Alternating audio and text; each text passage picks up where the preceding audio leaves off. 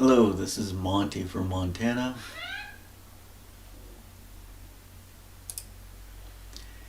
And today I'd like to review something that's been in progress for the last 200 or more days. And I will make this video kind of the ultimate video for the first course on Book of Mormon legends, specifically the legend of Nephi.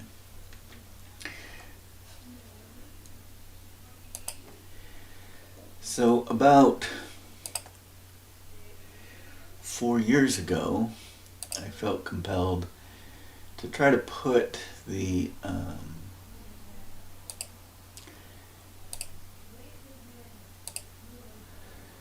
legend of Nephi into simple language.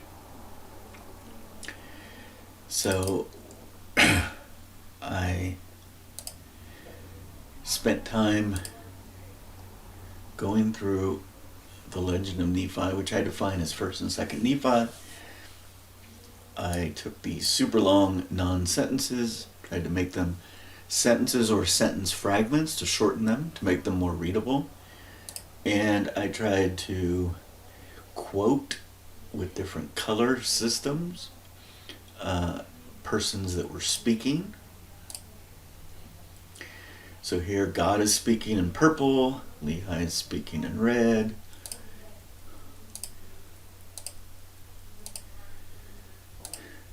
Now we have blue, which is Nephi.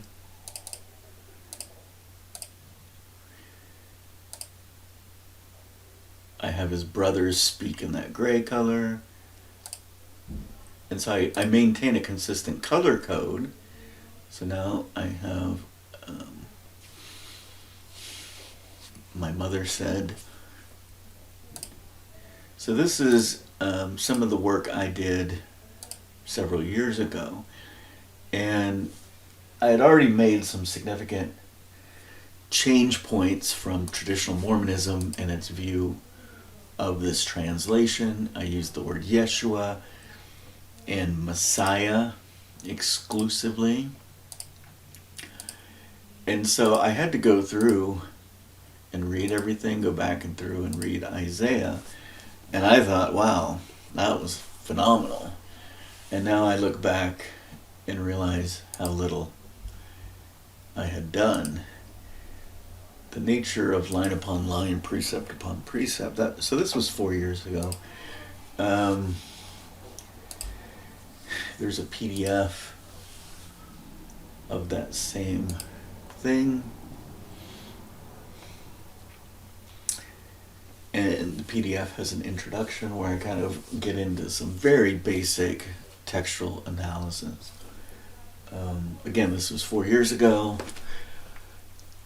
The textual analysis I would do now pales in comparison. So, my primary motivation is the dedication of this work, which to me is a reflection of Doctrine and Covenants, section 123, that we waste more out of our lives to bring the truth out of darkness. And I do it for my son. So I initially thought that translating it into a form that like a third grader could understand — he wasn't in third grade at the time, he now is — would be a gift for him. And what's interesting is cosmically the message was on point. It was just slightly altered.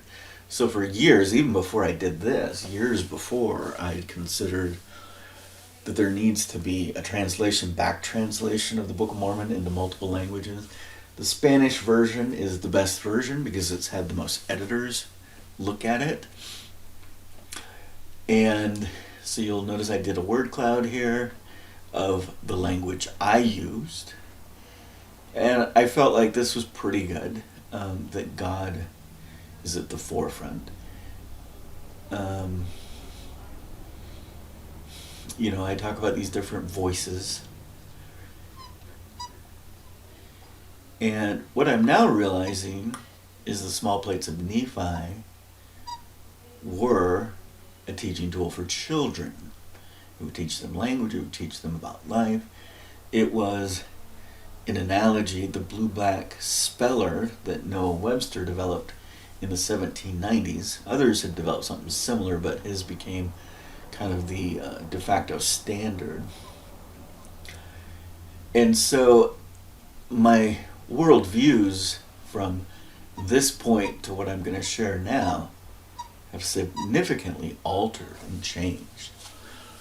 And so I did a series of 5 videos regarding the legend of Nephi and the Egyptian language. And in those, they got longer and longer. Some of them were 6 hours long.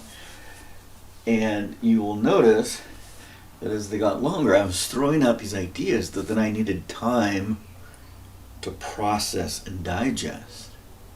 And now, 200 plus days later, I'm at a point where I've written something that's pretty substantial.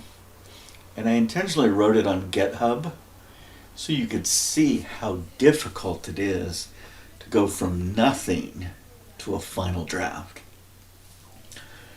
So, my primary thesis is Joseph Smith didn't go from nothing. He had some content from the spiritual that laid out a framework that then got editorialized and refined through scribal input.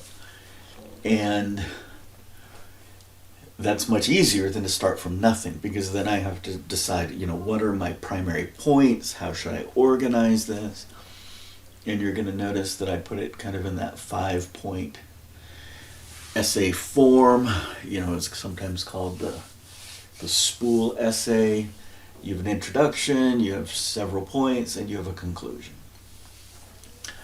And I'm not very good at repeating myself, so my introduction doesn't say these are the 3 points. My conclusion remind you of the 3 points. And then I just added an addendum, and the notes were just things as I was moving things around. So the notes probably don't have much there.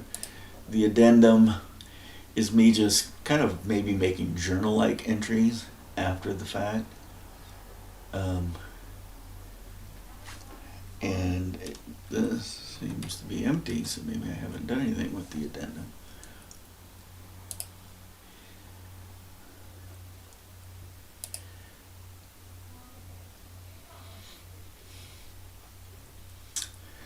So I'm going to spend some time going through this document. And the nice thing about GitHub is you can go to track changes, you can look at its history. So if I look at the history of this file,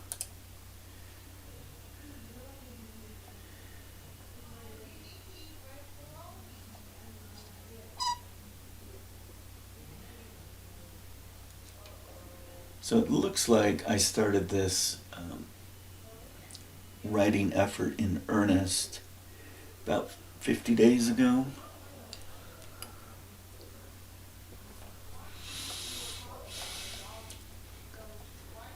And, I'm pretty happy with where I've landed in terms of a good anchor stopping point. And then maybe a year later, I'll read back through this and go, wow, my ideas have updated more.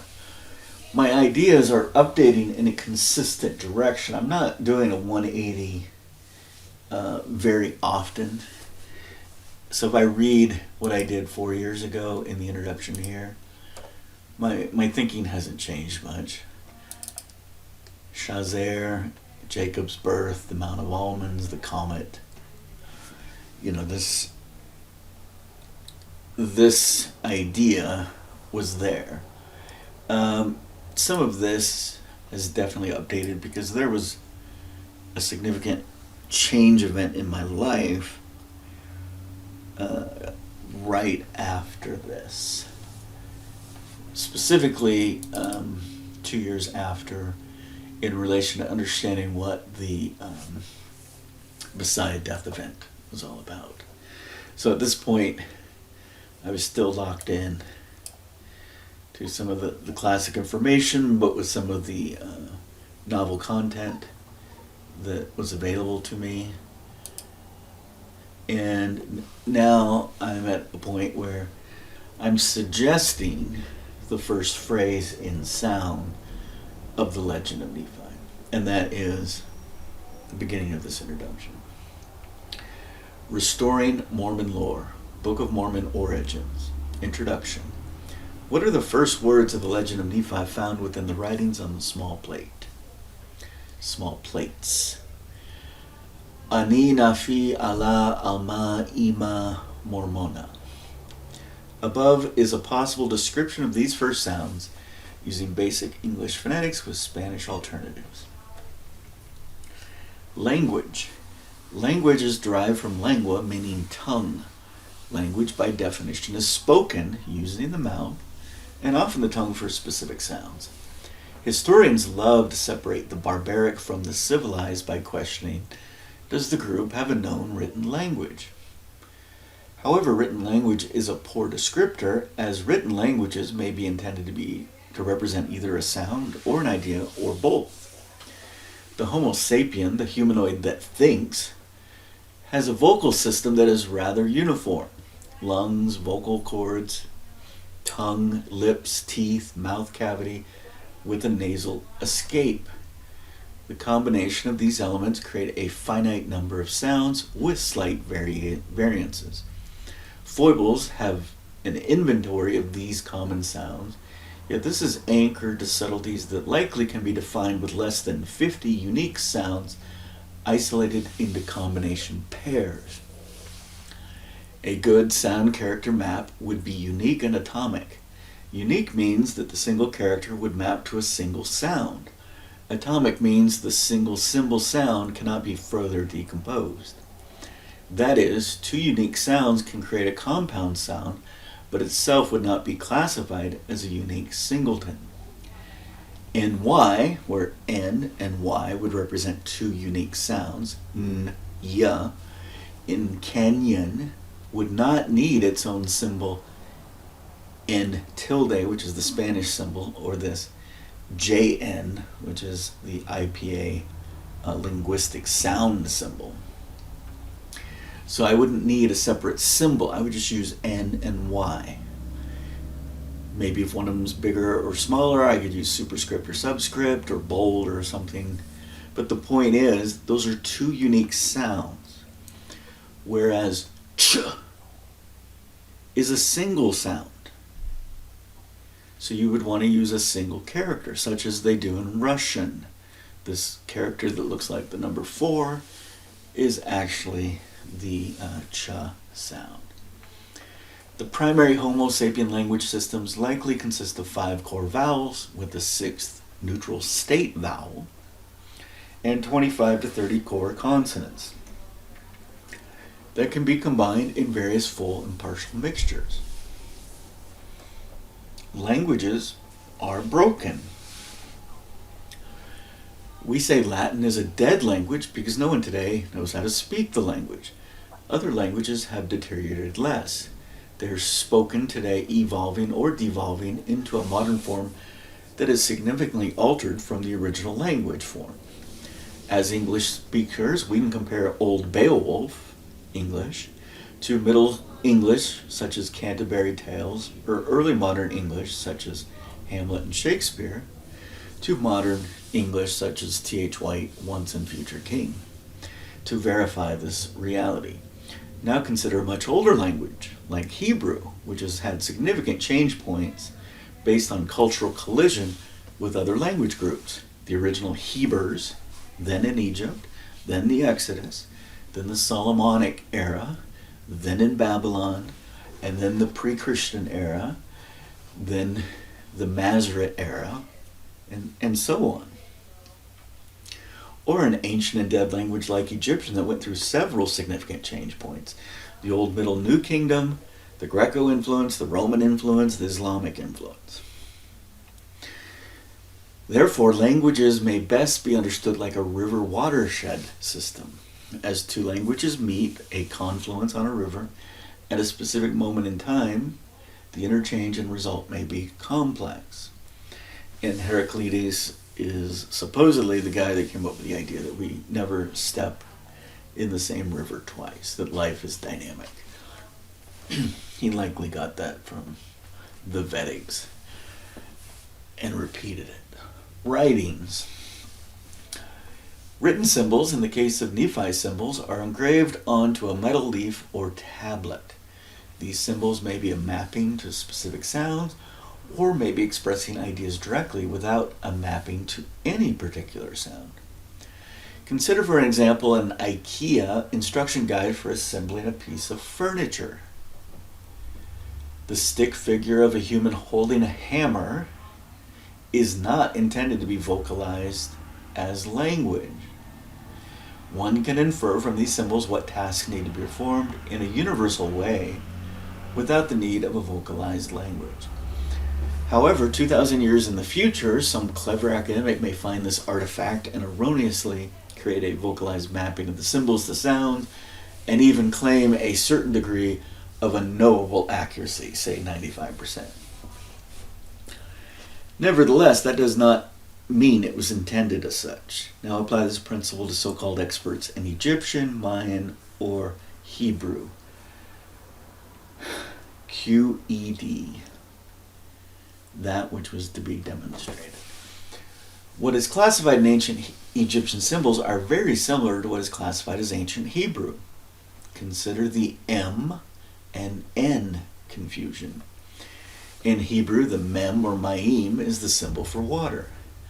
The same symbols, one of the symbols, there are a few pronounced as N, or technically N tilde, nya, in Egyptian. If we accept the traditional Judeo-Christian narrative, the distinctions may be key anchors in better understanding these ancient languages. That is, if the Hebrews lived among the Egyptians for 200 years or so, there would need to be a method to distinguish the sound intended and the language being used. Am I using an M or an N? And am I using the Egyptian or the Hebrew language when I'm vocalizing a statement? Now, to further exasperate the confusion of M and N, a Homo sapien pronounces such sounds in a manner that is very difficult to distinguish when processing the vocalization. Consider the two Russian words mnoga and ninimoga.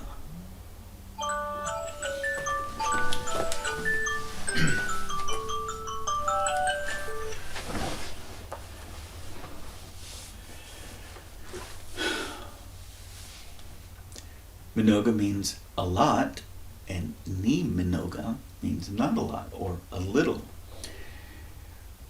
When spoken quickly, those are two words very difficult to distinguish for non-native speakers. Without appropriate context, such adjacent sound confusion could lead to a completely incorrect interpretation of the message to be communicated. Did the speaker mean a lot, or its complete negation? Not a lot, as in a little.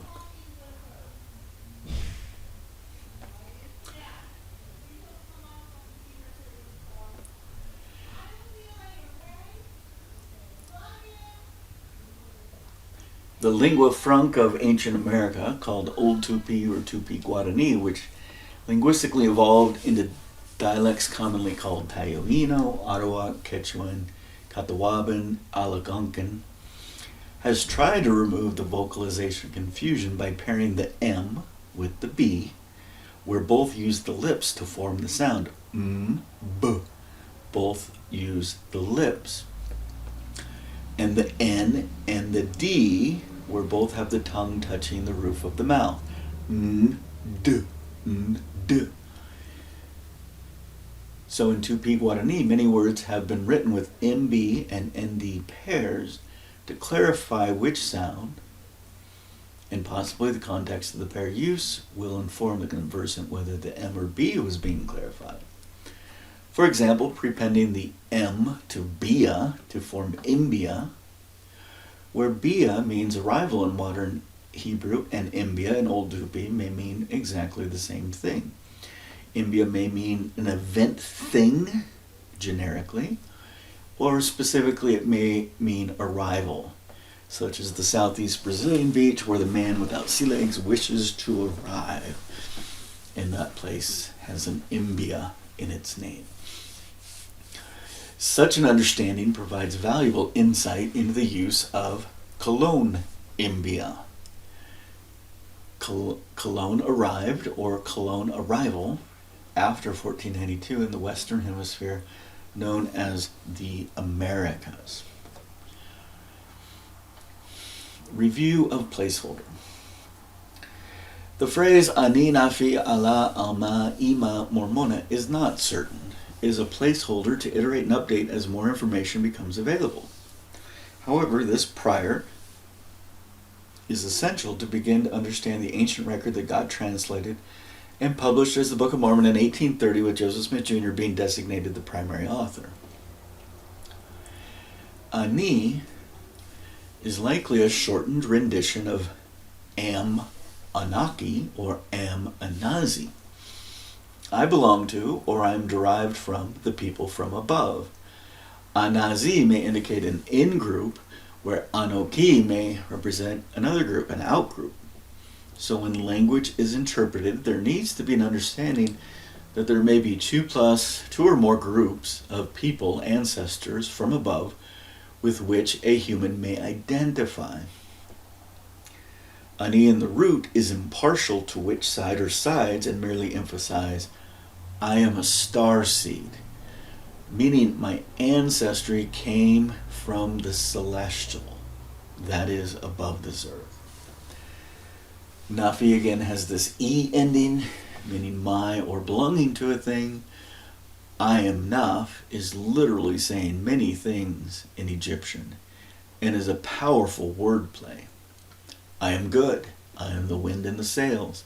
I am the fire starter, such as indicated in the Apocrypha of 1 Esdra. I am a doer. I am a sojourner. I am life. I am a whistle. I am large in stature, and so on.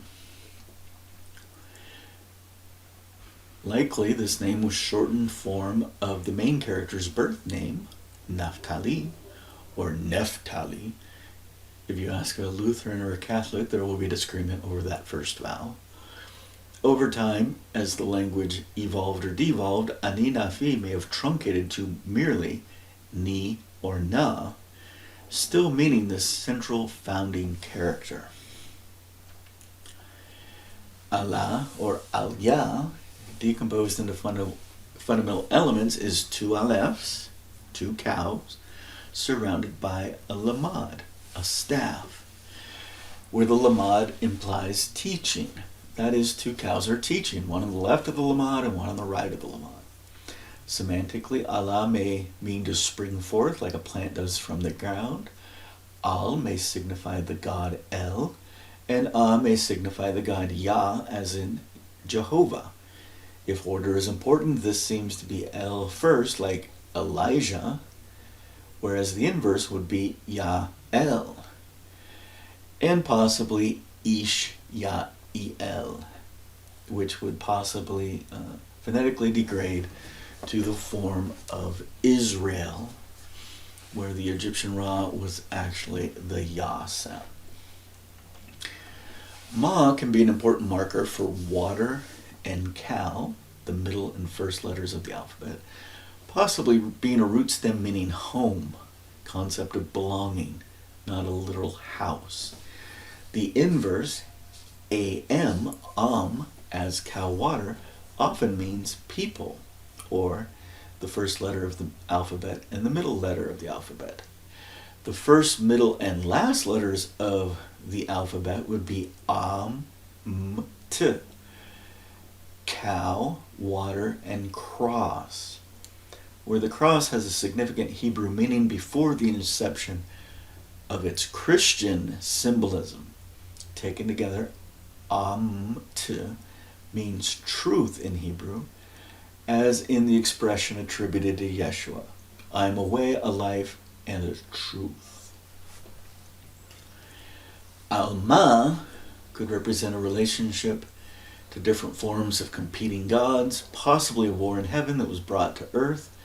El, Ya, where M alone can represent the chaotic state associated with the water symbol in ancient traditions. Ya is again two cows surrounding a lamad, which represents teaching, and Mayam, which represents chaos. That is, two cows teaching within the chaos. Ma can mean generically thing, and in Tupi Guarani would become Imbia, which is unique from Imbia or Imbu or Mboe, and so on. These variants of thing may distinguish the nature of the thing. Is it an event, a person, a place, and so on? E, as an ending, can infer my or I am, but at the beginning or as an isolate can represent the shoreline or river islands. That is, in the vast emptiness of seas and oceans, that is a wilderness, land is seen, which is a symbol of hope and arrival. Bia as possibly Ba-iya, my soul, my Jehovah, or soul, shore Jehovah, as some sort of hope. In the fractal of the celestial, the ocean can be the vast emptiness of space, and the E can be a habitable planet. Ima, or Imya, may emphasize or demonstrate the certainty of Yah as Jehovah. Jehovah was likely a pentagram palindrome originally in sound and symbol. Im may also be the plural of E. Mormonia is a combination of two significant roots followed by Yah for Jehovah. More to follow on this wordplay and significance, but likely taken as a whole, Mormona may be the name one group of celestials gave to this third rock from the sun, which we call Earth in our solar system. That is, this planet is a river island in space on which there are river islands, continents, and within which there are sometimes rivers with islands. Foundation for education. The small plates of Nephi were intended to be a teaching instrument for his children. Nephi saw a vision of the many works he was capable of doing. He spent his life doing them. And it would seem one of these works was to prepare a collection of teachings that were plain and precious specifically for his children. That is a specific and concrete task, which is very Egyptian. I estimate that he had help, family and friends, in the preparation of the key lessons to be taught, but Nephi emphasizes that the final collection he engraved with his own hand. Therefore, every symbol should be carefully considered for its pedagogical value.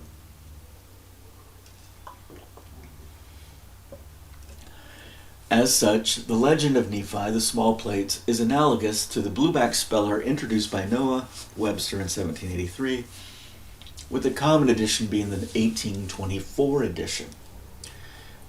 The intent of the blueback speller was to be a one-stop resource, one book, to teach the populace the American English language and the logic of American thought, ethics, government, economics, and so on. That is, how to live like an American. Interestingly, the small plates of Nephi had a very similar objective, written over 2 millennia earlier, how to live like an American, where Mer, Raka is an ancient word in Hebrew or Egyptian with several possible meanings. One being the people with a leader that shows tender mercy. A people with leadership where the leader exudes tender mercies, where the leader could represent Nephi specifically or God generally.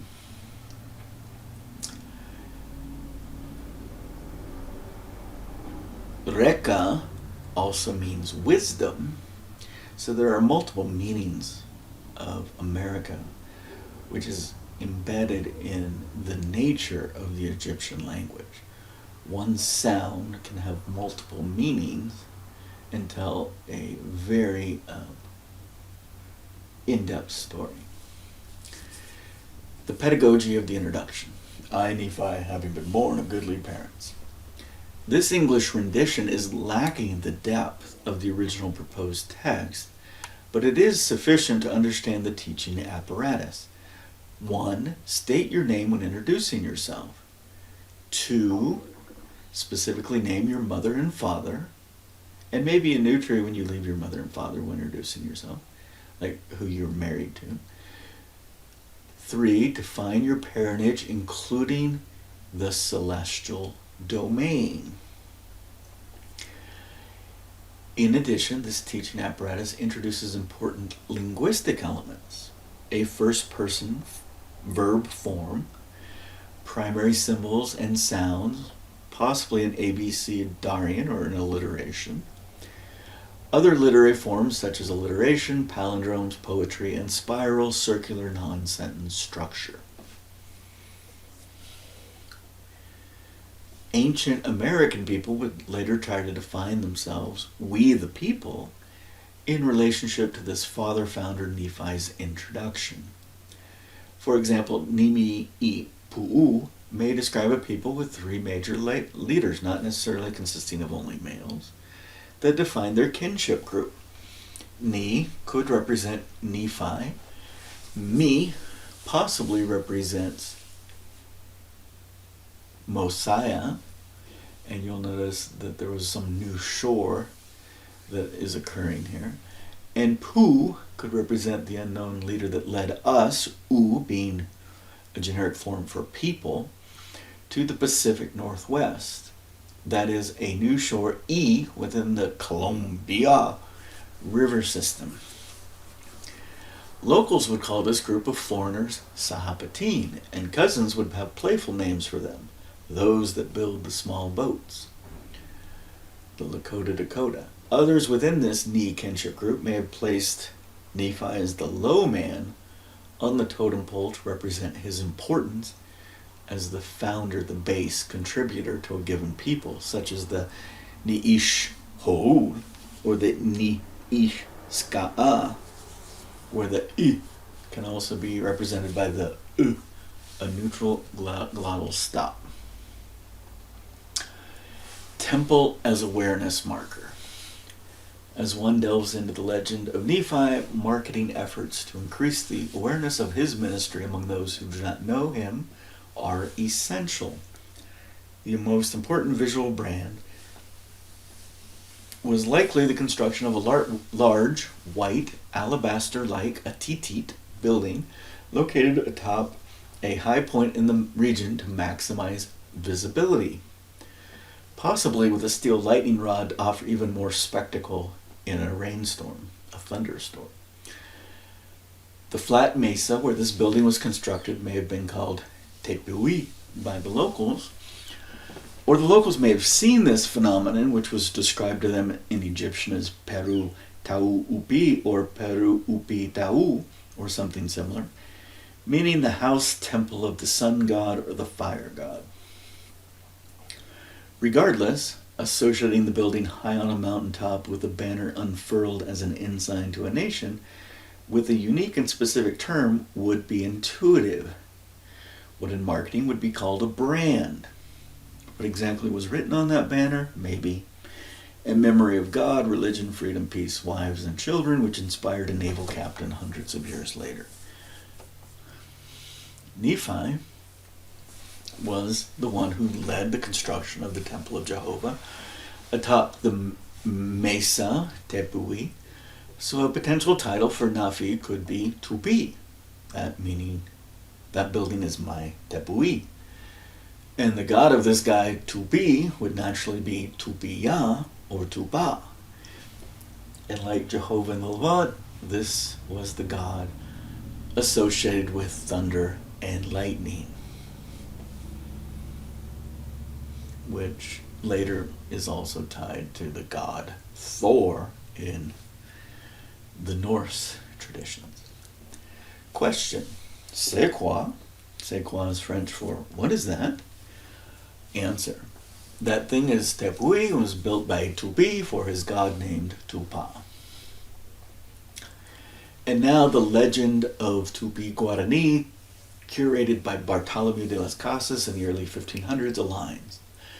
Two brothers arrive by one or more boats. One is white, that is, a good white heart and literally white, and the other is black, a bad black heart and becomes literally black. Furthermore, Nephi may have had many such names, or his children may have carried on his work and independently received such names.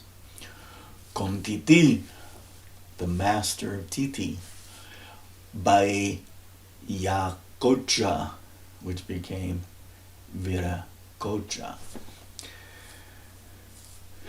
Anchored to the dynamics of language diffusion, the brand to be may have been a label for Nephi much later than when he arrived, as diffusion reached much more and larger populations.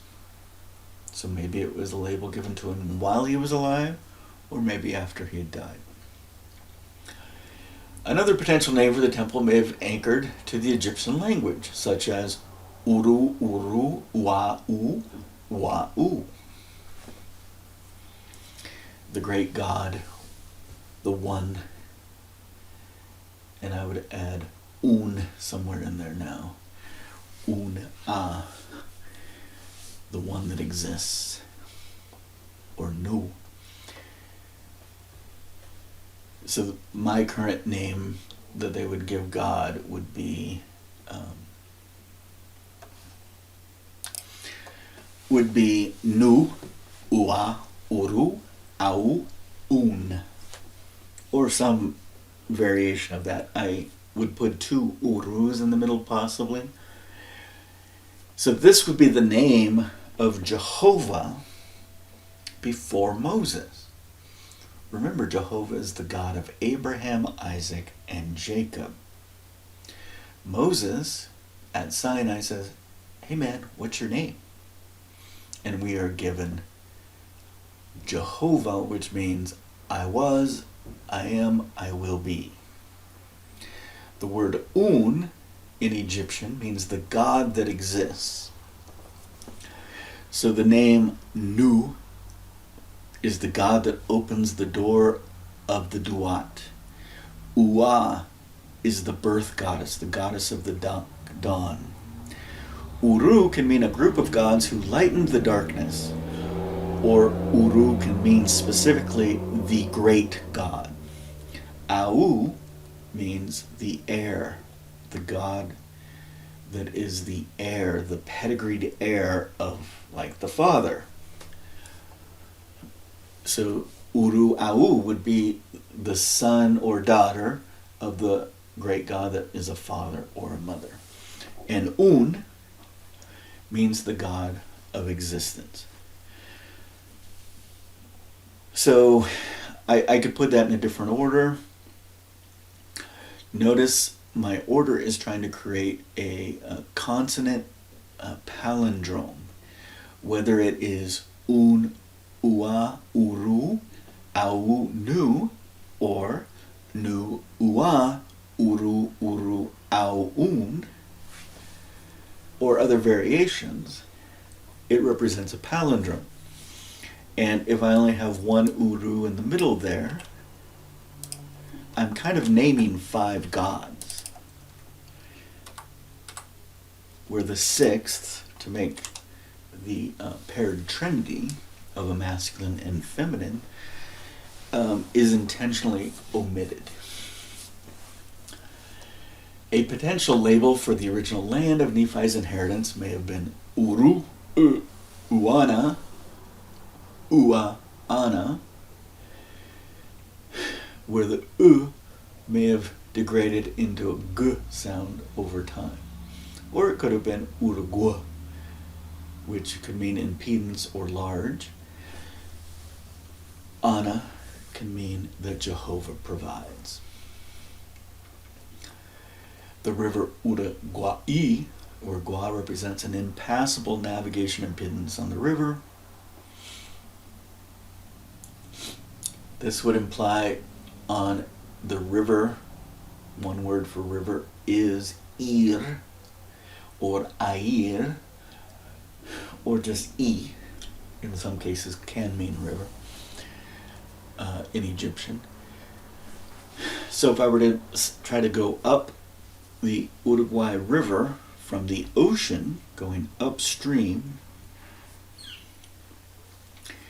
it's not significantly upstream, so I could sail a boat upstream quite easily.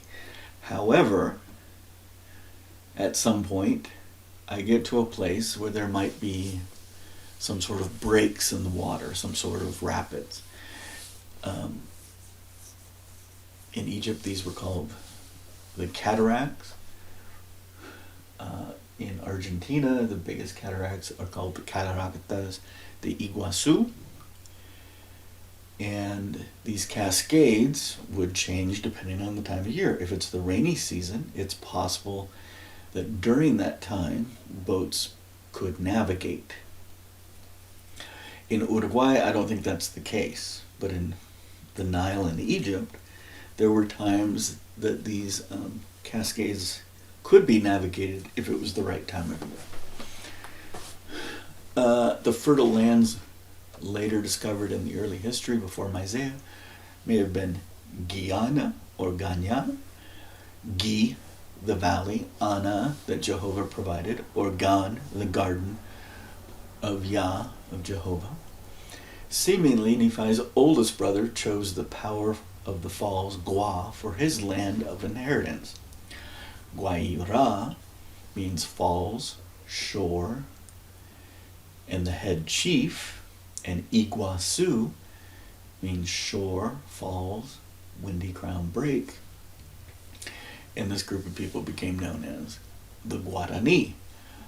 Ani, Ra, Gua. I am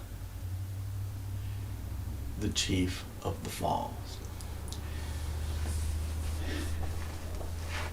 Currently, my understanding of Su and Iguazu has slightly updated. I think it means impending destruction or death.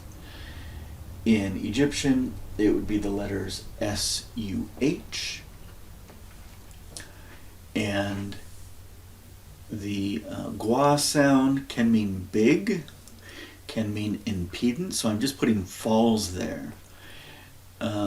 Supposedly in the Guarani language, it means wide. So if you're out on the river, you see the two shores, and then all of a sudden it gets wide.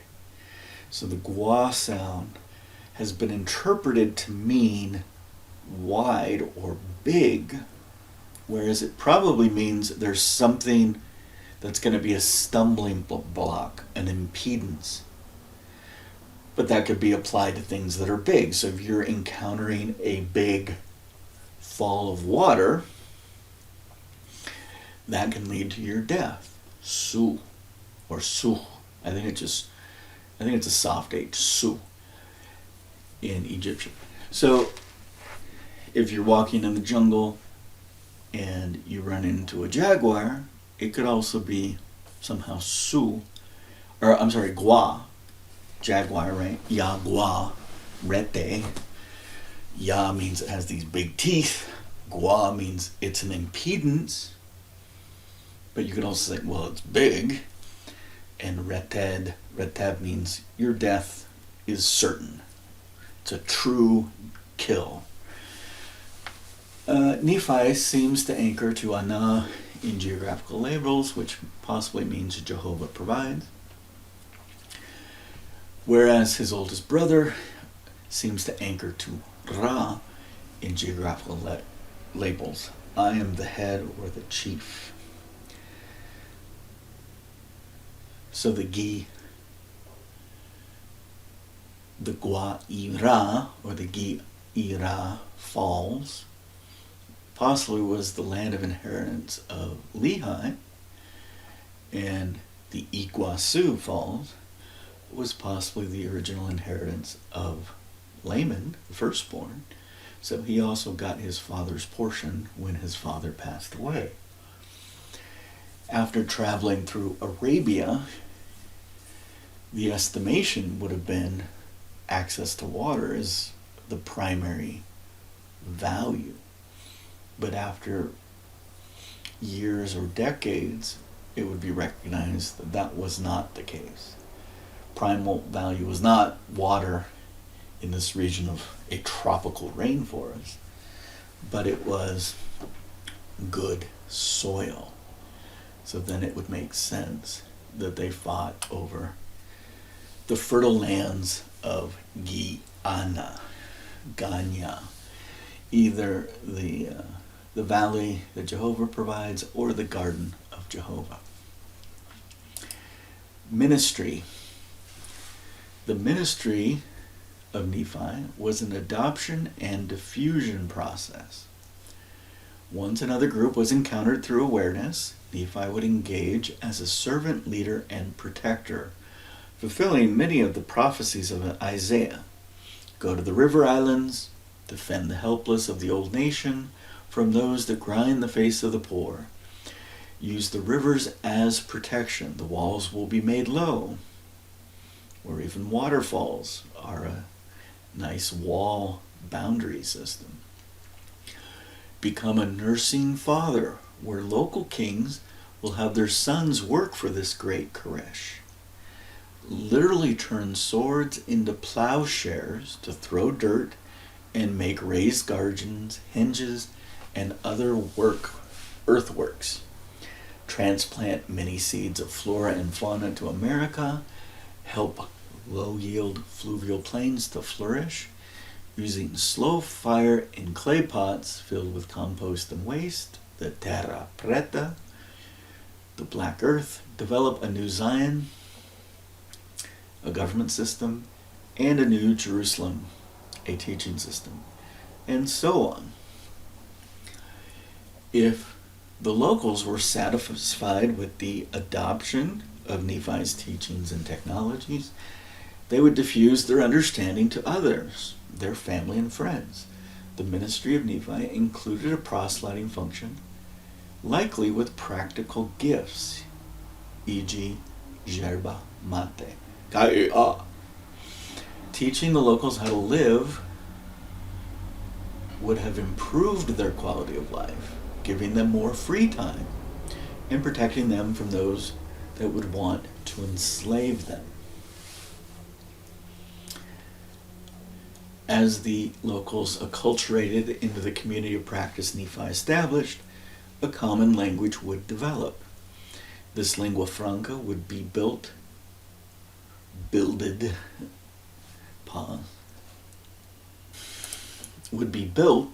upon local traditions, yet be as simple as possibly weaving the linguistics of the locals into the primary thread of the core essential elements of the language of Nephi.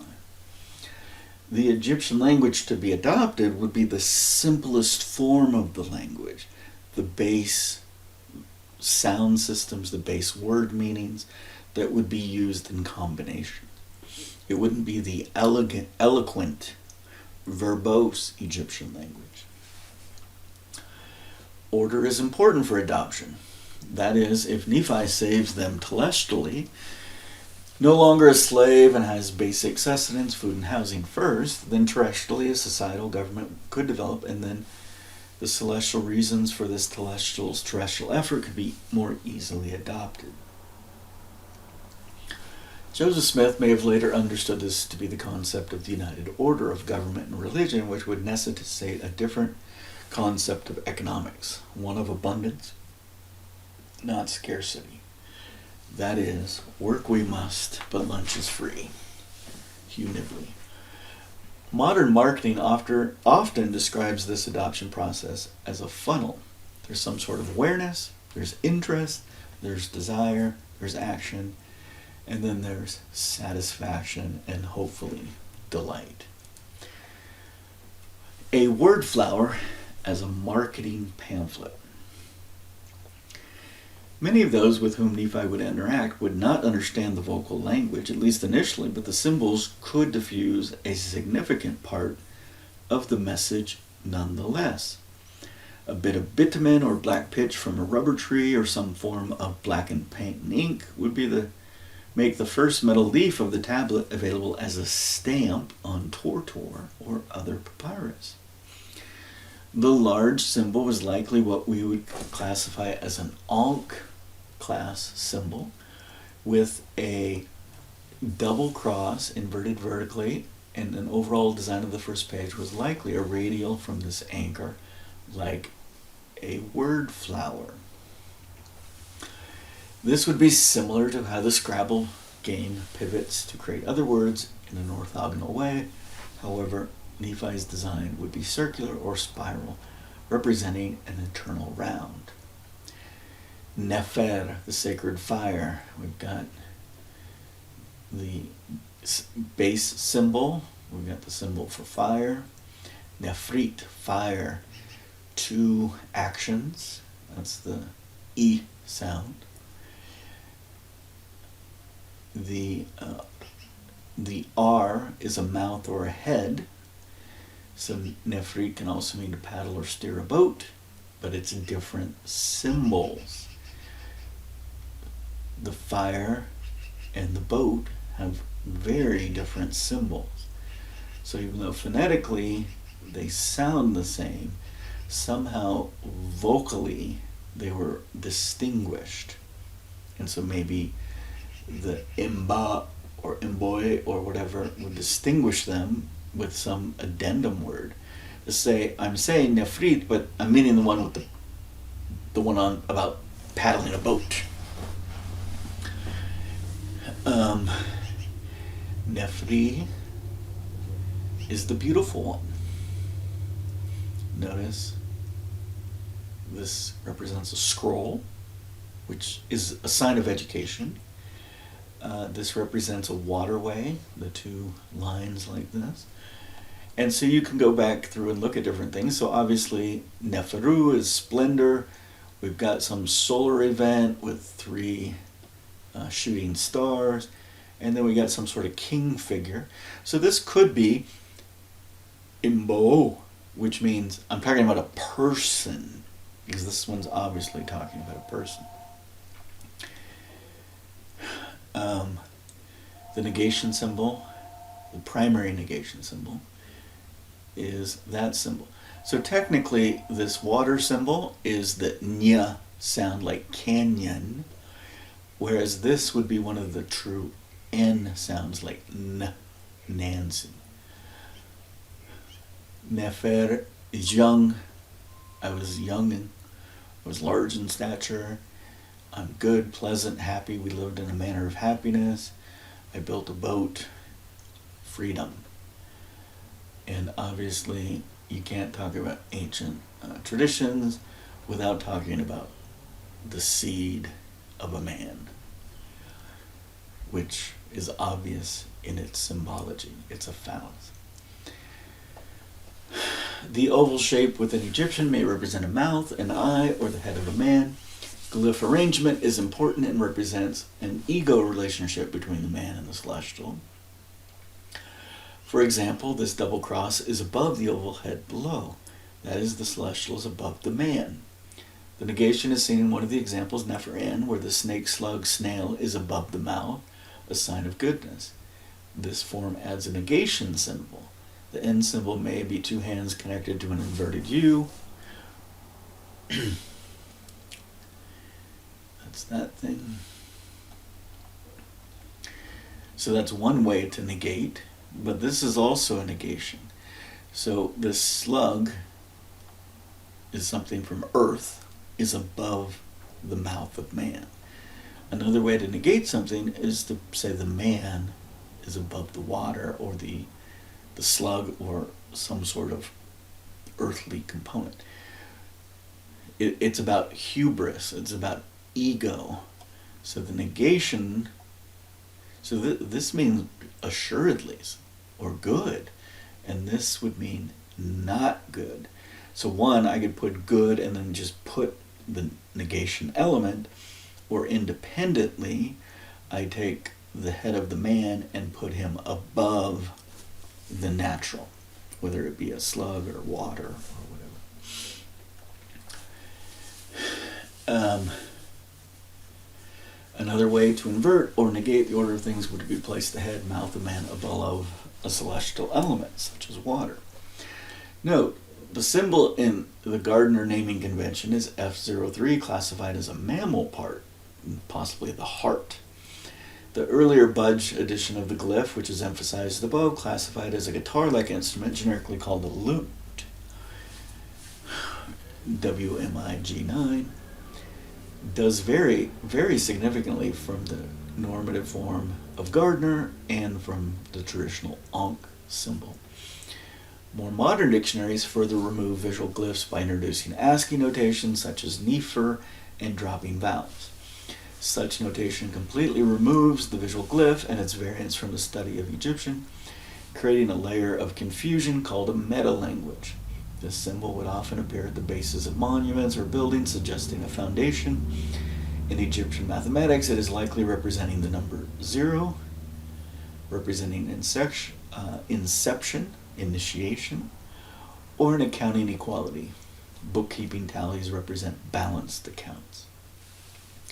The richer meaning of Budge's glyph in relationship to similar looking glyphs, if you looked up date palm, time to flourish, to see leaf of a papyrus, a fig, vineyard, treasure, offering, steering pole, or friend, brother, unite, right side, life, workmanship, to protect, milk, like, or similar, it provides a deeper understanding of its meaning through expansion rather than contraction, emphasizing the visual with the potential vocalizations.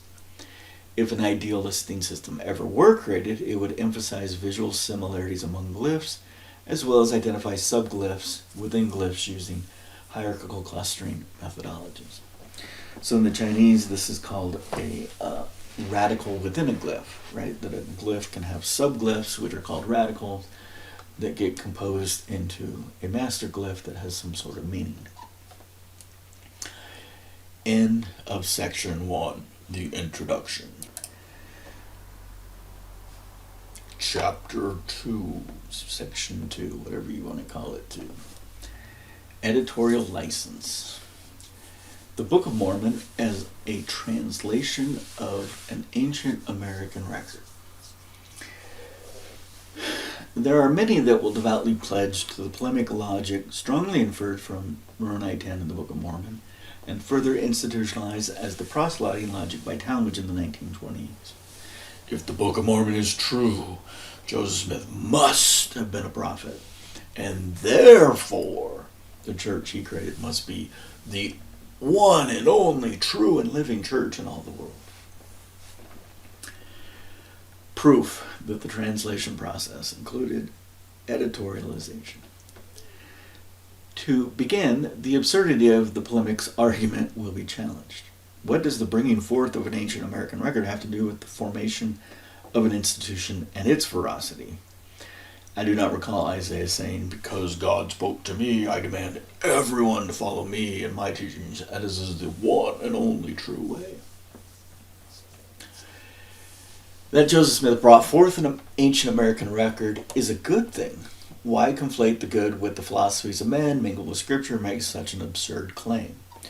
Sadly, such audacity is very much non-inclusive and antithetical to the ministry of Nephi. Was this polemic's logic introduced intentionally by Sidney Rigdon as rhetoric to leverage the ancient American record in order to grow a church movement? What if the original farewell message of Moroni was expanded in the editorial process to be more Pauline and less Egyptian Hebrew in nature? B.H. Roberts. Based on the discussions between Talmage and B.H. Roberts a century later, it does seem like primary source documents available at the time substantiated that Joseph Smith Jr. received an ancient American record which was highly editorialized and expanded by Sidney Rigdon. Recall, both Talmage and B.H. Roberts were carefully analyzing every primary source document available to prepare the 1920 edition of the Book of Mormon. In addition, Talmage was likely the apostolic oversight on B.H. Roberts' development of the official history of the church. B.H. Roberts likely realized that many of the inner circle during Joseph's lifetime also knew this.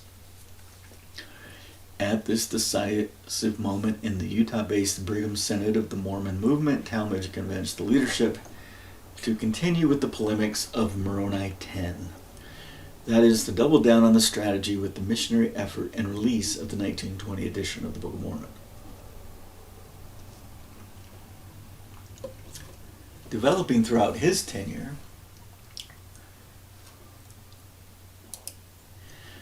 B.H. Roberts took a much more reasonable and educated position. The Ancient American Record was a vehicle used by men with their philosophies to develop a religious institution with which he and his children were culturally attached that enables people hopefully to develop a relationship with the celestial.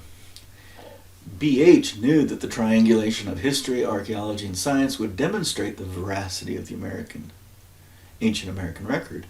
Did B.H. also know that the underlying text was highly expanded and modified to enable Joseph and Sidney to create a religious movement and institution? B.H. Roberts, as church historian, had access to every scrap of primary source documentation that we do not have access to or was destroyed. So we must conjecture as to why B.H. would stand contrary to church leadership in their polemic strategy.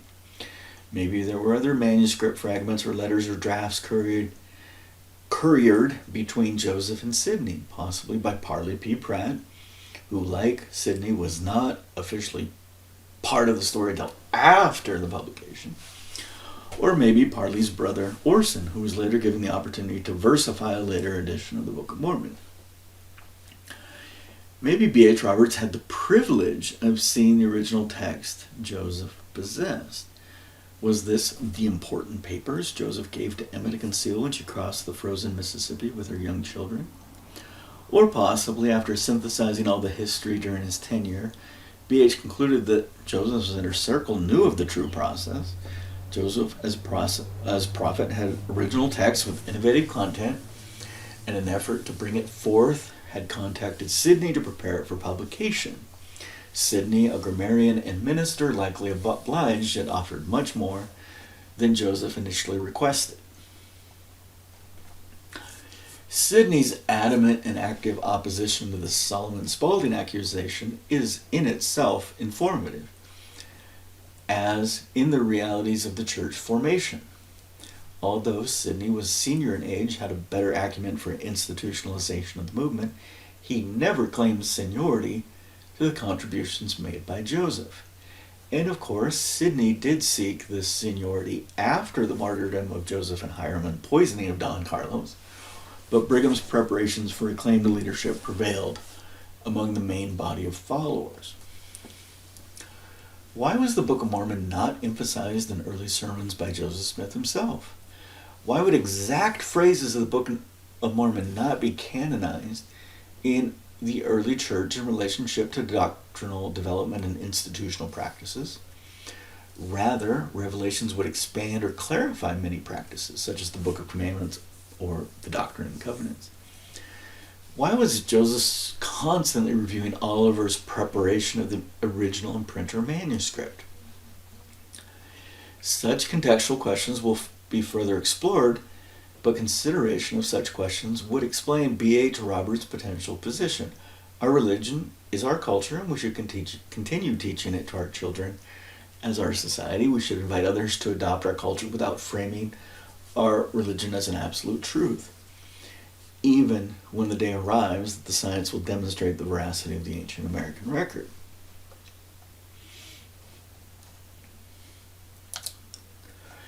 Whatever primary source documents B.H. Roberts reviewed, he arrived at a reasonable counterposition.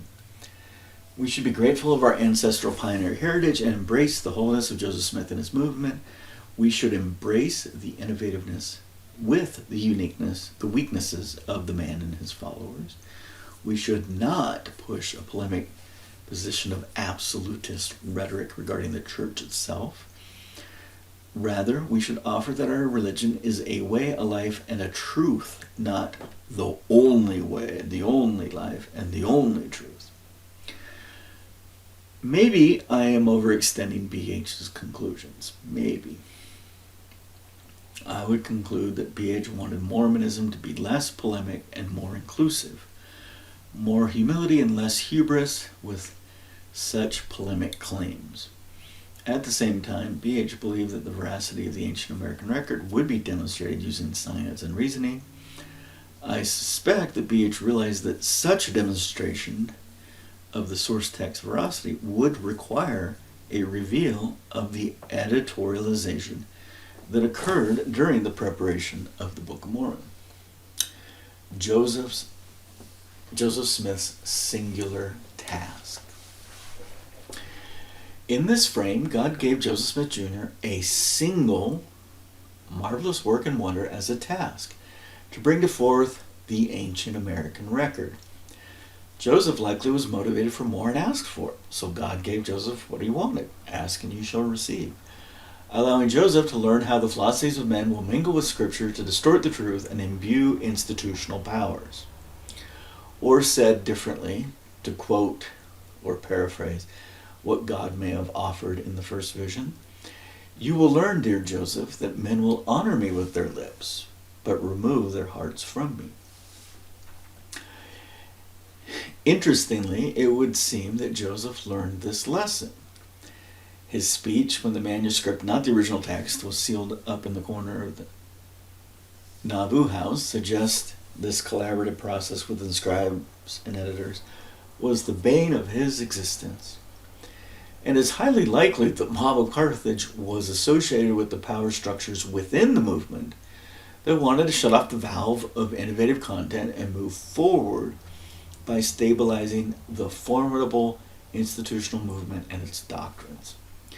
With Joseph constantly adding new innovative ideas, institutionalization and stabilization was not likely.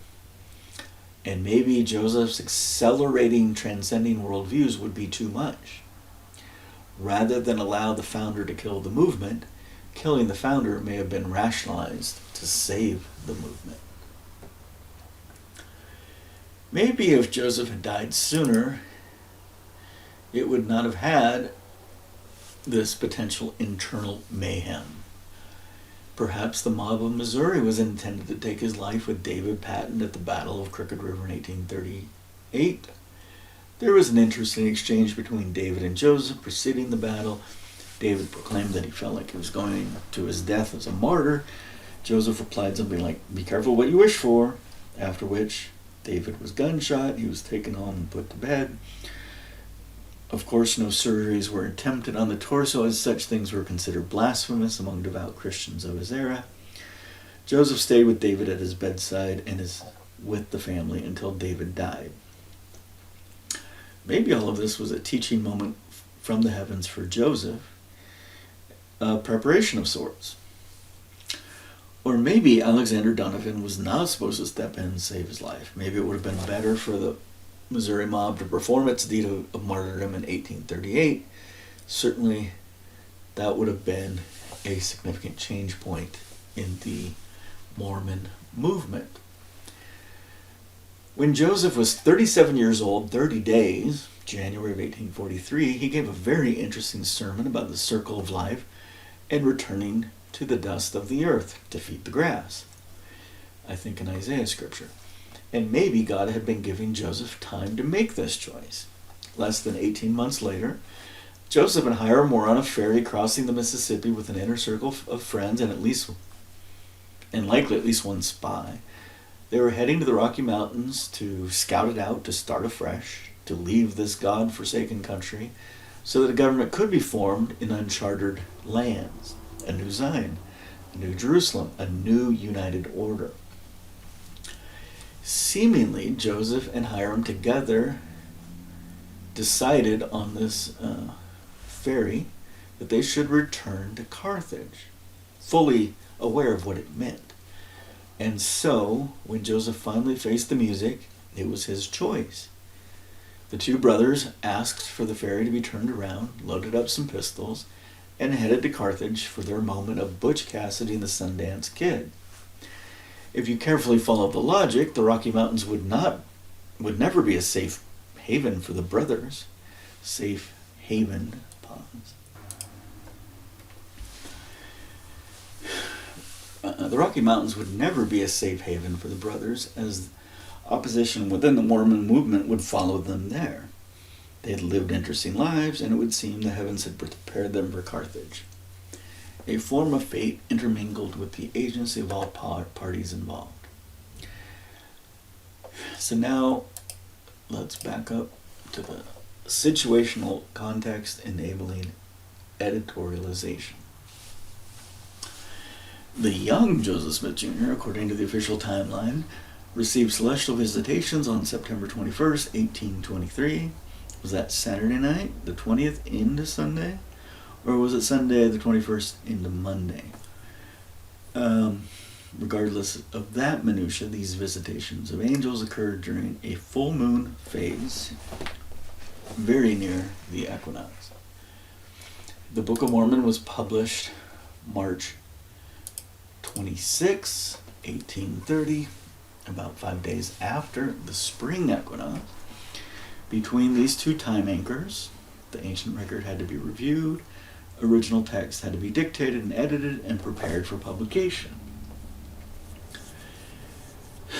The printer made note how the prepared manuscript, internally called by believers the original manuscript, copied as the printer's manuscript, had little punctuation and many run-on sentences.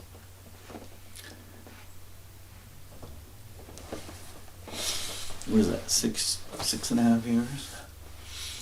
Critical analysis of the location of run-on sentence density and poor grammar and punctuation will very likely reveal that certain segments of the text seem to have fewer problems. I would set forth as a proposition that many of the so-called speeches of the Book of Mormon meet this criteria. That is, Moroni 10 had fewer grammar and punctuation errors, since it included a significant expansion by grammarian Sidney Rigdon. Very easy to test that hypothesis. What is essential to the internal narrative for the movement was to thwart the Solomon Spaulding rumor as the original source for the contents of the Book of Mormon. Although a careful examination will find this specific accusation lacking in evidence, the nature of the argument had merit. There was some sort of original source plus expansion. The key point is that the early church considered the accusation worthy of thwarting. And furthermore, the accusation suggested that there was an underlying text that was edited and prepared into the final manuscript. Sidney Rigdon was a Redstone Baptist removed from this association for pushing infancy salvation. Thereafter, Sidney infiltrated a large Campbellite following and was seeking new gospel material to grow his ministry in alignment with his internal belief system. This is a key data point regarding Solomon Spaulding, and very likely as you consider the Pauline Baptist contents interlaced throughout the 1830 Book of Mormon. Sidney was a co-author with Joseph Smith Jr. Oliver was merely a scribal secretary that was responsible for merging the two threads into one coherent manuscript. Once you can recognize the intentional efforts to leverage the ancient American record to grow a church movement, the ability to identify the Pauline Baptist Campbellite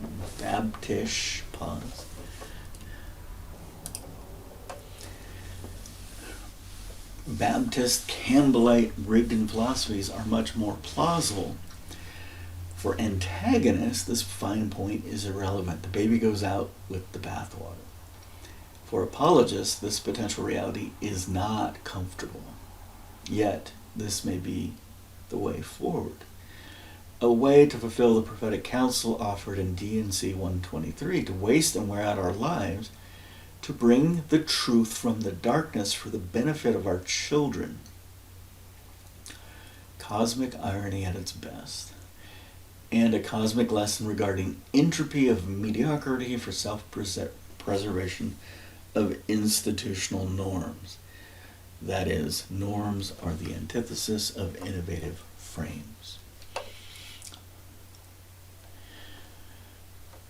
Motivation to leverage ancient record to grow a church. The church has gone through several institutional changes. First, the ideal organization of Joseph Smith. Second, the Whitmer influence. Third, the Rigdon influence. Fourth, the Brigham Synod with smaller schism movements. 5, Talmage polemics. 6, the Hinckley bureaucracy. And yes, 7, the Nelson era with its repetitive messaging. Trust leadership and hold fast to the iron rod. Joseph Smith Jr. had an uncle who started a religious movement. Lucy's brother Jason, after having adventures on the high seas, possibly the source of the idea for the family, Joseph Smith Sr., to grow ginseng and sell to China. And during those adventures, he lost the love of his life, so he retreated to the northeast and started a commune. What was the nature of this commune? What type of Christianity was taught? What type of living structure was taught? Was spiritual wifery part of such teachings? So why is this relevant data point overload?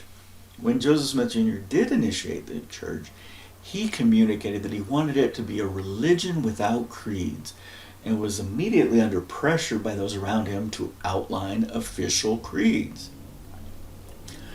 Oliver had a draft of 8 such creeds that Joseph was well aware of in 1830 but would not adopt, or be forced to adopt by institutional pressures, until over a decade later, the 1842 Wentworth letter, where 13 such articles of faith were canonized.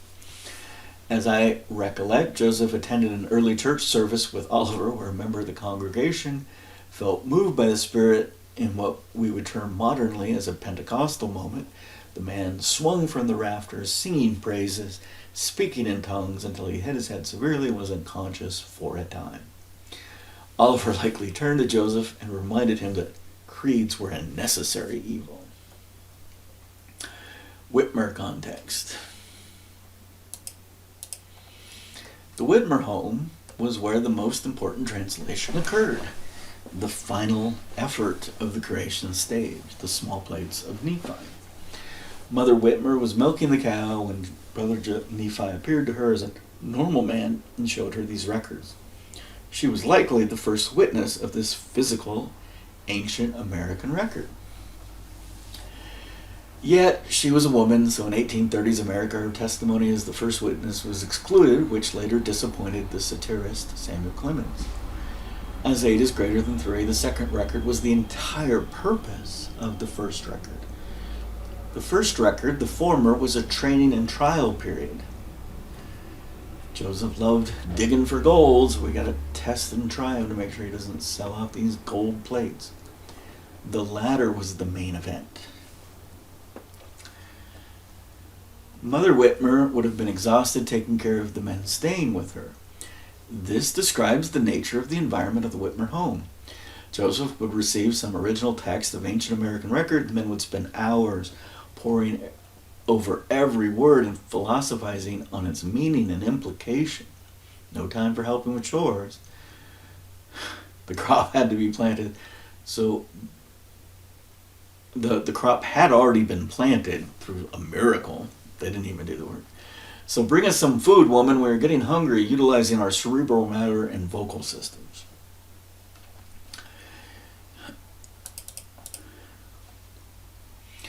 This tradition of man speculation would continue throughout Joseph's life.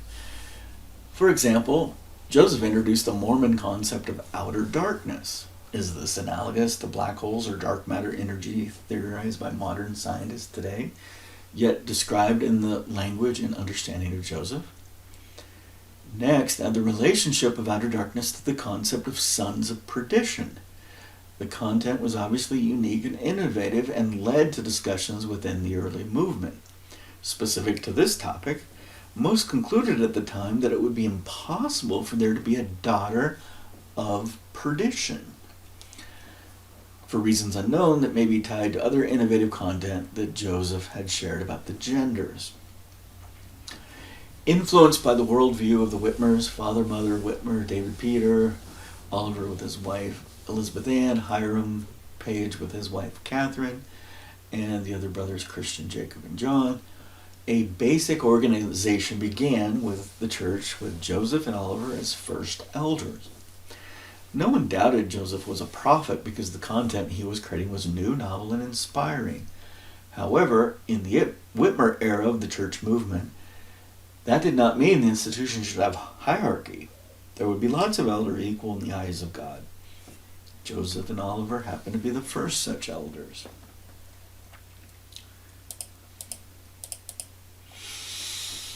Joseph would later form an idea for a school of the prophets with an inclusive definition as anyone with the spirit of testimony of Jesus, which again would get hampered to be a men-only organization. This effort to include the fairer sex may explain why so many women of the early church were so enamored with him. He was trying to give them a place of equality within the religion. In fact, their own body of religious service, that is the Relief Society. Maybe Joseph was trying to restore the ancient Misne, which could be interpreted as a college or a school of the prophets and prophetesses. The most important remnant of this ancient institution was the story of King Josiah, who received counsel from the prophetess Huldah, the keeper of the wardrobe within the Misne, and followed her spiritual direction exactly. 1830s America was not interested in such things within an institutional religion, but such views would enamor the feminine with Joseph's vision of God's church. At some point, Hiram Page witnessed this translation phenomenon that Joseph performs and wanted to give it a try after the publication of the Book of Mormon. Using his own personal seer stone, Hiram Page married into the Whitmer family, and he and many of the Whitmers had such stones. The countryside was littered with earthwork mounds, and small round stones were commonly found on or within them. After Hiram's success of creating a revelation, Joseph Smith becomes anxious, and after careful consideration, convinces this core group to destroy the Hiram stone and burn the Hiram Page revelation. And so begins the natural gravities of power formation. The concept of equality did not last long. Only Joseph is allowed to receive such celestial messages for the church movement.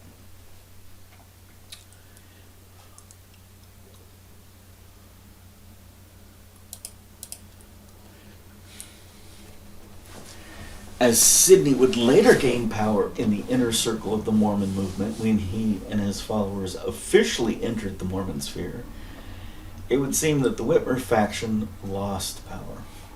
Sidney would develop a sophisticated institutional structure during the Kirtland Nauvoo era.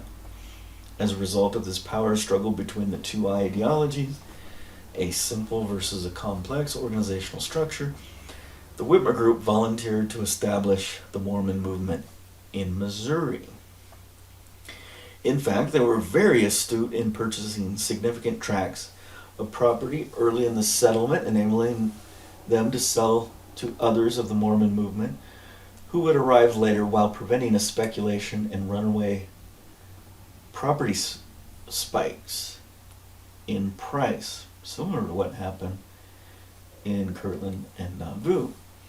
And yet, they were disowned by the Kirtland Nauvoo group because they wanted a reasonable return on investment. What is considered wisdom from one perspective is perceived as greed from another. Clearly, these two groups or factions within the church did not play nice together. So now, taking a step back, how did Joseph and the Whitmers become so strongly connected? The connection was likely through Oliver Cowdery, who would marry into the Whitmer family in 1832. What relationship did Oliver have with this family to even consider writing a letter to see if the home could be used for finalizing the translation in 1829? Pause.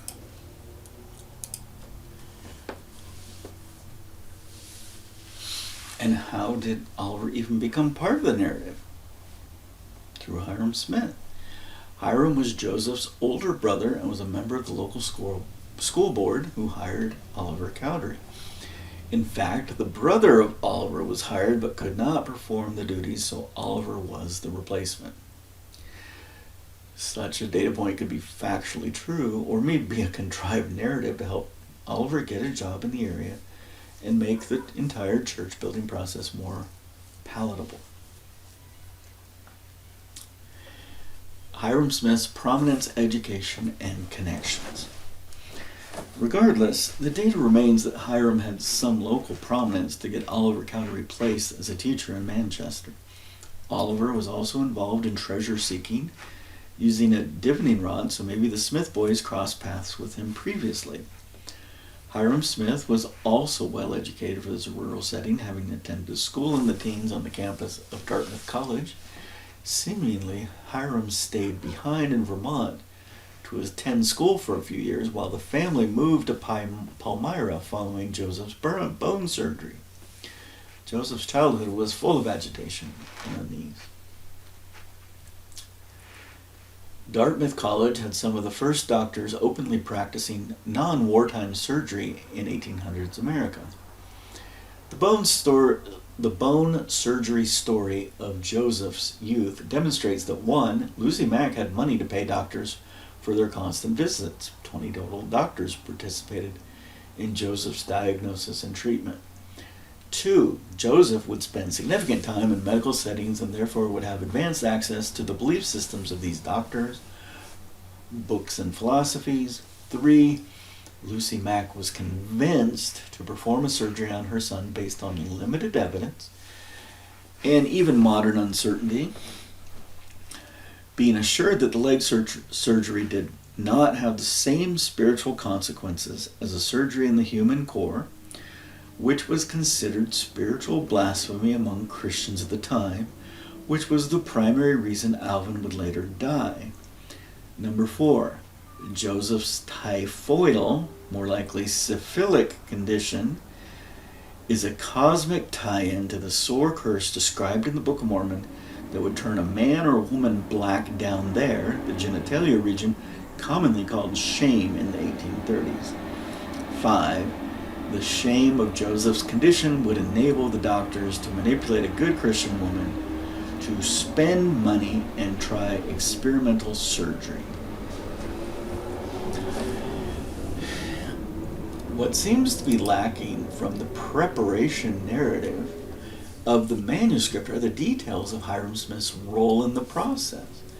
5 years senior to Joseph, Hiram was an older brother that intentionally returned to Carthage to be with his brother at the end. Certainly Hiram would have been significantly involved during the manuscript preparation.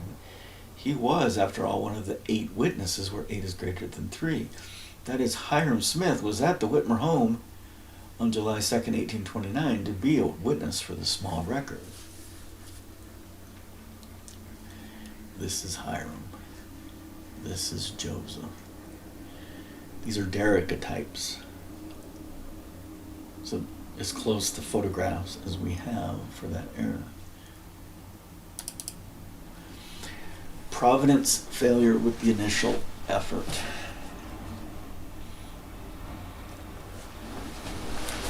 During the initial manuscript creation process, the first portion of the creation was lost when Joseph Smith loaned Martin Harris the only copy of the prepared manuscript in its polished form. Martin significantly financed the entrepreneurial enterprise. Martin already helped Joseph by giving him $50 silver so that Joseph could move. In addition, Martin had promised to finance a significant portion of the printing costs of the first edition of the Book of Mormon. Martin had mortgaged some property as collateral and would turn a very healthy profit once the Book of Mormon was published and sold.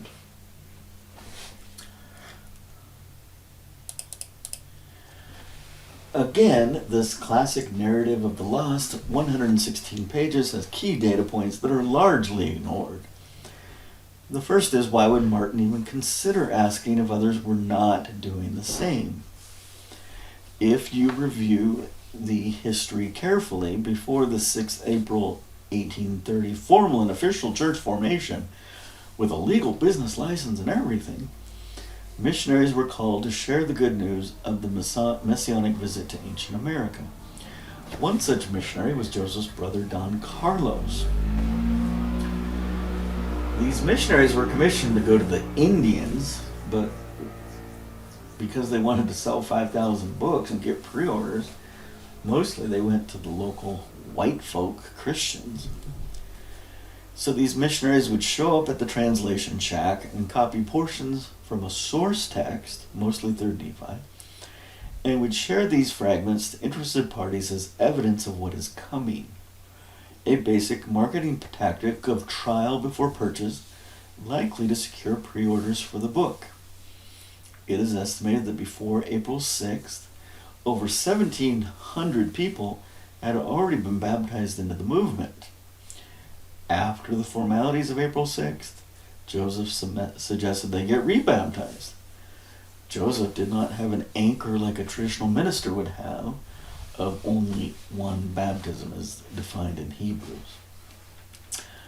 Of interest is the question, where are these scraps of paper now? To a devout believer, these fragments would be highly valued. Maybe the vault of the Mormon Synod of Brigham, vault of the Brigham Synod, that's good enough, keeps them under lock and key, but if you follow the protocol of the era, the reality is likely a bit more mundane. Joseph Smith would have required that the scraps be collected and burned before the interested party could receive the Book of Mormon.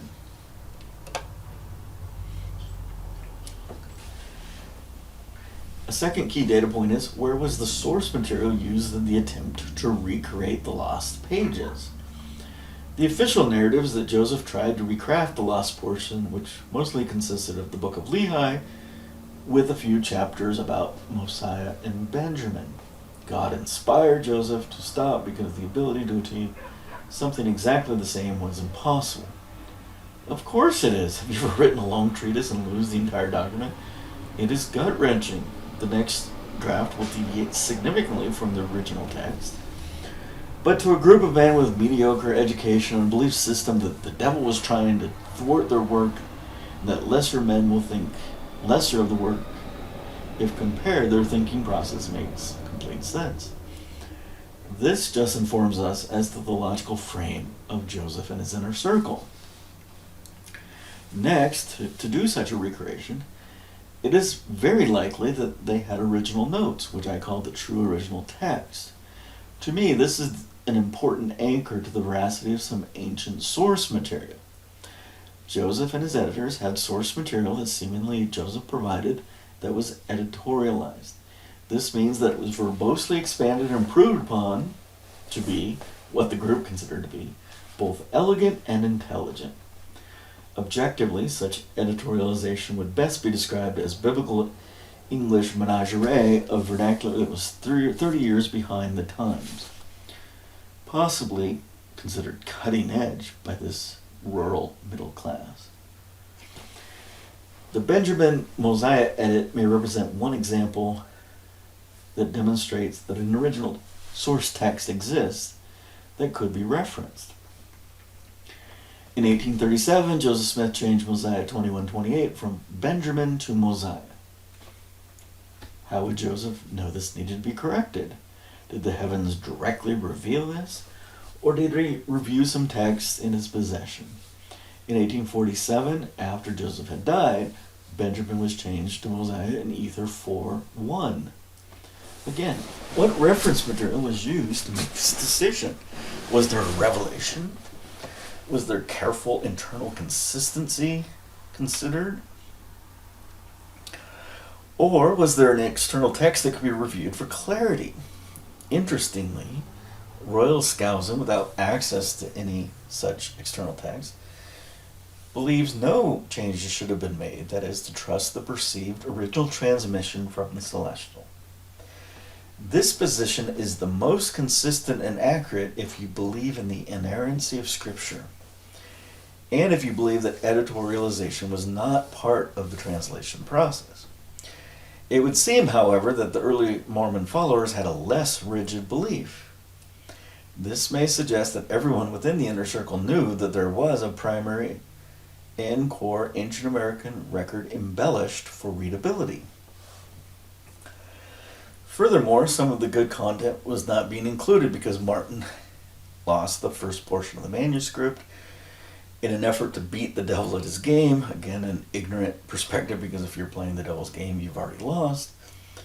The good content was carefully sprinkled back into the manuscript as possible. If you read the legend of Nephi carefully, 1st and 2nd Nephi, several times an interjection is made. I, Nephi, will tell my story, but let me get back to my father's story first. And of course, if you can buy a few mummies and ancient papyrus, what a great way to include other fragments from the original lost pages, the Book of Abraham. Or just claim you received it by inspiration as you began translating the Old Testament, the Book of Moses. Et voila, a pearl of great price.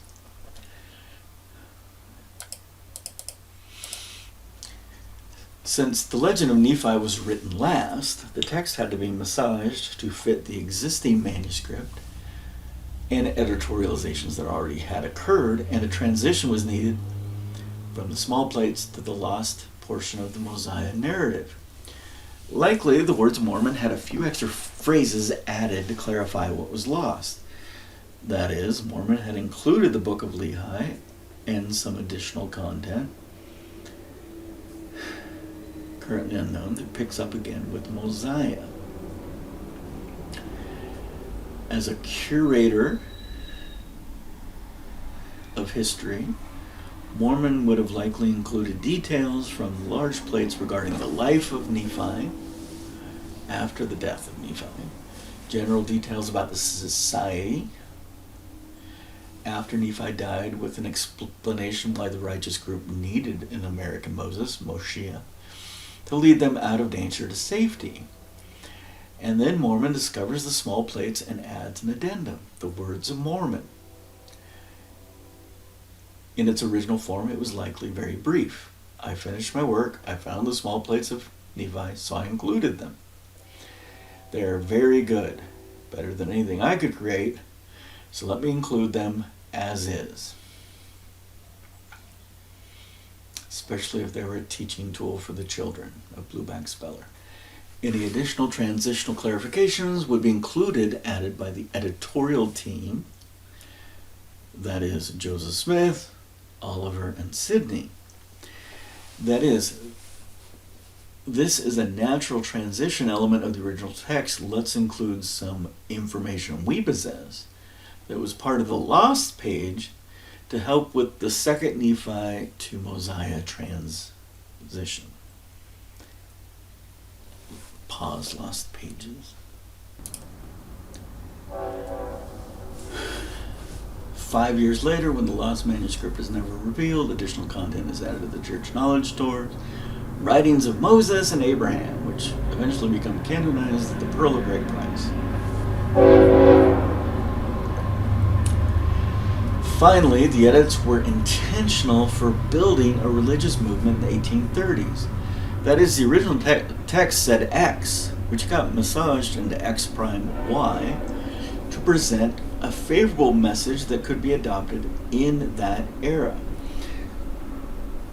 If X was the original text, X prime was a slight edit of the original text, and Y was an expansion, including new expanded details.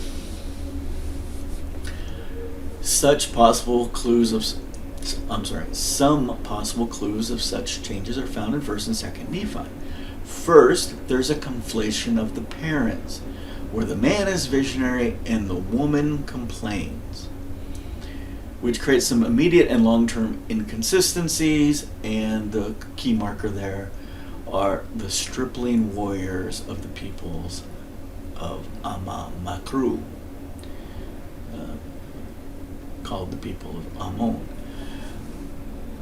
Number 2, the removal from the narrative about the Ark of the Covenant and its relationship to A, the negotiations with Laban, B, the appearance of the Liahona, and C, the need for a temple in America. And 3, the removal of other key ideas that would be ridiculed in 1830s America. The name Colombia and the 2100-year prophecy, the word America, the bountiful, fai, both Egyptian words. Sidney involvement. Next, overlay the Sidney variable. Sidney was older than Joseph Smith. Sidney already had experience as a sanctioned member of the Baptist Association. Sidney was known for his careful use of language and was a stickler for grammar, as he understood and studied it, biblical English that was common during the Revolutionary War but was antiquated by the 1820s. Sidney fervently believed that infant children were saved through the grace of Jesus, whether or not they received a baptism. Ask yourself, are you capable of considering the possibility that much of the Book of Moroni were Sidney's sermons? How would you feel if Sidney expanded the terse into a self-perceived opus of Pauline Christianity? That is, Moroni wrote a letter in his distinct and concrete Egyptian/Hebrew reformed and evolved language that Sidney interpreted, edited, and expanded the letter based on church-building motivations. With this possible frame, I invite you to read Moroni 8 again, and if you do so with real intent, ... LOL. It's hilarious. When Sidney was dismissed from his Baptist Association for his strong views on infant salvation, he was looking for a way back into the ministry and had ambitions to grow his worldviews within a religious movement. During this time, 1823 to 1826, Sidney was being approached by people with new and novel religious ideas. Seemingly, Sidney would entertain such audiences. Few specifics are known about Joseph's activities during his preparation to receive the plates. Joseph was likely working on the family property and continuing his outsourcing activities of digging wells, searching for gold, and so on. Geographically, Joseph and Sidney were separated by 200 or so miles, Manchester to Pittsburgh. Did they meet during this time? Was an emissary sent, like Martin Harris was sent to Luther Bradish, Charles Anton, and Samuel Mitchell? And if so, would they have devised a strategy of collaboration that would distance themselves until the opportune moment?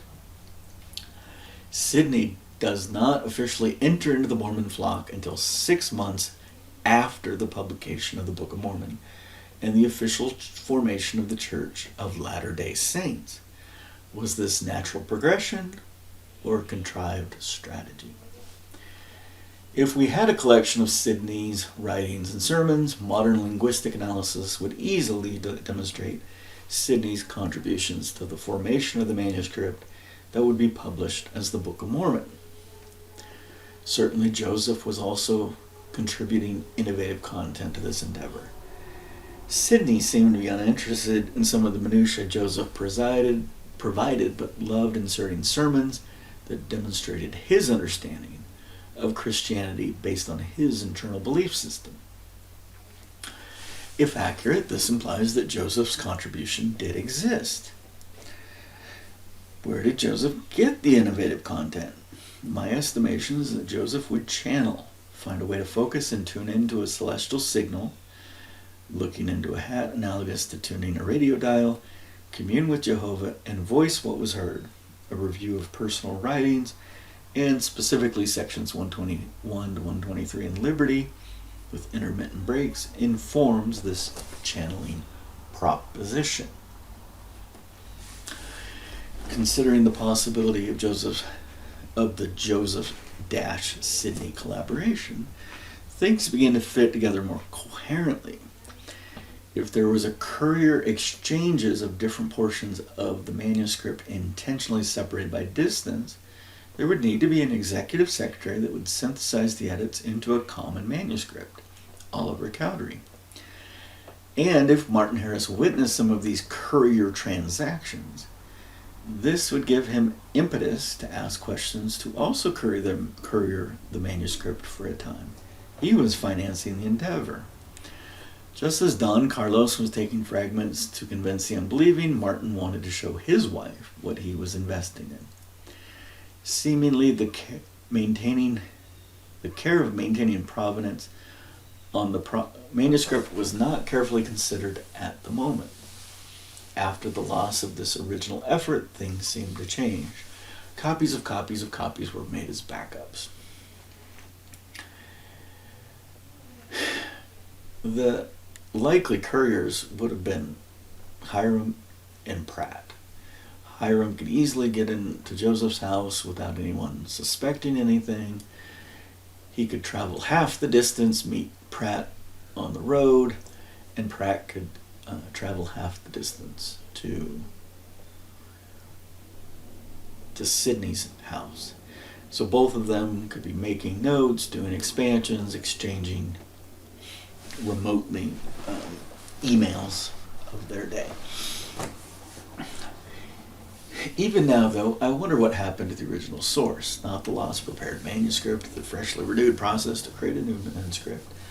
I am referring to the original source transcriptions from Joseph's interactions with the Celestial. Were these the important papers that Emma hid under her dress as she crossed the frozen Mississippi with her children? Where are they today? Are they sealed up in a vault, or were they destroyed by fire? Sidney Sermons for comparison. Interestingly, the Brigham Synod claims there are very few original writings and sermons available of Sidney. Maybe they do not exist. Maybe they exist yet are sealed up in an archive. Maybe they were destroyed. If a collection of sermons and speeches and writings were available, it would be easy to compare grammar and other linguistic styles to demonstrate Sidney's participation as an author-editor of the Book of Mormon. From my understanding, we only have access to 2 sermon fragments from Sidney. Both occurred after he and Joseph were tarred and feathered when the printing press was destroyed. Severely beaten, Sidney was never the same again. He went through a dark time where he may have tried to kill his wife and would say very bizarre things. In modern parlance, we may possibly conclude that he suffered from a TBI, a traumatic brain injury. Inhibition would be lessened, and he would have what we would call tirades. The Salt Sermon is considered to be one such event. On another occasion in Nauvoo, he confronted Joseph with his friends doing tomfoolery following a Sunday service. Pulling out a sword, he made an oath and pledge that if they did not stop wrestling, he would kill them or die trying. The 2 sermon fragments available were recorded in the personal journals of Wilford Woodruff and later discovered. The Salt Sermon was a 1-paragraph synopsis reflecting on Sidney's condition more than anything else. "You are all sinners and damned to hell," is the primary thesis. The other sermon was carefully annotated to capture the main themes of Sidney's discourse. In this sermon, Sidney was given the chance to speak at a large conference for the first time in a long time. Sidney reflected on when he first visited the early Joseph Church and emphasized that it was a very small meeting, only had 40 or so participants, and it was a small room. Sidney then reflected on how he had brought 17,000 or more to the movement during the Kirtland era, that had even grown more during the time of this sermon, which was, I believe, the Nauvoo era. Throughout the day of the conference, Sidney would return to the pulpit and continue his sermon after taking breaks. Maybe he was quite unwell and would tire easily. After 2 to 3 segments of his sermon, Sidney sat down to rest, and he did not return to speak for the rest of the day or even for the rest of the conference. Hiram Smith seemed to fill time reminding everyone to contribute to the efforts of the Relief Society, as if Mary Fielding had given him a nudge. Was Sidney tired, or was leadership tired of hearing what the sermon was suggesting and where it was going? Was Sidney reminding the leadership of his contribution? Was he reminding Joseph that, quote, when we started this together, you had nothing except the ancient record. I had the following. I grew the movement. Me. Unquote. Sincerely, this is all true. Sidney brought a large following into the movement. Sidney implemented significant organizational structures to the simple form the Whitmers had proposed. And it would seem the Sidney faction and the Whitmer faction were not interested in the same things. And the Whitmers left the Sidney cluster in Kirtland and later Nauvoo and settled in Missouri. Two clashing views of what the church should become. Sidney's infrastructure empowered the stakes of Zion.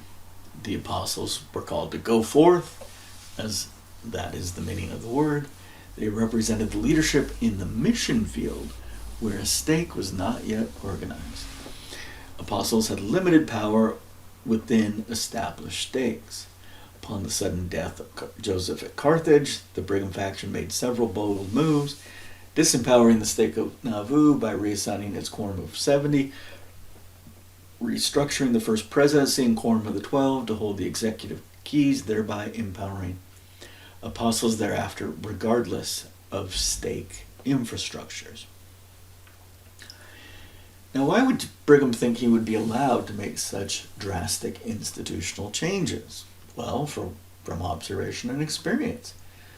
Brigham saw it happen quite often. The inner councils, such as the original Council of 50, likely discussed change extensively. And Joseph, as an innovator, was constantly introducing changes. Some were adopted, some were altered, and some were ignored. A Sidney-induced anachronism. An anachronism is something in an ancient text that does not correctly fit appropriately in context of the time in which it would have been written. Many antagonists of the Book of Mormon have created a laundry list of anachronisms. It is worth noticing antagonists of the Bible use the same technique, or antagonists of the Vedic texts. This approach challenges the integrity of the scripture, but fails to explain away the content creation itself. In my estimation, Sidney was the primary co-author, and Oliver was the grafter of the two branches into the book product form.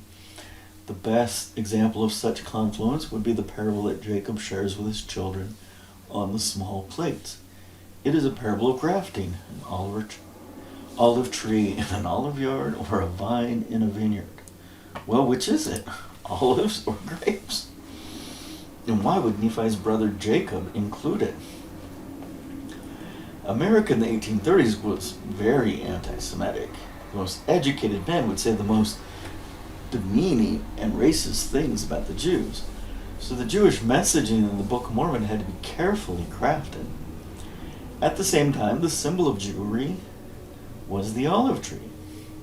Sidney, proclaimed to be very well educated in such matters, likely was adamant that Joseph was mistaken in the original text received.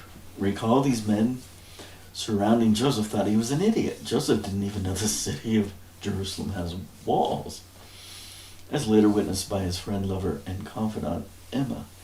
Maybe Sidney was a bit condescending and arrogant, and likely the parable of the olive tree demonstrated his strong will in pushing through significant edits. In his worldview, it had to be an olive tree.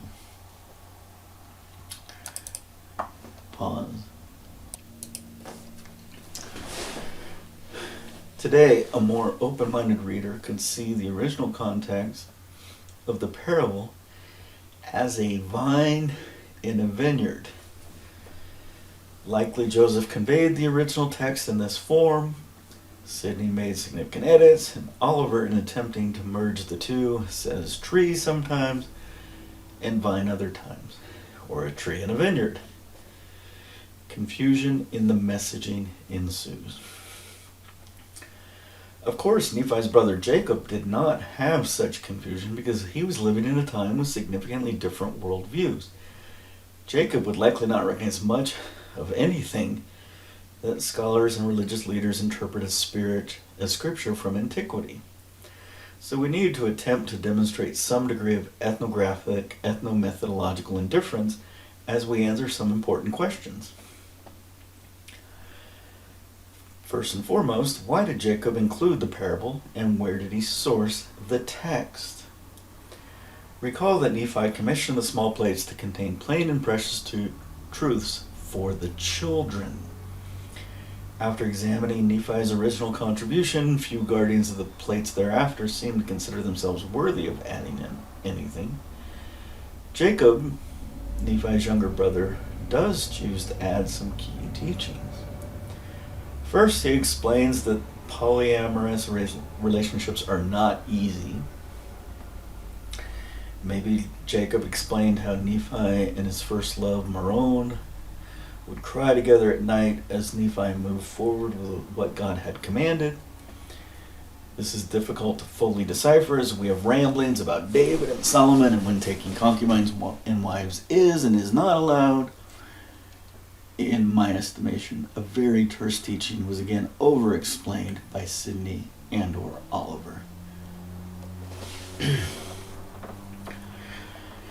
The second major contribution from Jacob was the inclusion of the parable regarding the grafting of an olive tree.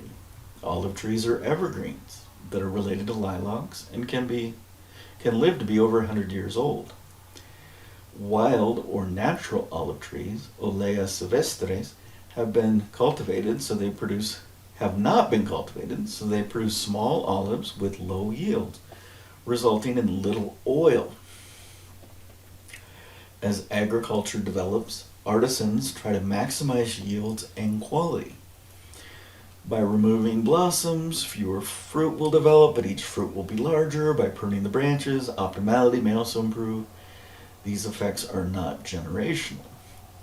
For long-term effects, breeding experiments are performed, seeds, seedlings, or grafting. For pollen flora, this often occurs by mixing pollens of plant variants to create new varieties, or increase the quality yields of existing varieties through natural seed manipulation. An evolution of the wild strawberry to the common strawberry of today is an example of this. For trees, the common process of hybridization to cultivate, tame the wild is grafting. Self-pollinating trees, peaches, nectarines, apricots, or gendered trees can also be grafted to manipulate the fruit produced.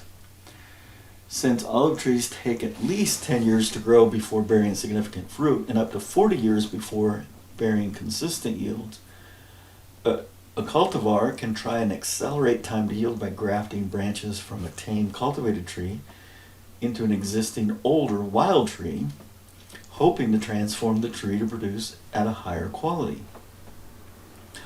For Christian scholars, the parable related to grafting olive trees is poetically described in the New Testament, Romans 11, as broken branches being grafted in, wild and natural branches, roots of different trees, and so on. The final product of Jacob 5 is a parable of an olive tree, but what was the original text? First, we have a Christian tradition about olive trees grafting from Romans. Certainly Sidney would know this reference as a minister of his era. Second, the Jacob 5 parable itself mixes context, an olive tree and a vineyard. Should that not be an olive tree and an olive yard, which is a common expression in the Bible? Third, the grafting is backwards. One uses the tree systems of the older wild tree and grafts in branches from the tame productive tree. The Jacob 5 edition suggests that the wild branches attached to a tame tree system will create productive outcomes. For olives, this is not possible. For vines, it may be possible. Taking a step back, what was the parable that Jacob wanted to include that was plain and precious for his children? Was it an olive tree or a vine? In context of Nephi's commission and purpose of the plates, Jacob would want to build upon what Nephi established. Jacob understood that his brother Nephi praised the insights of Isaiah. First, the olive is only mentioned twice in Isaiah, and in both instances refer to gleaning processes, not grafting. Second, the vine is mentioned many times by Isaiah, and often refers to the sweet wine from the vine. Third, a natural grape has a seed, so it can provide both fruit and beverage, and an oil, grapeseed oil.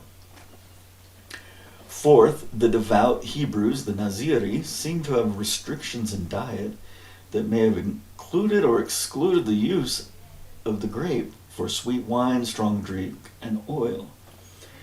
The original guidelines have likely been skewed during the many translations and interpretations of the limited scripture we have. However, Nephi's brother Jacob would have access to a more original context on the brass plates.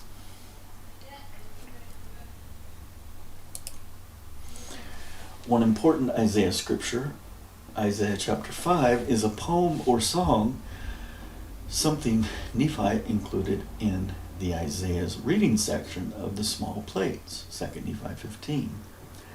A song about a young vineyard planted on a hill, carefully nourished and protected. Yet instead of bringing forth sweet grapes, the vine brought forth stinky grapes, fox grapes. No mention of olives or olive trees. Jacob knew this Isaiah passage, and as a guardian of the brass plates would likely study them. And in doing so, I imagine, Jacob found the source of Isaiah's song. That is, Isaiah's poem, "Let me sing you the song of my beloved and his vineyard," was his own, but he was referencing what seemed to be a common parable of his era, 100 or more years before Nephi. And this parable was transformed into a simple primary song. Now, Jacob's inclusion aligns with Nephi's guidelines. This provides an educational context for the full meaning of the Song of Isaiah regarding the beloved's vineyard, a meaning that will unlock the polygenesis view of creation. So Jacob shares a parable of how a vine can be grafted to alter a fruit, a practice still very common today. And maybe this is what Joseph voiced and was originally dictated. However, a strong-minded Sidney may have objected, saying, "Everyone knows the symbol of Israel is the olive tree, and look here in the New Testament, grafting is about olives." Now confusion and conflation occurs. Sidney was imposing his worldview as truth, and Oliver intertwined both narratives. And the result is strange. Within a vineyard, there is an olive tree. My point is that Jacob's worldview is very different than Sidney's worldview. One lived near the time of Isaiah Zenos or Zenock. The other was conjecturing what it would be like to live at that time.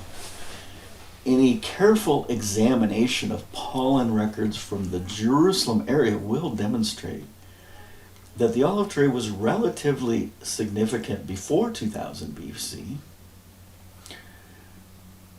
before Sodom and Gomorrah, relatively insignificant from 2000 BC to about 200 BC, and again significant after 200 BC, which may demonstrate climate change in the Levant, a time of being arid, a time of being less arid, and a time of being back to arid.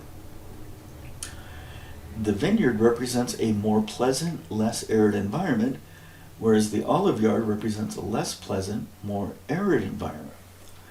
As B.H. Roberts predicted, science will help reveal the truth of all things.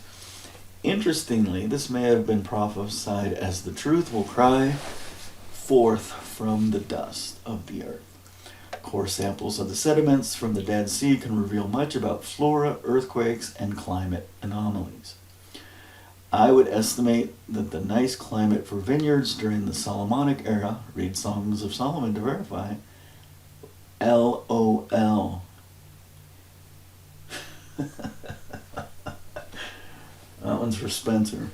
At some point, a significant change point occurred. Thereafter, olive trees were more robust in arid conditions, and they thrived. Lack of internal institutional consistency. Consider, for example, the most important baptismal prayer, having been commissioned of Jesus Christ, I baptize you in the name of the Father, and of the Son, and of the Holy Ghost, amen. This prayer differs from what Yeshua personally established in 3rd Nephi. Having authority given me of Jesus Christ, I baptize you in the name of the Father, and of the Son, and of the Holy Ghost, amen. What? This is not internally consistent. Why would you alter the words of Yeshua for your new baptismal prayer? Unless, of course, everyone knew that there was some artistic inflation in the published narrative. Further study reveals that Alma baptizing at the waters of Mormon before the Messiah death event used entirely different language. Among second-generation followers of the Brigham Synod, leadership discussed an obvious question within the institutional framework. Where and how did Alma get authority to baptize? Did Alma already have it? Did Abinadi give it to him? How could the institutional chain of command be demonstrated in the story of Alma? Again, if you recollect that Sidney was a Baptist at heart, you can now consider that he interjected many of his worldviews into the Book of Mormon. And if Sidney included some Baptist expansion, it would seem that the authority element of the story of Alma was neglected. Another obvious question is, why would a perfect translation of the Book of Mormon, inferred by modern polemics anchored to the Articles of Faith, distinguishing Joseph's work from biblical translations, not be perfectly followed? Apologists offer no explanation other than Joseph changed it. So the question is, why would Joseph change it? Was it one of those edits of Oliver being tricky, or more foundational? Now consider the linchpin of the argument. The description of the Christian doctrine in 3rd Nephi as precisely faith, repentance, baptism, and the gift of the Holy Ghost, with concise rhetoric that any additions to this simple doctrine is not the true doctrine. Today, the believers within the Brigham Synod must carefully follow the word of wisdom, originally given as counsel, not commandment, and must honor the doctrine of the tithe. It is mentioned in 3rd Nephi, so it counts, right? In order to get their version of a Costco card to enter into the exclusive temple and its rites and rituals.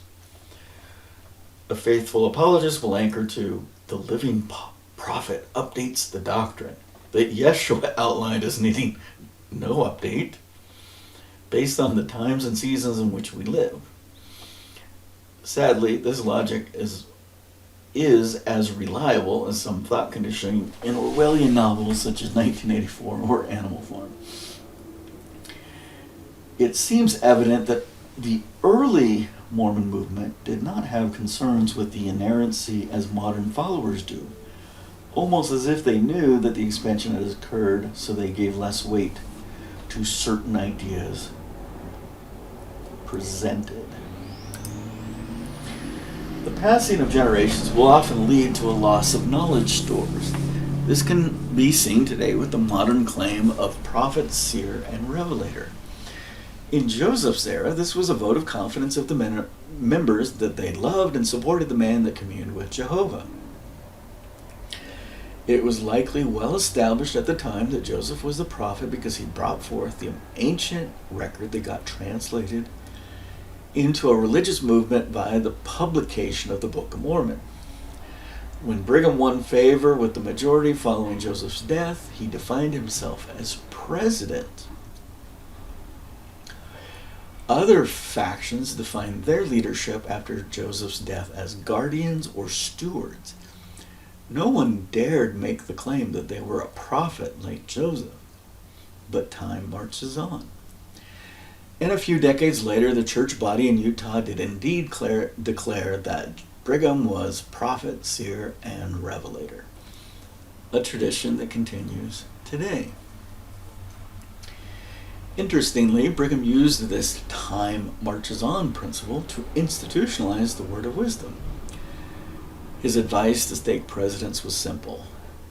Let the old English ladies drink their black tea, and we will enforce this as a doctrine among the rising generation. David Whitmer's testimony. David Whitmer owned the entirety of a manuscript which the Brigham Synod classifies as the printer manuscript. Oliver Cowdery, before his death in 1850, gifted this manuscript to David Whitmer. Although David disengaged from the Mormon movement, he valued this gift. The year before his death, 1887, at the age of 82, David published a narrative of his Mormon experience in An Address to All Believers, a witness to the divine authority of the Book of Mormon. Before his death, ambassadors from the Brigham Synod visited David to discuss the possibility of acquiring his manuscript. The Brigham messengers were trying to emphasize to the old-timer that the manuscript was a printer's edition, not the original edition. David adamantly rejected this idea. It was an original. Negotiations collapsed, and maybe this meeting motivated David to finish his personal narrative. In 1903, a grandson of David Whitmer would sell the inherited manuscript to the Community of Christ, the RLDS, or Smith Lineage Synod of the Mormon movement. In 2017, the Brigham Synod would finally acquire this manuscript from the Community of Christ, paying over $30 million. Synthesizing of the Whitmer testimony in context of the translation process is revealing. Why would David be so adamant he had the original manuscript? Was he just a confused old man? Or is there something more to the testimony? First, if you compare the original manuscript to the printer's edition, you will notice there are many, many more scribal errors of sloppiness in the printer's edition. If the original manuscript were literally from the voice of Joseph to the pen of Oliver, would it not have more such errors? The comparison would suggest that the crafted original was carefully rewritten and likely unrushed, as if it was not a first draft. In contrast, the printer's edition, which was likely copied from the crafted original, was sloppy and likely hurried.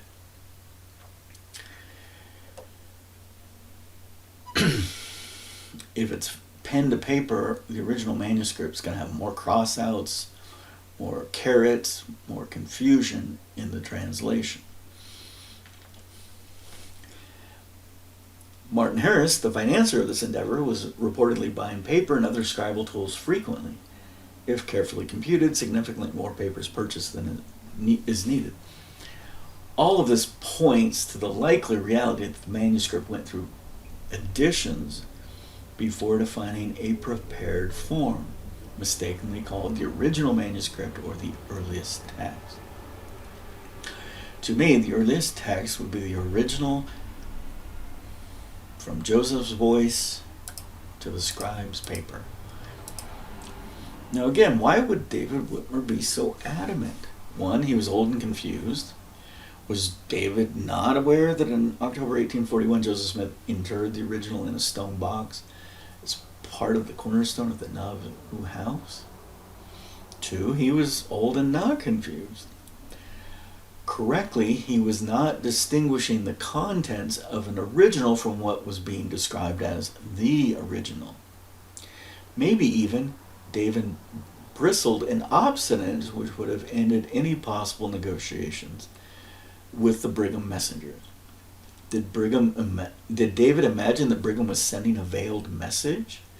Similar to what Brigham did when Joseph Smith III visited Utah to learn more about his heritage, Brigham suggested that young Joseph ask his mother Emma about polygamy.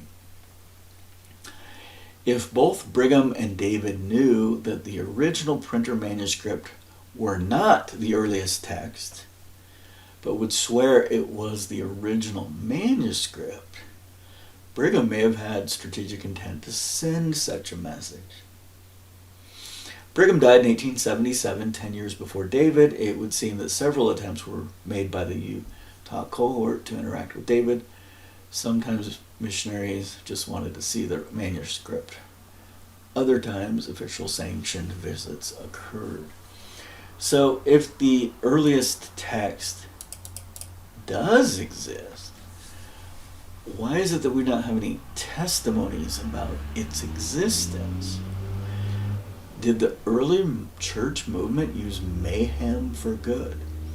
That is, were certain secrets sealed with blood oaths? Recall that until 1990, the Brigham Synod emphasized blood oath secrets within their endowment ceremony in the temple. And today, if you ask old-timers about certain aspects of the temple, they also get adamant and a bit bristly.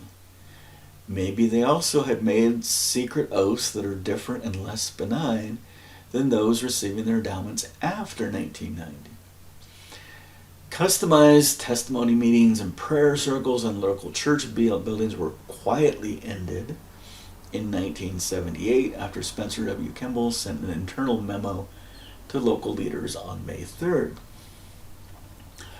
Broussard may have told reporters the reason for such changes was that the top-down governing was becoming more difficult as stake presidents and other local leaders were using secret oaths, testimonies, and prayer circles to guide local members on unique spiritual paths.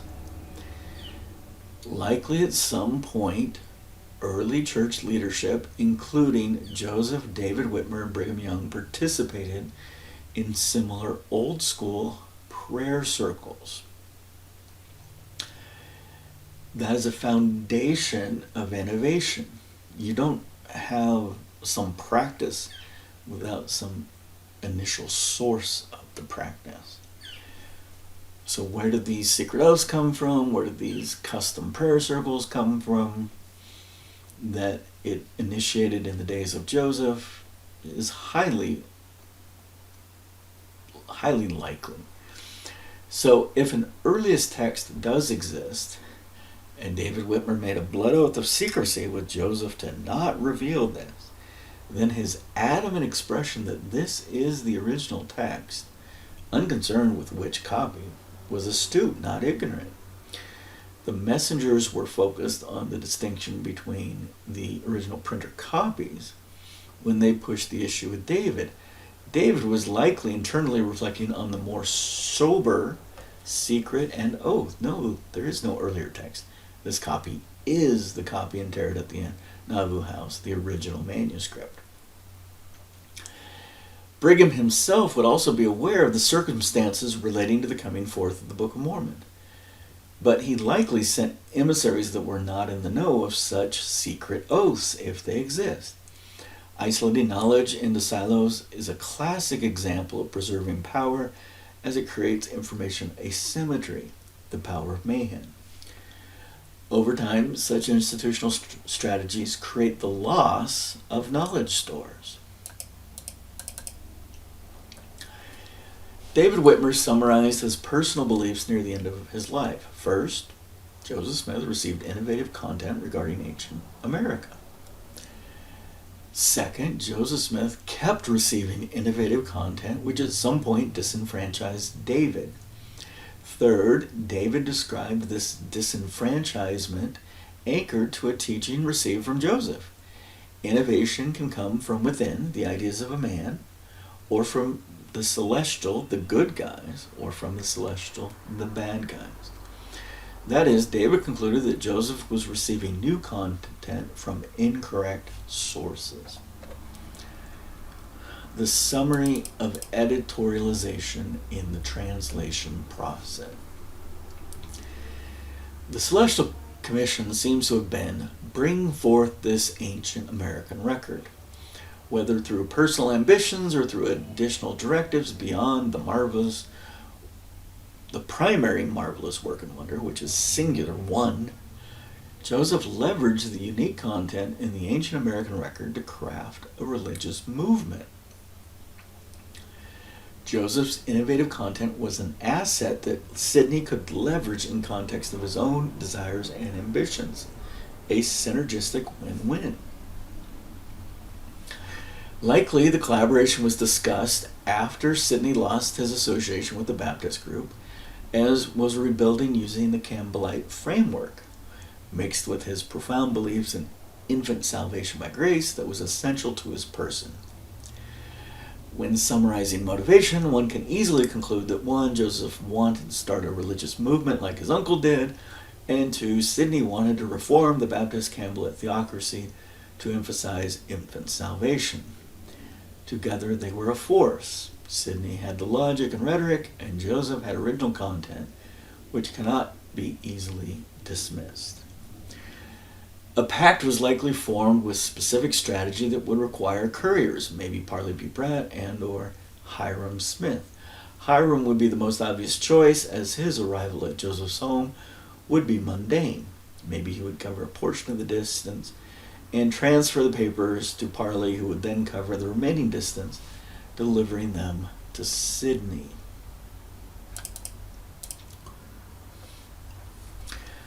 Sure, we can remove the phrase, and it came to pass, ayah, palindrome in Hebrew, and we may have a short pamphlet, The Literary Criticism of Samuel Clemens, aka Mark Twain. Fundamentally, it seems Clemens was correct, about the legend of Nephi at least. It was intended to be a small pamphlet. This small record was intended to be plain and precious for Nephi's children and posterity. Very precise teachings with a reading list from Isaiah. Isaiah was pre-exilic, that is, it was also written in the language of Egyptians with the culture of the house of Jacob. Due to the circumstances of the lost pages and the desire for Sidney to pontificate in his Pauline Campbellite Trinitarian worldview, this small record became much, much more.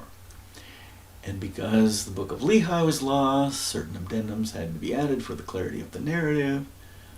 Regardless, as a seeker of truth, I would like to separate Nephi's masterpiece from its editorialization.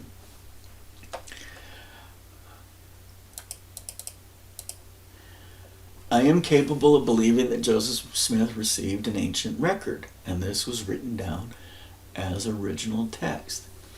This does imply that Joseph had some prophetic gifts that in modern parlance could easily be defined as channeling. A celestial voice communicated to Joseph, which he would then voice, which was then transcribed. At times, Joseph would hear a word that he could not fully pronounce, for example, lei.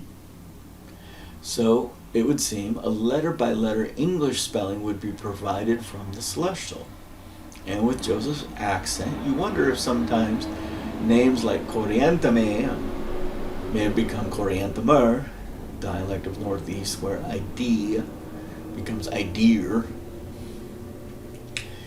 This process was likely tedious. Joseph would hear a word in a foreign dialect and would be able to easily repeat the word, and not be able to easily repeat the word, so would spell it out, likely with celestial guidance. David Whitmer would use the example of Sariah that he considered very easily, so therefore Joseph must be dumb. But if you listen to the potential language, as in the Lehi example, one can have some degree of compassion for Joseph's linguistic shortcomings. He may have spelled out Sariah, but it may have sounded very different. Sariah, something like this. And so he couldn't recognize it. And if the translation process was full of such names, a best guess would be to anchor to traditional biblical names and pronunciations, such as those found in the Walker's 1826 Biblical Pronunciation Guide. So, for example, if Joseph Smith heard bountify, bountify, bountify, bountify, it's easy to understand how that could become bountiful.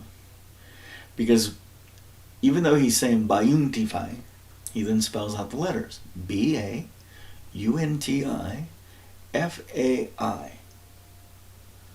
No, Joseph, that's not an I, that's an L. It's bountiful. And it's a misspelling of bountiful. But you can understand how proper names could create problems. After voiced and transcribed, the contents would be scrutinized, reviewed, discussed, debated, and pontificated. As B.H. Roberts predicted, a day has come when science can triangulate the veracity of the Book of Mormon record. B.H. Roberts had a unique position as he had direct access to all the remnants of the writings of Joseph's time and season that the Brigham Synod possessed. And maybe these primary documents are carefully preserved in a vault. If so, in full transparency, they should be released. However, sadly, if past protocols have been preserved, the primary documents were burned. Yet, as B.H. concluded, I am able to embrace my Mormon roots and heritage, the good, the bad, and the ugly. It is a cultural heritage into which I was born and raised. So I will cherish the experience, exploration, and education. It's all good. Section 122. Without my upbringing to teach me the intricacies of the faith's movement, it would be impossible to develop the thesis herein that the Book of Mormon was an editorialized expansion of the original ancient American record. The common problem of editorialization. Editorialization is a common problem every time ancient scripture passes through the hands of a scribe. More so when it passes through the hands of a translator. Even more so when it passes through the hands of a reformist. Reformationists always have strong beliefs opposing the status quo, and reformists try and recraft the Christian system based on internal beliefs. Consider the 95 Theses articulated by Martin Luther as he prepared a German translation of the Bible. That is, although Luther was rational in his articulation of the 95, Luther had internal belief systems that would define his movement just as severely and irrationally as Catholic tradition. Although Luther wanted to unite the evangelical movements, such as the Anabaptists, he struggled with their unique practices that were contrary to his worldview of what an evangelical movement should be. Isaiah.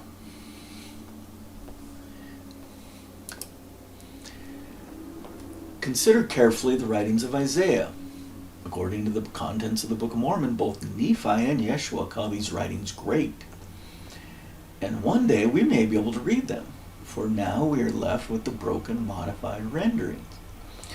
Isaiah was given the gift of a quick tongue and utilized this gift to try and guide the leadership of his day to choose the right.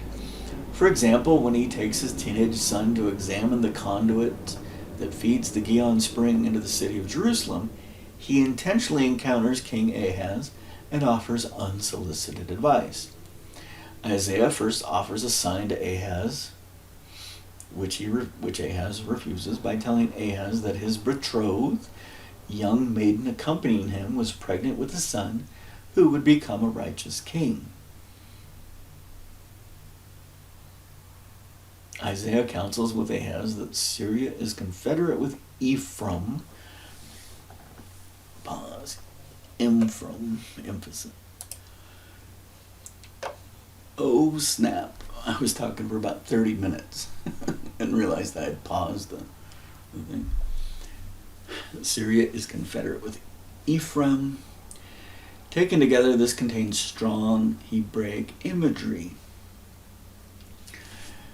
The king is betrothed to a maiden. Betrothed means it hasn't been consummated yet.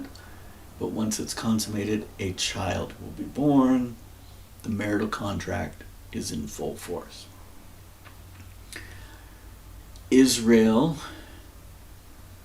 or at the moment, he's saying Syria is confederate with Ephraim. Said differently, there's a marriage contract. Confederate suggests it's been consummated. So in that case, Syria is confederate with Ephraim. Ephraim would be the feminine, because Syria has more power. So Ephraim is betrothed to Syria, has consummated the relationship, and now there's a marital contract. Ephraim is now in bondage. Later, Isaiah calls Jerusalem a daughter of Babylon. That is a harlot. Clearly, he's saying something like Babylon is confederate with Jerusalem. That is, Jerusalem is the daughter, the young maiden that's consummated the relationship. But it seems like she's not in a marital contract, she's just being a sex slave. Right? Like, it could be a marital contract, but to be called a harlot is basically saying the young maiden that is now not only betrothed but consummated and not having children is at the beck and call of Babylon, has no power. Proper names or generalized names. So to this point, I've thrown out words like Syria, Babylon, Jerusalem, Zion. We cannot read those words with modern distortions based on our understanding of the broken language and tradition. When Isaiah says Zion, does he mean the city of David, Zion, or does he mean the generic word Zion that later got applied to the city of David? That is, are they being used specifically or generically? Consider, for example, the prophecy of Isaiah, the establishment of Zion and Jerusalem. Most believers in the Judeo-Christian tradition believes that this implies that after the fall of Jerusalem, where Isaiah had lived, the same location would be restored and recovered. That is, they believe this prophecy of Isaiah chapter 2 has not yet been fulfilled. If you were to ask Nephi, who likened the scriptures unto himself, he would reply something like, wait, I did that. But not in the same location, as the words Zion and Jerusalem have meanings independent of the city of David in the Levant. No need to find a red heifer without blemish. No need to see if the descendants of Levi actually know how the sacrificial system used to work. No need, because Nephi was the near future after Isaiah. And he fulfilled the tasks assigned to him. He got things done.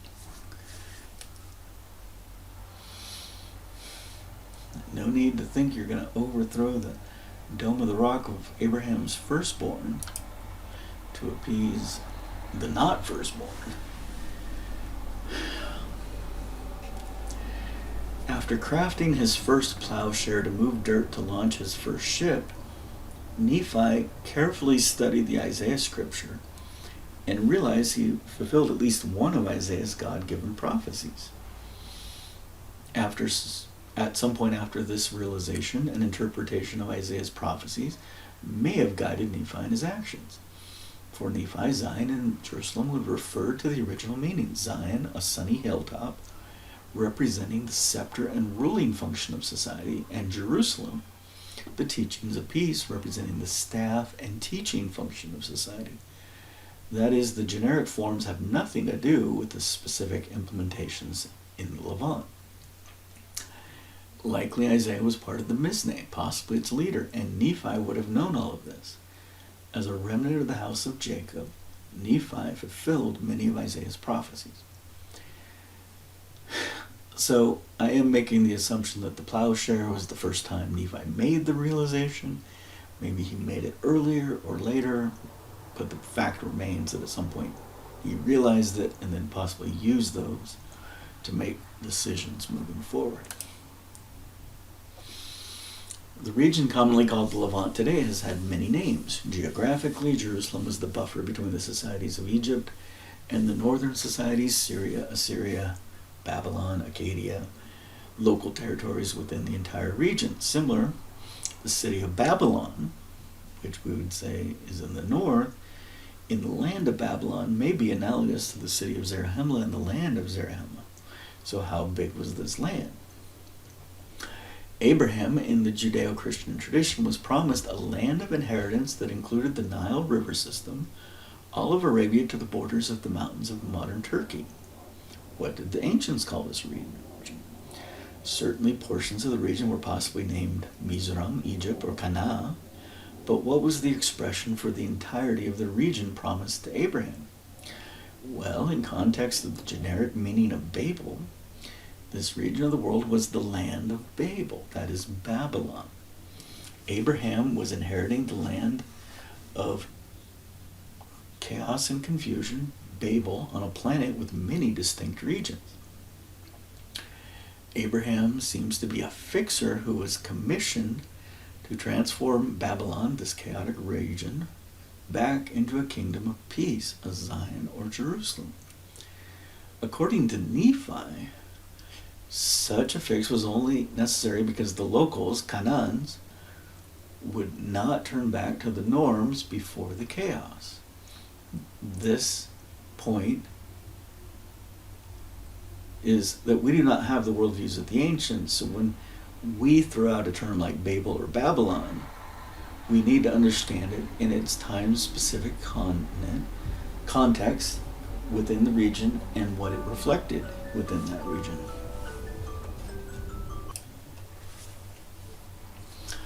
Such a distinction is important if the ancients accepted polygenesis and did not craft a narrative that claimed that one region of the world populated the entirety of the world. So, said differently, are you able to understand that your worldview may have been very different than Nephi's view of the world and the distinctions of nations, polygenesis versus monogenesis, polytheism versus monotheism?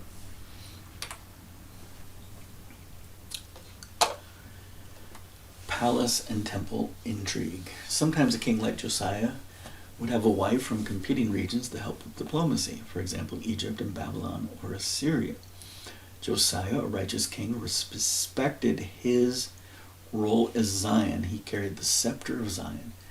Thereby, he took counsel from Jerusalem, the staff of Jerusalem, the Misneh. When renovating the temple, ancient documents were discovered, and Josiah executed the counsel given to him by a prophetess, and I would say others, within the Misneh. Within the Misneh, as Nephi teaches us, there were varying viewpoints regarding the correct direction for the house of Jacob in relation with its neighbors.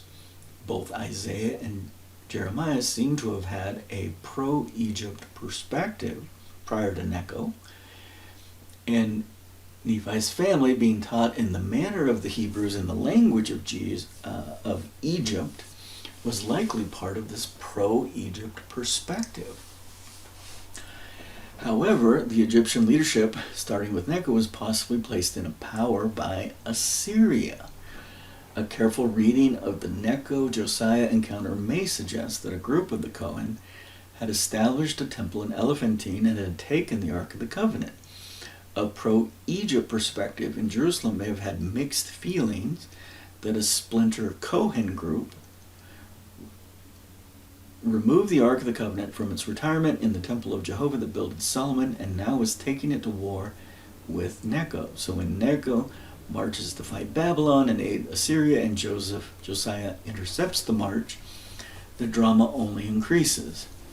Likely the ark was recovered, but Josiah died in the process, leaving behind two wives with competing diplomatic loyalties. The primary point being that the palace and temple intrigue was unsustainable and Jerusalem would be destroyed. The palace intrigue was a function of Zion, the scepter, the rulers. The temple intrigue was initially tied to the Mizne, the prophets and prophetesses of all 12 houses of Jacob. One group, the Kohen from the house of Levi, had an additional task of being the guardians of the Ark of the Covenant. Over time, we will learn that this group, the Kohen group, want to have just as much power as Zion and Jerusalem. So they manage to take more and more power, and then all of a sudden, our understanding of the Mizne diminishes. So the palace and temple intrigue were initially the king line and the Mizne, but the Kohen, who were playing a much smaller role, tried to supplant or replace the Mizne as having the power of the temple.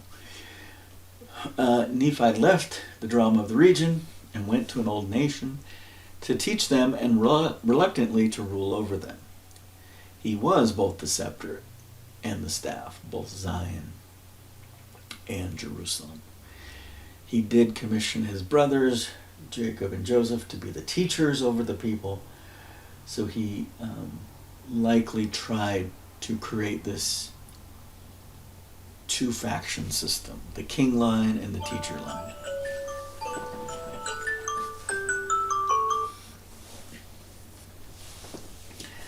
Nephi was also the great Koresh, a title of significance mentioned in Isaiah. So what we're doing at the moment is we're trying to understand the common problems of editorialization. So you have different factions of leadership and power that want to manipulate the story for their own benefits. And the Kohen, specifically in context of these stories, seem to be strongly tied to the Masoretes, and they would have strong motivations to make the book of Nathan disappear or the writings of Zenos and Zedek to disappear. So there's just strong motivation. The great scroll of Isaiah.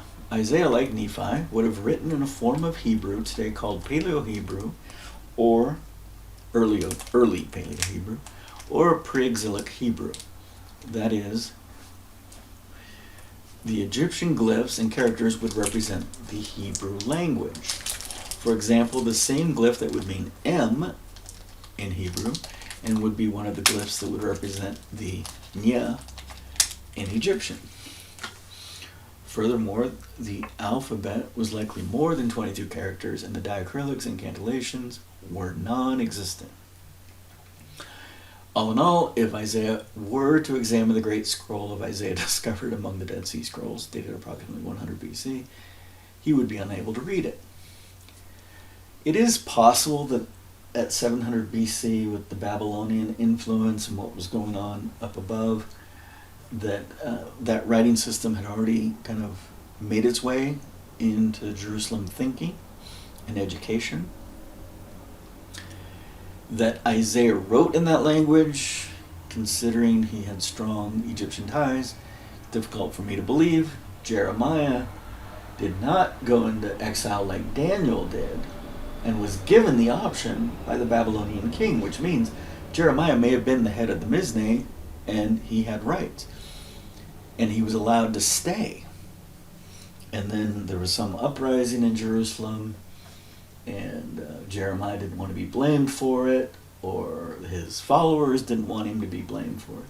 So they took him out of Jerusalem and kind of forced him to flee to one of the 5 or so Jewish settlements in Egypt. So Jeremiah was clearly pro-Egyptian. Maybe this cuneiform form of Hebrew was already being developed at the time of Isaiah. I don't even know that. Even if he understood what was written, however, he would have been baffled and confused by his deviations, because he's like, I said this and you're writing that. Like, it doesn't match. Koresh becomes Deutero-Isaiah. Isaiah writes in the Hebrew language using Egyptian characters. Jerusalem falls. A minority flees to Egypt. The majority of the upper class is taken captive to the city of Babylon for proper re-education, where they learn the cuneiform writing system from which a new Hebrew form develops. Over time, additional cantillation marks and diacritics are added to aid the pronunciation of ambiguous character combinations. To preserve the ancient wisdom in this new language map, translators convert the earlier Paleo-Hebrew Egyptian characters of the Hebrew language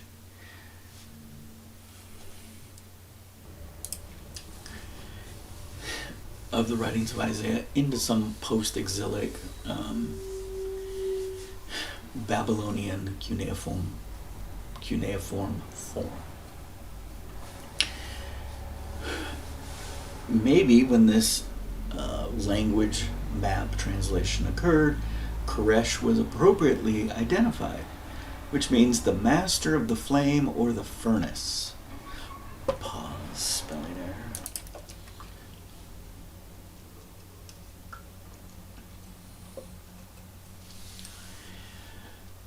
As centuries passed, an ambitious and ignorant translator assumes that the king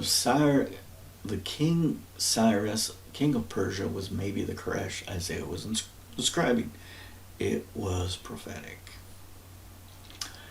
Yes, Koresh was a prophetic description by Isaiah, but not of Cyrus the Persian, but of the legend of Nephi. Then, much later, when another translator in Europe applies the false assumption the earlier translator made, he points out the anachronism. How could Cyrus of Persia be a good guy anointed by God? And the beginning of the Deutero-Isaiah philosophy begins.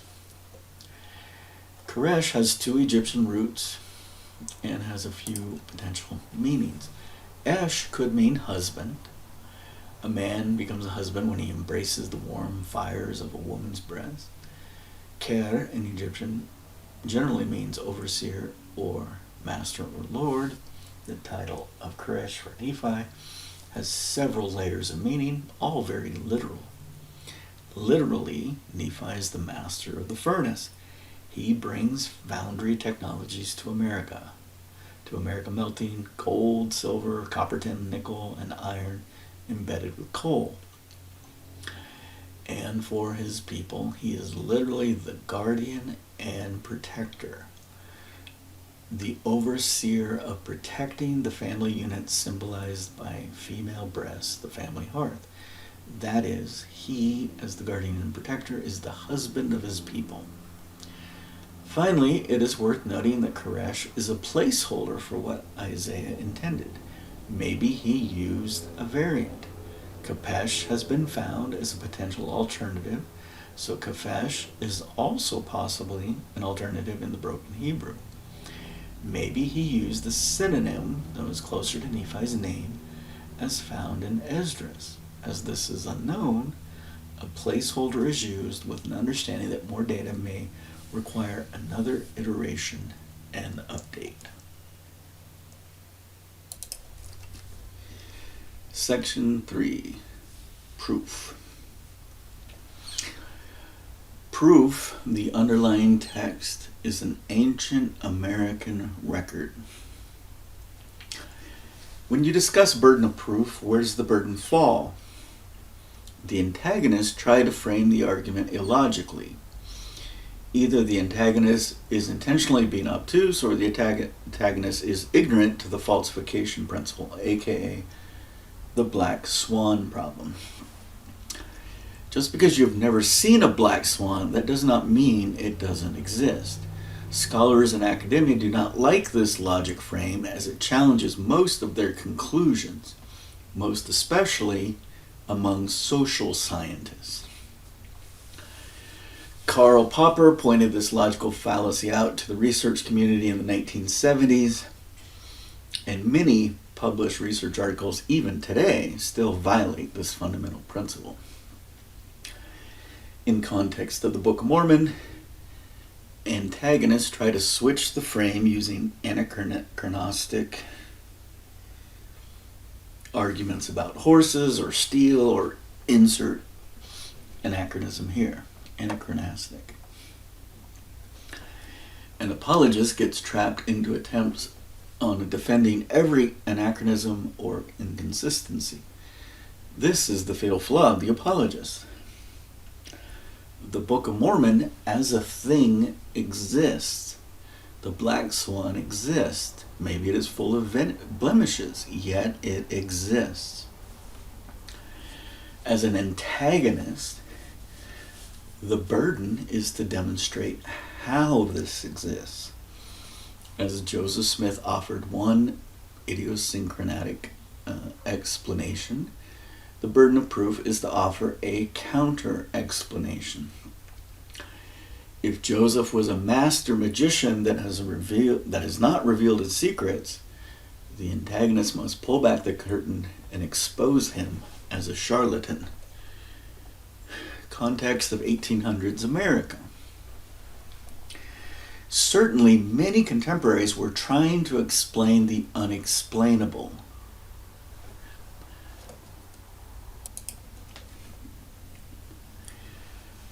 Over 200,000 earth mounds of varying sizes littered the lands from Cahokia, the Ohio River Valley, into upstate New York.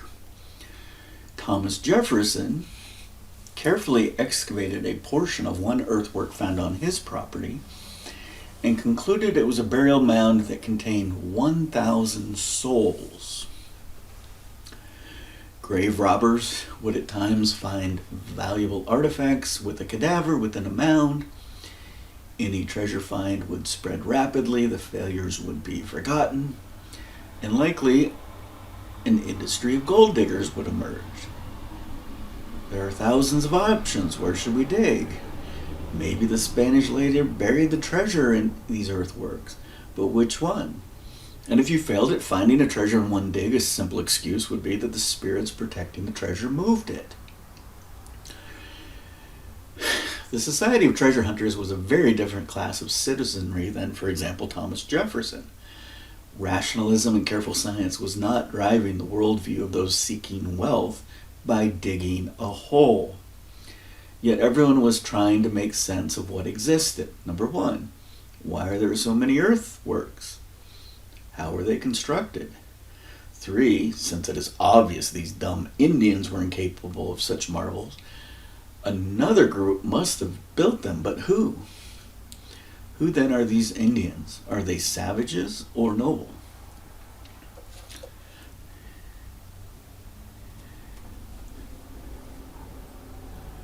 Society was trying to make sense of the environment in which it lived.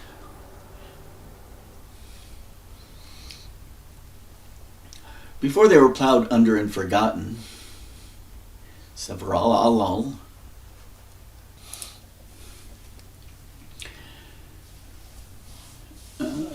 literary attempts to explain these realities is not surprising.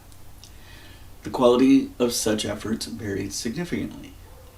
Although Mark Twain would disagree, The Last of the Mohicans, published in 1826, was an example of a quality literary effort. Much better than, for example, View of the Hebrews. Regardless, a plagiarism claim for the Book of Mormon is likely the weakest argument from an antagonist. Any serious student will dismiss the Solomon Spaulding or Captain Kidd or View of the Hebrews or even Last of the Mohicans. Computational linguistics using latent semantic analysis, cosine similarity for document correlations is one area of personal expertise, and nothing significant in this literary comparison has merit.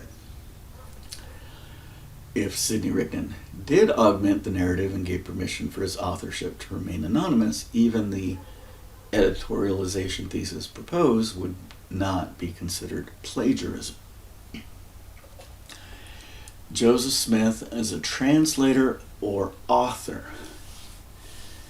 So the antagonist must conclude that Joseph Smith invented the content as an author, possibly sprinkling in ideas from the era in which he lived. Without any attempt to refute the ancient American record, the conclusion is merely Joseph authored this. He did not translate anything. Where's the proof of this conclusion? In fact, if one carefully considers the logical frame of falsification, the antagonists have no argument. They're declaring the black swan does not exist. Even if Joseph Smith invented the entire narrative, where did the ideas come from? Information processing theory can propose various internal source mechanics, but the foundation of anything innovative from an individual is that it is, by definition, idiosyncratic. That is, how Joseph Smith received the innovative content would be unique to him. Maybe it was all in his head, which he perceived to be a translation process from the spiritual domain. But the fact remains that the Book of Mormon exists.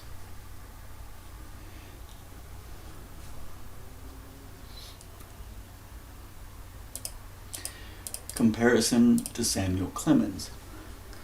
Consider, for example, the creation narrative extracts from Adam's diary written by Samuel Clemens, aka Mark Twain. Nombre de Brom.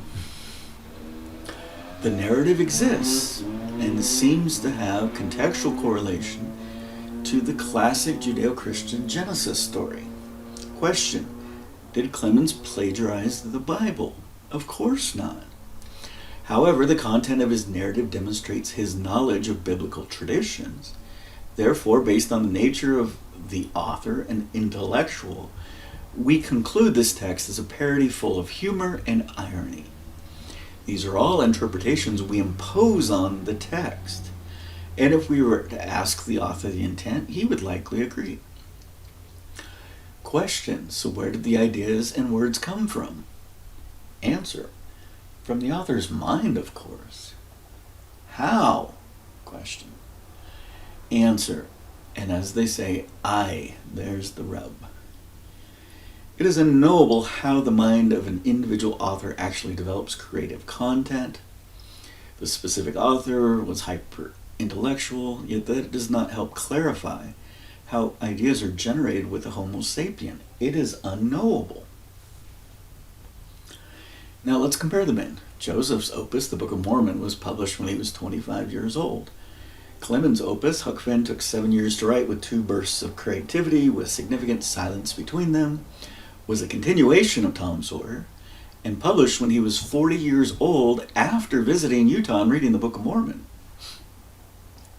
Joseph was not an intellectual like Samuel Clemens. Joseph's upbringing was spiritually anchored, folksy, where sharing visions and dreams was normative behavior.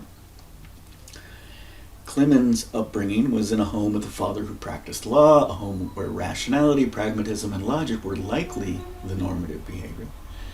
Samuel had a significant literary skill which Joseph lacked, yet Joseph had innovative content that Samuel could never match.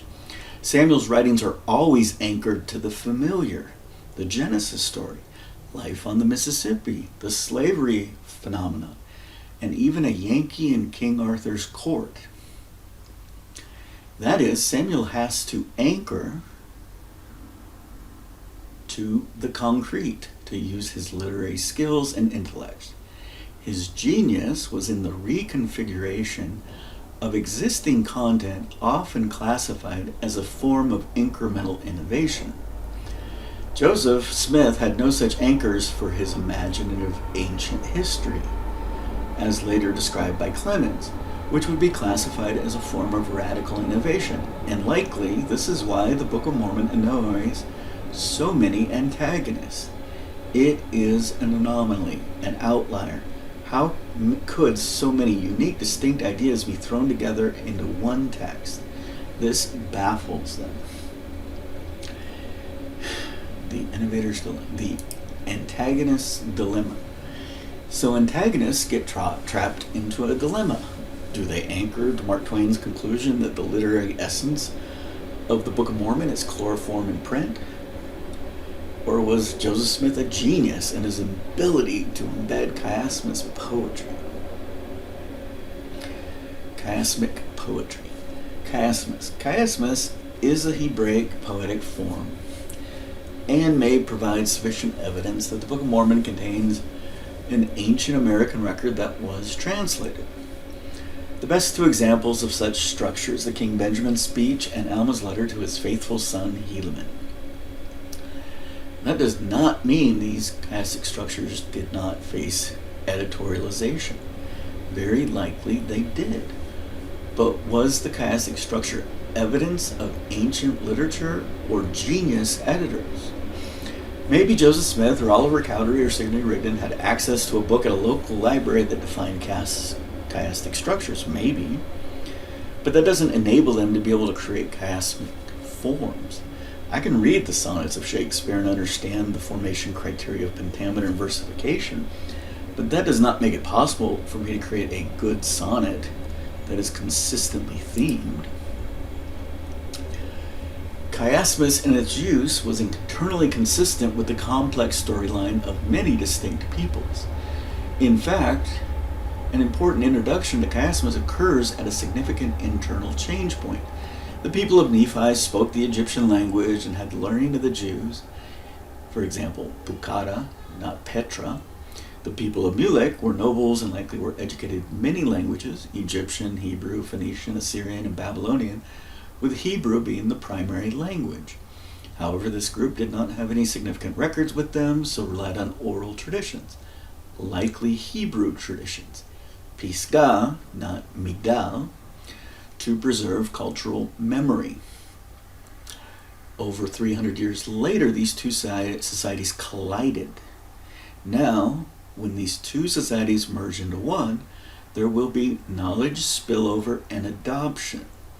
The people of Nephi have written records, advanced weaponry, and superior economic system, so naturally they become the rulers following the merger. The people of Mulek were from the house of Judah, who historically carries the scepter, the Zion dimension. As such, although initially yielding, many of the house of Judah had no interest of being ruled by the Jerusalem teaching class from the house of Joseph. The Kingman Rebellion will demonstrate this cultural heritage conflict. With all that being said, King Benjamin uses chiasmic structure in his famous speech, likely a sign of goodwill to connect the two traditions. Maybe chiasmic structure existed before among the people of Nephi, but with the data we have, it seems to be that the joining of the peoples of Mulek with the people of Nephi was indeed a change point. That is, the internal record has no chiasmus, the peoples merge, and now chiasmus appears. This literary style being most prominent immediately following the merger. Maybe a linguistic eureka moment for the people of Nephi, reminding them of their poetic heritage. If you recall the Mosiah Priority Translation standard, this was at the very beginning of what was translated as part of the book of Lehi. So the book of Lehi was translated, and then the speech was translated. So this establishes a foundation that, yes, maybe sometimes speeches or sermons are included in their writings, which could be leveraged for editorialization later. Chloroform. Mark Twain visited Utah in the 1860s, bought a Book of Mormon, devoured it, and concluded that it was chloroform in print. At the time, chloroform was just being developed for commercialization as an innovation, that is, as an inhalant anesthesia. Twain's comment demonstrates his intellectual nature and his wit. Literally, the book would put you to sleep. It was an inhalant anesthesia. He described it as repetitious and pretentious, a confluence, which Twain labels a mongrel, of an imaginary history weaved into biblical norms. The ancient imaginary history is constrained and confused. Is it intended to be simple or to have gravitas? Recall, he wrote a parody of the Genesis story. So he had literary skill, and I'm pretty sure he did that before 1860s. He had literary skill of taking biblical norms and crafting something new and imaginative. So what he sees that's above and beyond the biblical norms, he's confused about. This critique is fascinating and insightful, demonstrating both the intellectual capabilities of the critic as well as his literary prowess.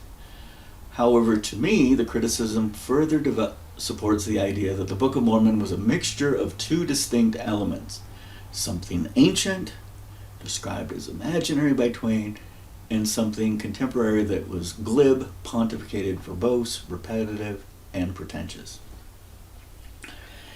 The mixture model hypothesis. Mark Twain was brilliant, concise, and thorough in this book review. All of his conclusions align with the premise of this treatise to explain the Book of Mormon origins. There was a source that got editorialized as a manuscript was created. What Mark Twain describes as imaginary ancient history developed by the author Joseph Smith, describes as being received through spiritual means. Those views are not competing. They are, in fact, directionally consistent. Since human perception is idiosyncratic, what Twain understood to be the author's imaginations were considered spiritual guidance by Joseph. Potato, tomato. And, as we will discover with the proof below, Mark Twain saw something ancient that he considered imagination undeveloped from a literary perspective. If, in fact, it was a translation, not a composition, such simplicity would be inherent. Mormon origins. Mormon wrote a letter to his son Moroni sharing that he, Mormon, finally figured out what his name Mormon meant. Before this letter, the father described himself as Mormon, the son of Mormon, named after the waters of Mormon, aka the story of Alma. Now he writes to his son the meaning of his name. What changed? Mormon discovered and read the small plates of Nephi. Not included in the publication of the Book of Mormon, but shared by Joseph Smith to many devotees, Mormon means love good or love God, which in English sounds better when we say the good love or God's love. It could mean love perfected. That's the best translation I would give. Love perfected. Seemingly, the debate during the editorialization process may have gone like this.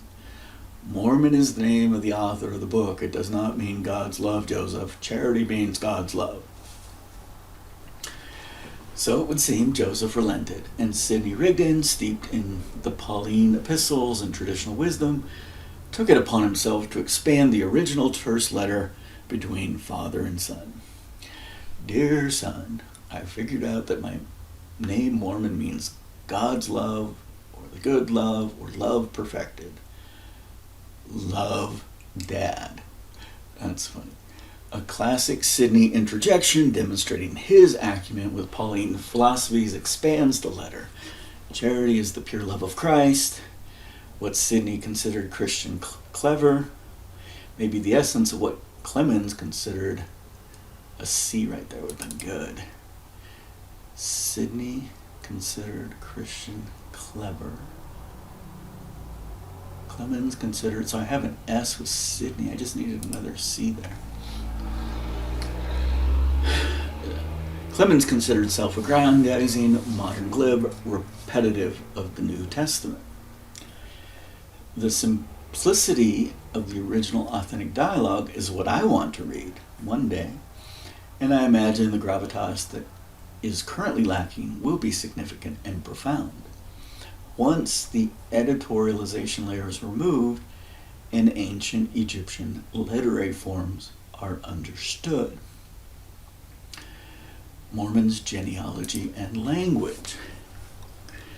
Another significant change point for Mormon was the understanding of his genealogy. Proudly, he declares, I am a descendant of Lehi. Then, following the Mosiah priority of the translation order, he discovers the small plates. Now he declares, I am a descendant of Nephi, words of Mormon. So what did Mormon read to inform this change?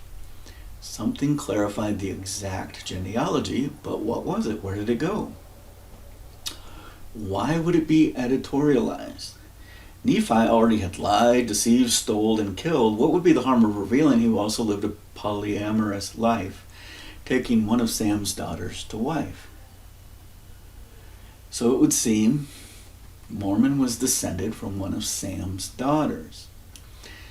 Likely the pure bloodline was exhausted, so Moron, the last of the people of Moron, direct descendants of Nephi through his first wife, Moron, allowed Mormon to be the guardian of the records. Not a perfect bloodline match, but at least the direct descendant from Lehi. Mon could also represent some genealogical frame in his name, since such matriarchal genealogies are a function of women as trees of life. This makes you reconsider the gender of several key actors in the story. It would seem that Nephi's first wife was Moron, joyful laughter, and the keeper of the record were descendants of this woman. Or maybe Nephi's mother was Moron. Consider some examples. Ammon, people of love. Moron, people of joy. Mulek, people of Mulek, or the king. Malkakia, people of Jehovah's king, people of the king's brother. Akia, people of brothers of the brother. There may be genealogy embedded in the names. Moron was possibly a generic title for the keeper of the records.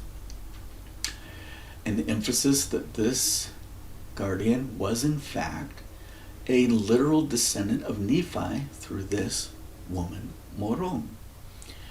Maybe this information was in the book of Lehi or the legend of Nephi originally, but would an 1820s editorialization remove the name? Most likely, yes.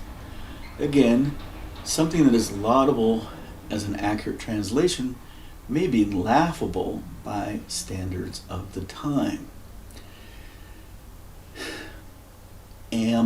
Moron, oxymoron. Moron is not a pleasant word by tradition in the vulgar components of the English language. Seemingly, if you do the logic, it would have been in the legend of Nephi about Sam's daughter and Nephi, but the book of Lehi would have very likely had the names of all parties involved. And was that sanitized in the editorialization process? Mormon also made it very clear that the language was constantly evolving or devolving. Mormon, living about 600 years after the people of Nephi, the Egyptian language merged with the people of Mulek, the Hebrew language, concluded that the current language form would not be understood by ancient groups. I'm assuming he's referring to the vocalization form.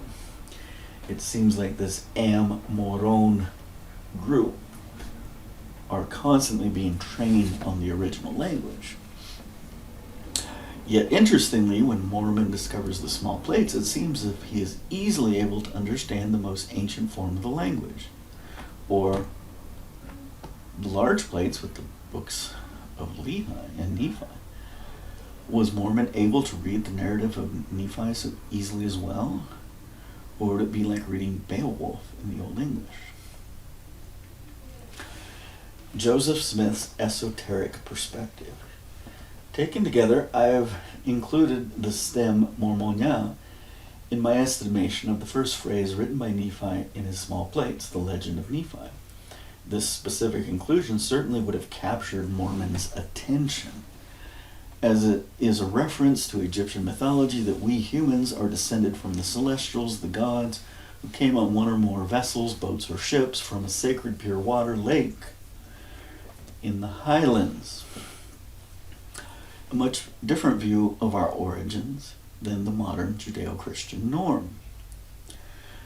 Certainly, Joseph Smith was engaged in expanding Judeo-Christian views of his era, Elohim as a plurality of God, eternal progression to become a God, the glory of God being experienced and learning obtained in this life, very Gnostic, very far removed from the monotheistic views that evolved and devolved following the Messiah death event, of which the Masoretes were intentional in removing the notion of polytheism in their effort to preserve their legacy and remain relevant.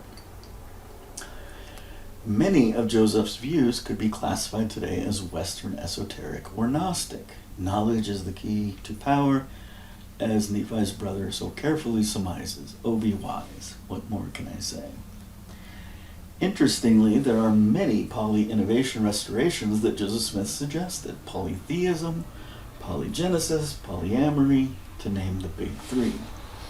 If Nephi had these concepts ingrained in his worldviews and writings, were they blatantly removed by the intellectualism of Sidney, replaced with classic monotheistic, monogenesis, monogamous views of the 1820s Christianity? Joseph Smith after the publication.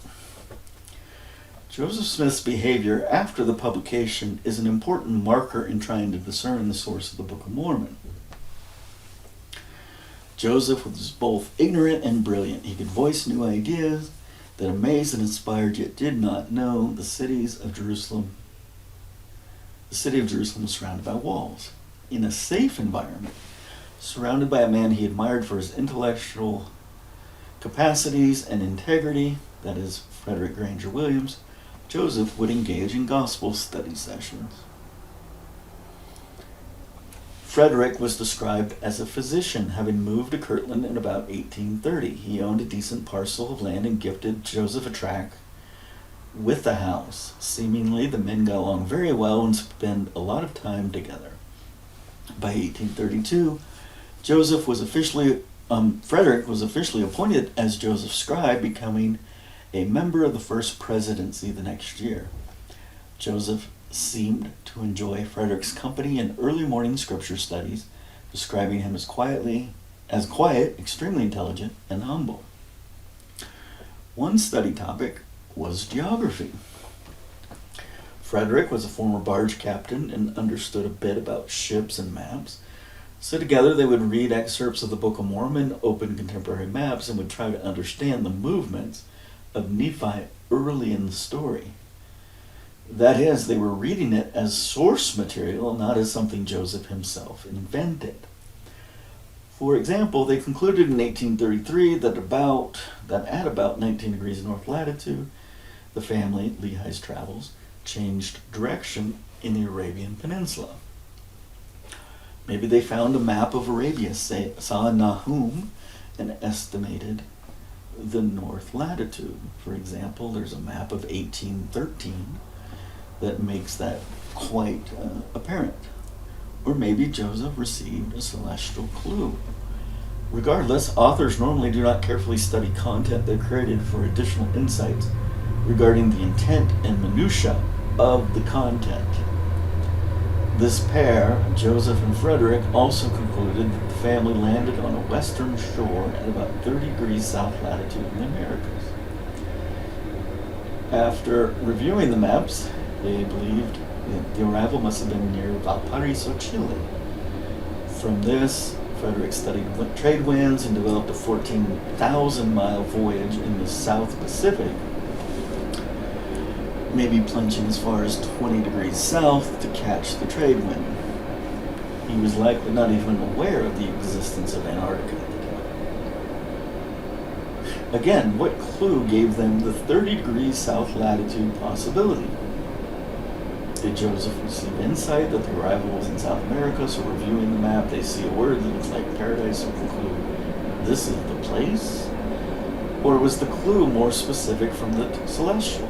The family arrived on a western shore at about 30 degrees south latitude.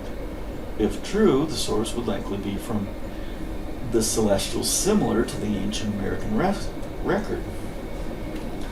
Apparently, the clue was given without a direct answer, nor was a verification given that the Valparaiso proposed solution was correct. Seemingly, the celestial concluded that the clue was sufficient if one carefully studied the appropriate context. A careful study of Isaiah's prophecy that the family was going to river islands, hence the name Lei, which is found in this prophecy, Isaiah 42:15, would suggest that there are a few potential western shores along a river at 30 degrees south latitude within South America. Paraná, Corriente, Uruguay, Salado, Ibicuí, and possibly even Tramandaí.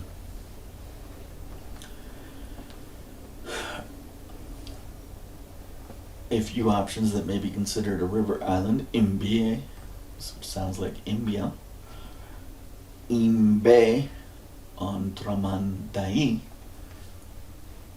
and two potential unnamed islands near Esquina. There's river islands near Esquina on the Paraná and on the tributary of the Corriente at exactly 30 degrees south. So we have three potential islands that are river islands by definition exactly at that latitude, 30 degrees south. And to arrive at these places would require a travel of about 8,000 miles compared to 14,000 miles above. For example, exploring the Moroni River in the Comoros, Cumorah, meaning the rising light of Jehovah, hugging the African coast with possible stops, crossing the South Atlantic, possibly stopping for water in the Go Islands, St. Helena, for example, and approaching the Brazilian coastline before entering the great division or opening that Jehovah provides, Paraná.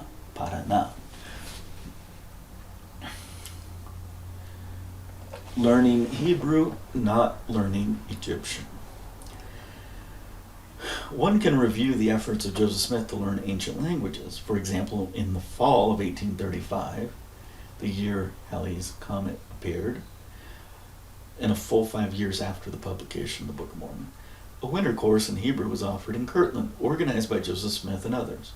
A very technical textbook was purchased, but arrangements for an accompanying instructor fell apart. Joseph, during this time, tried to use his spiritual revelatory power to teach the course, which most of the 40 students enrolled in the course considered a miserable failure. So there was a pause.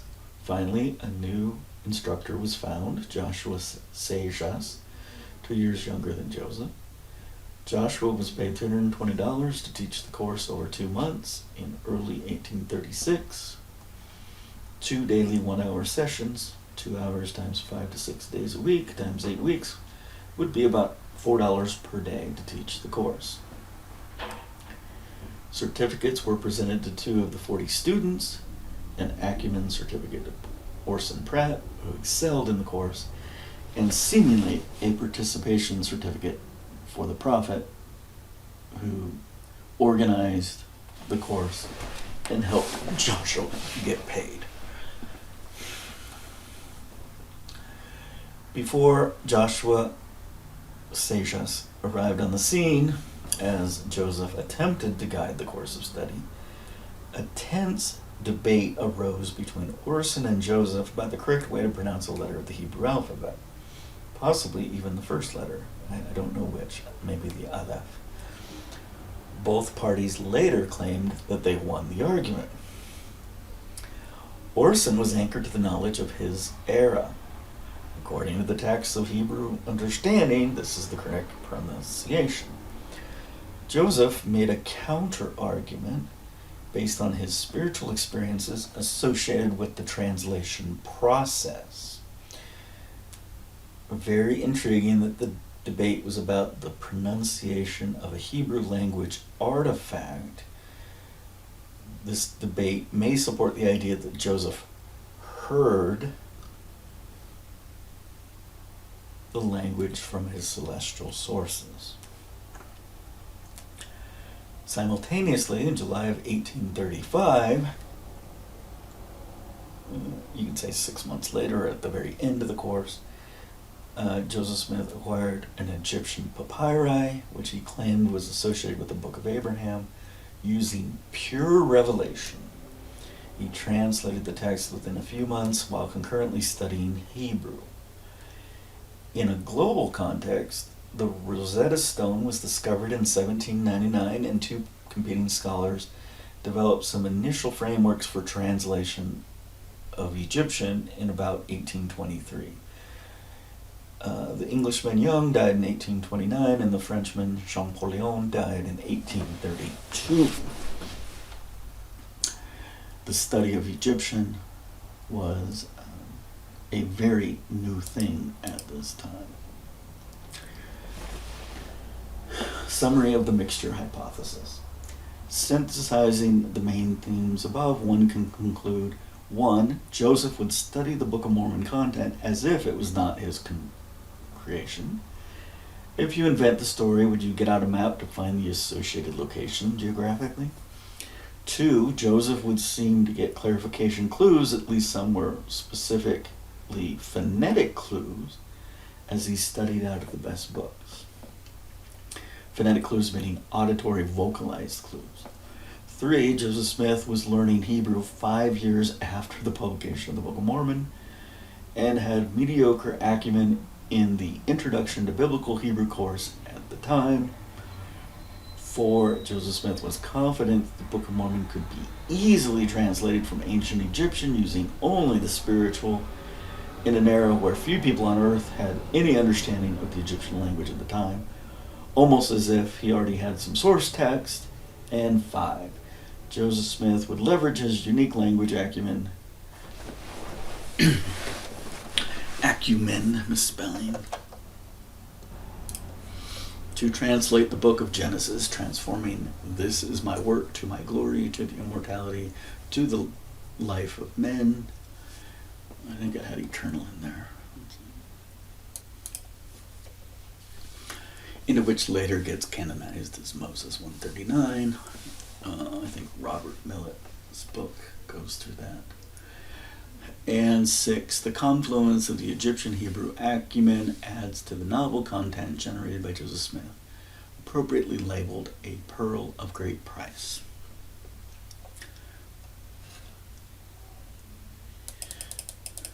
Concise proof. And my father dwelt in a tent. A proof is sufficient evidence to support a proposition. In context of this thesis, what is sufficient evidence to support the proposition that Joseph Smith had some ancient American record that he translated from the Egyptian Hebrew to English? Circumstantial evidence was described above. Now, a concrete example will be explored.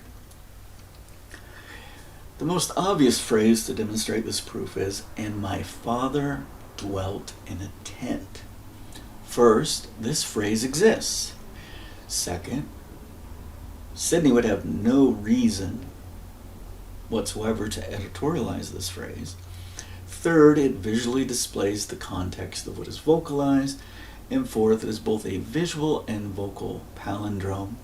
Fifth, although the language used is very simple, its implications are indeed profound. I've been sitting on this for a couple months now, and Sidney would have no reason whatsoever. No, there is one motivation, and that's the sexism motivation. And as we get through this, I'm going to conclude that the phrase was probably, "and my mother dwelt in a tent." Teaching, "and my father dwelt in a tent." This is what it would look like in Paleo Hebrew. You could flip horizontally any of these images to point in any direction, depending on how you're reading left to right to left, etc. I'm visually making this open. You can see the breasts of two women, open arms, some sort of house living condition, some sort of animals, and these Y-shaped symbols represent pillars or protections or boundaries. This extra symbol I'm adding is a lamad. Remember, lamad is the staff, the teaching device. So maybe the lamad is added to represent the notion that this is a cartouche of sorts, and this is a teaching. Now, what's missing from all of this is if you have a boundary and you're coming from the Levant, from Arabia, from Egypt, from Jerusalem, within the borders of your land, certainly you want your animals, you want your houses, you want your ability to embrace the men and women you love, but certainly there's one element missing. And if I change this to mother, that element would be restored, and it would go right there. And so this, instead of being la abi, now this would be la va abi, yash. This is a Y sound. This is shh. This would be me. And if I replace the symbol with the me, it would be this squiggly V-line thing, which represents water. Recall the story of the Gihon Springs with Isaiah encountering the king. They had these conduits to make sure water came into the city of Jerusalem. So you can have all the walls you want. This kind of represents walls, the boundaries of a society. But if you don't have water inside the walls, you can't provide water for the animals and for the humans. And so, whatsoever, no, this probably said my mother dwelt in a tent.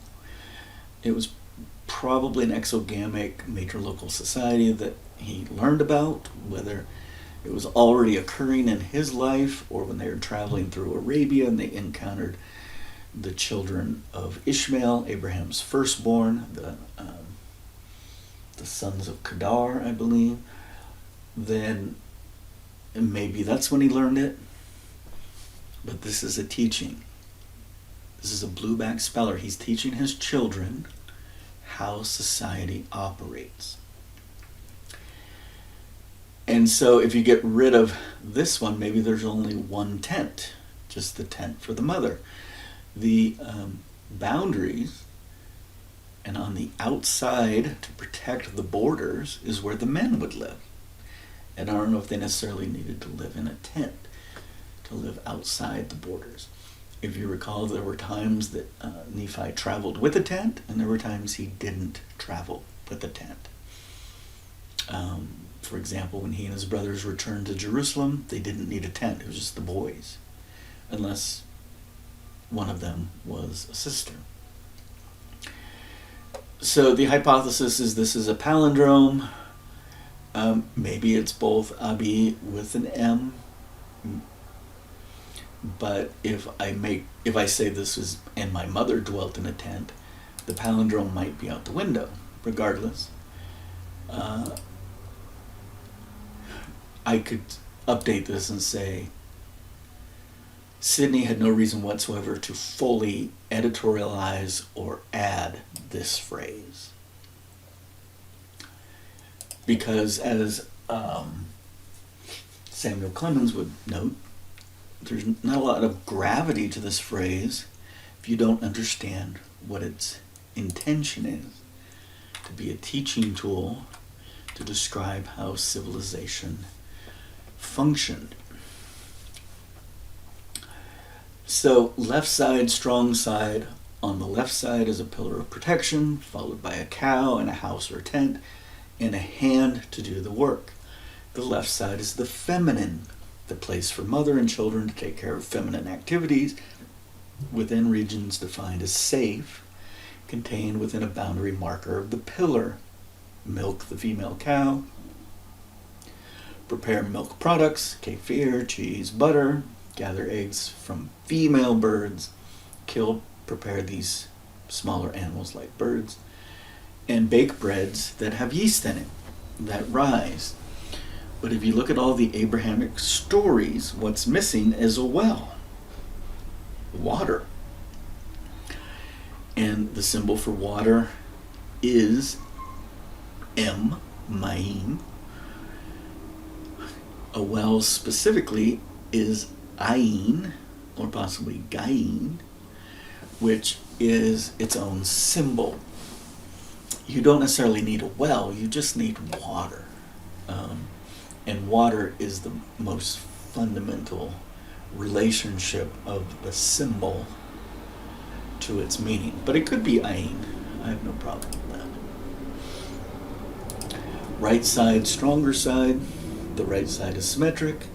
A pillar of protection as a cow. As a border, a cow, likely a male cow in this case. Or, the other animals, goats, lambs, cattle is the generic term. A house or tent and a hand to do the work. The right side is the masculine side, the place for the father and the pubescent sons to take care of the masculine activities. Protect the borders, watch the herds, slaughter the cow, goat, and lamb, and cook the meat of the larger animals. Bake unleavened bread, bread without yeast, and do the man's work. The union of these separate activities is the sh in the middle. That represents the breasts of a woman. She uses the breasts to merge the activities of the feminine and masculine into a cohesive familial society. The breast literally nourishes the children, the left side. The breast literally comforts, entices, and brings a fire to the parental congress, the right side. Temple iconography. This parallel masculine-feminine structure can be seen in the design with the Temple of Jehovah that Solomon builded. As one enters the temple from the east, approaching the Holy of Holies to the west, 5 menorah with the feminine date palm on the left, the south as pure light, 5 menorah with the masculine date palm on the right, north, light and shadow, and to the west, the Holy of Holies, that represents the great light of Jehovah, Uroyah.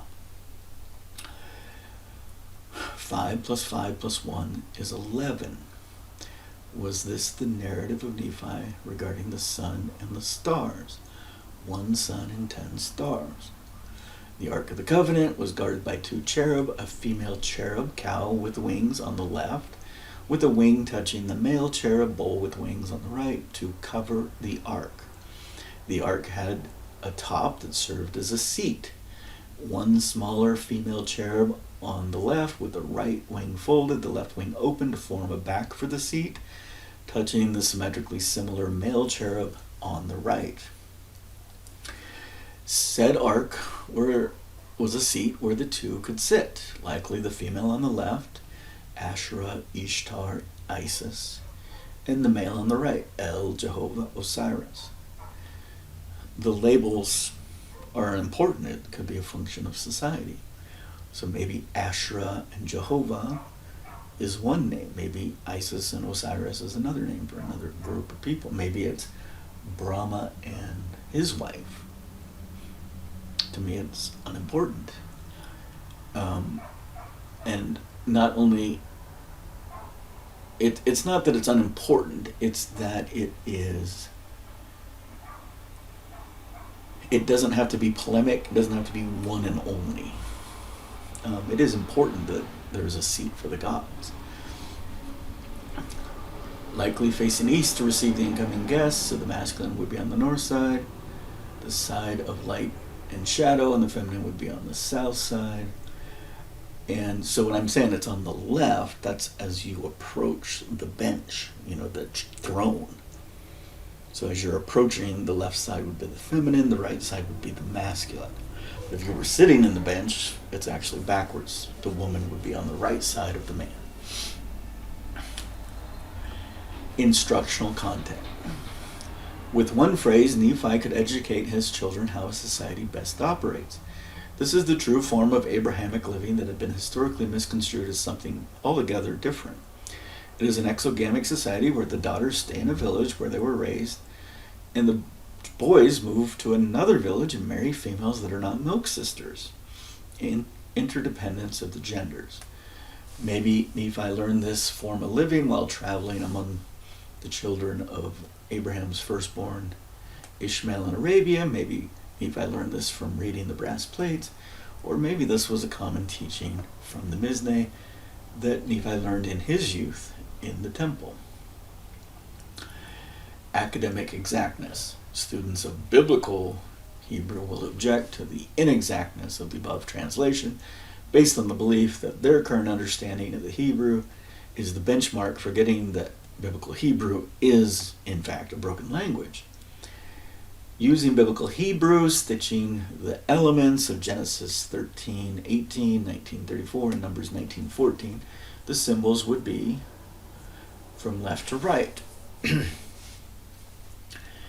Va'abi ishba barel, bahoel, in the tent.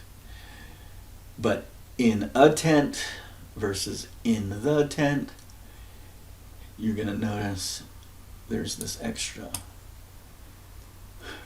The is emphasized, and it's going to change the symbols.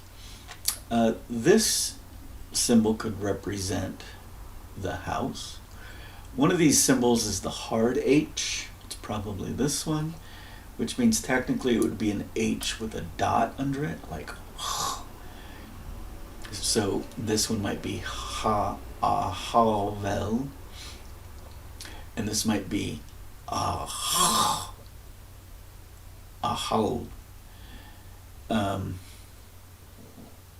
That minutia is unimportant.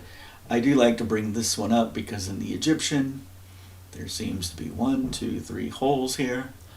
And in the Egyptian, this is the nechem, which means a man could possibly stick his phallus in one of those 3 holes and have great joy, physical desire fulfilled.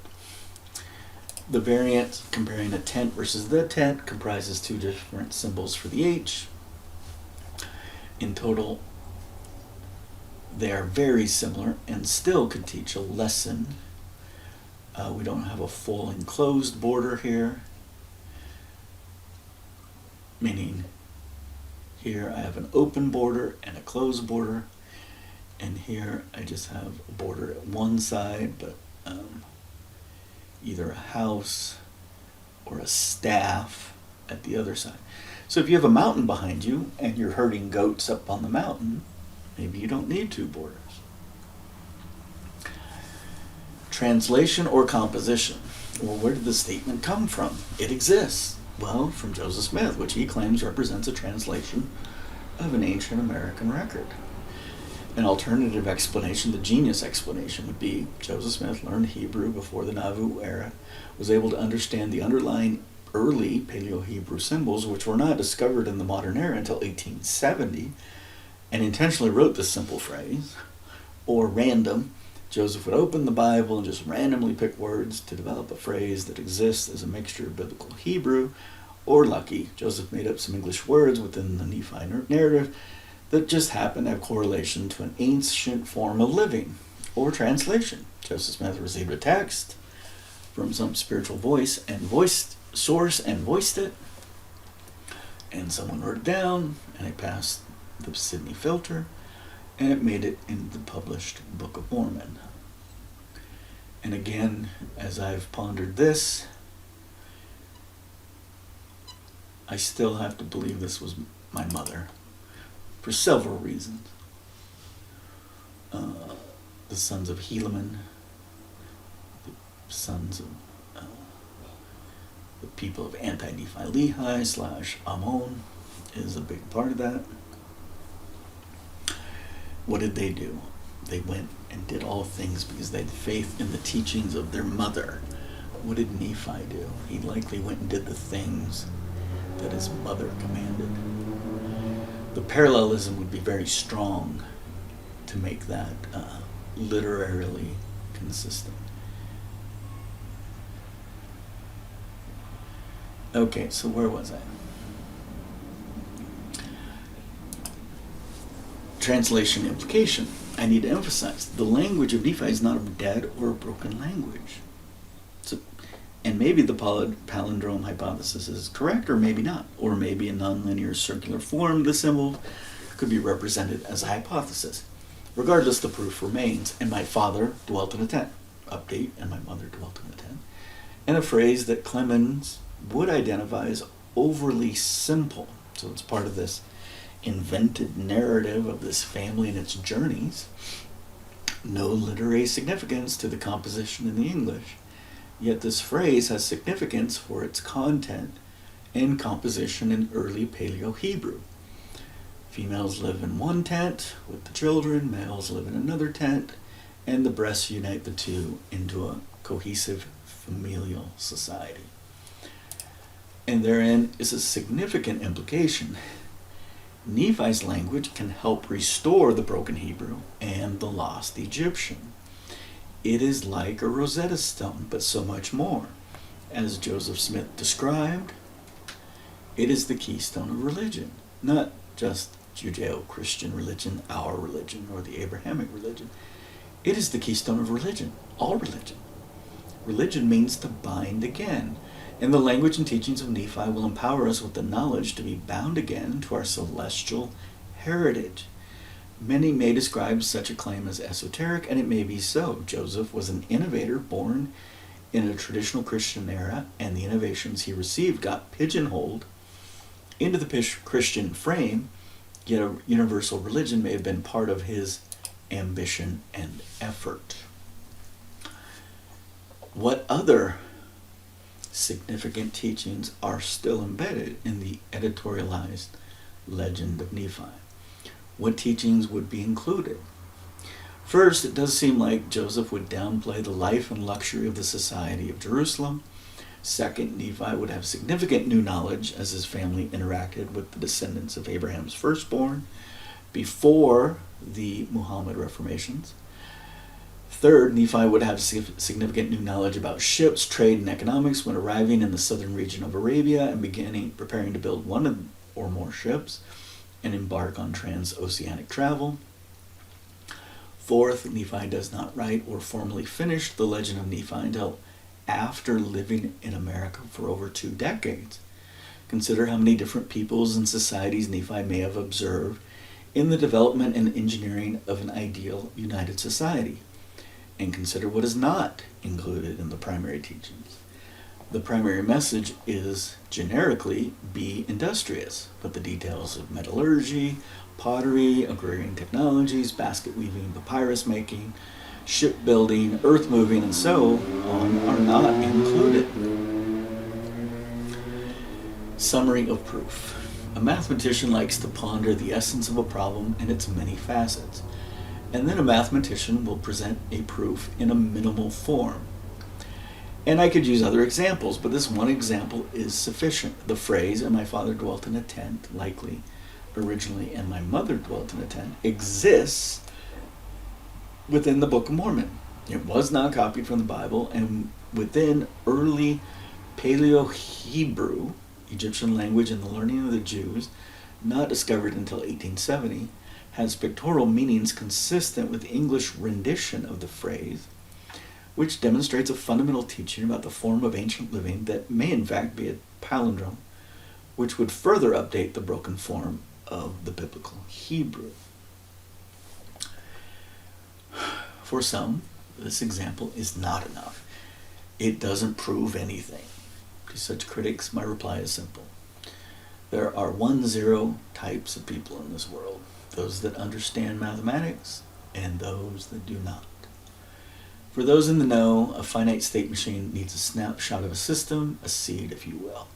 Once iterated and updated in the limit, the outcome of stationarity will be achieved. Interestingly, Nephi also offers a similar minimal proof using Isaiah to demonstrate that the man to be born in the flesh as the Messiah was a seraph on the right hand of God in the celestial. The flaming fiery serpent, a descendant of Ahaz, was likely the same seraph that placed a fiery coal on Isaiah's tongue when Isaiah was called. The Messiah was the Son of God, a simple proof Nephi points out in his educational, plain and precious teachings for his children. Behind the mathematician's curtain. Many times, a mathematician working on a proof does not reveal the minutiae that led to the distilled essence and result. So it can be difficult to understand how one arrived at that conclusion, which led to a search for a mathematical proof. For me, an independent study of the times and seasons associated with the birth and death of the Messiah, in association to the numbers provided in the Book of Mormon, an independent study was the key data that has put me on a path of rediscovery, challenging my internal belief systems. At the time, this dilemma led me to consider if Oliver Cowdery was tricky. Could Oliver have intentionally changed numbers to fit his personal belief system that would disrupt my calculations? 600-year anchor. For me, the anchor point is the number 600. As I disclose my process, please understand that it was nonlinear, recursive, and iterative. My effort to describe it requires taking the complex processes of learning and placing the result into a somewhat linear frame. The 600-year prophecy is anchored to the birth of the Messiah in an event associated with Nephi's family when leaving the area of Jerusalem for the deserts of Arabia.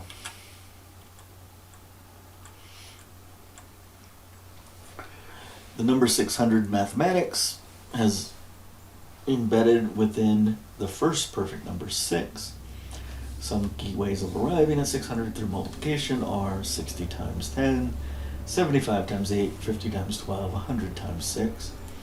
The story of Noah references the number 600, preliminary calculations anchored to year 0, a mathematician's dating system for the Masonic birth.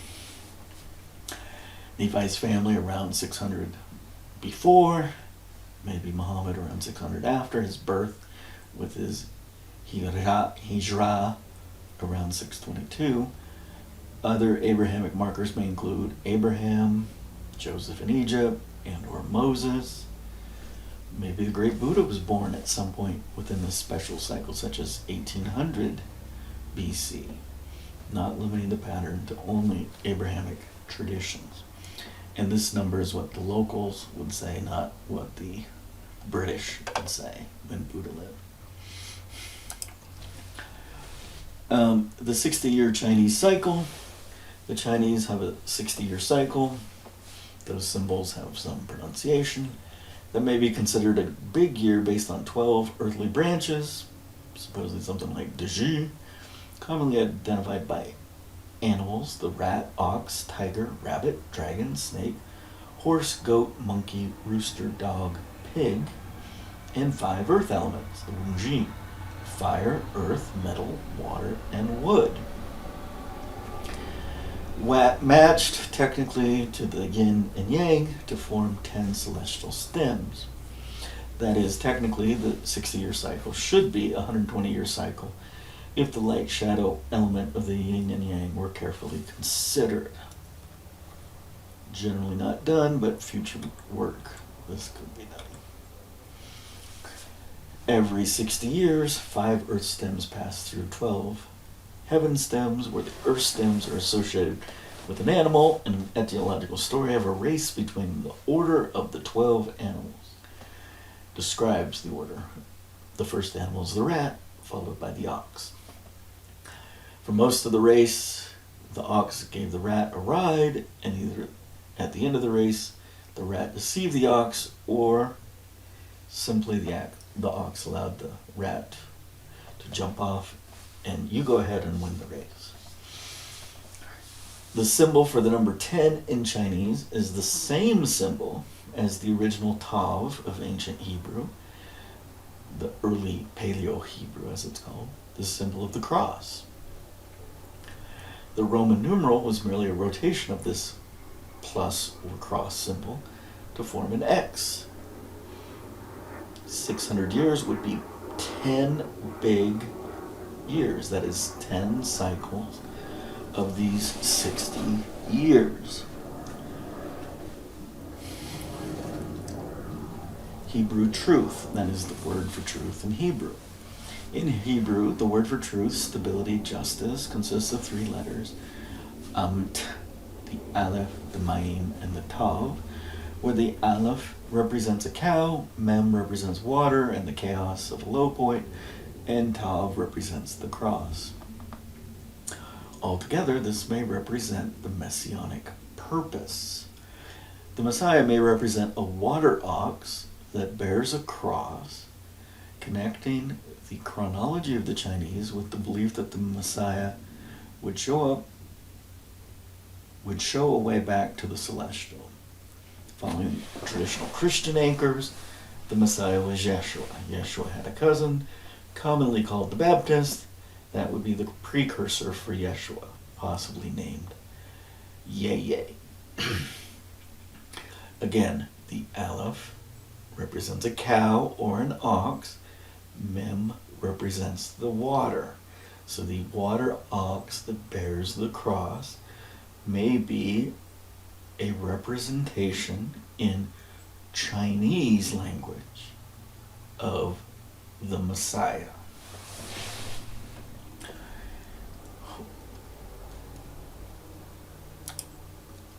The water ox is preceded by the water rat.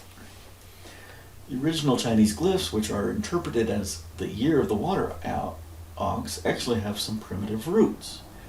1 big steps, 2 knife, possibly ugly or shame, bend 110, which just means year. An obvious interpretation of the year of the water ox could be the year where one takes big steps carrying a double-edged sword or a 2 knife. This may represent the Messiah. The year before the water ox is the year of the water rat. Decomposed, scholar, child, progeny, which may mean seed or egg, and again year. An obvious interpretation could be the year where a scholar is a seed for one to follow. That is, the one to precede the Messiah, a cousin that would be a scholar linking the wisdom of the celestial with the learning of men on earth. Around the year 0, the closest possible year of the water ox is 8 BC, a potential anchor for the birth of the Messiah.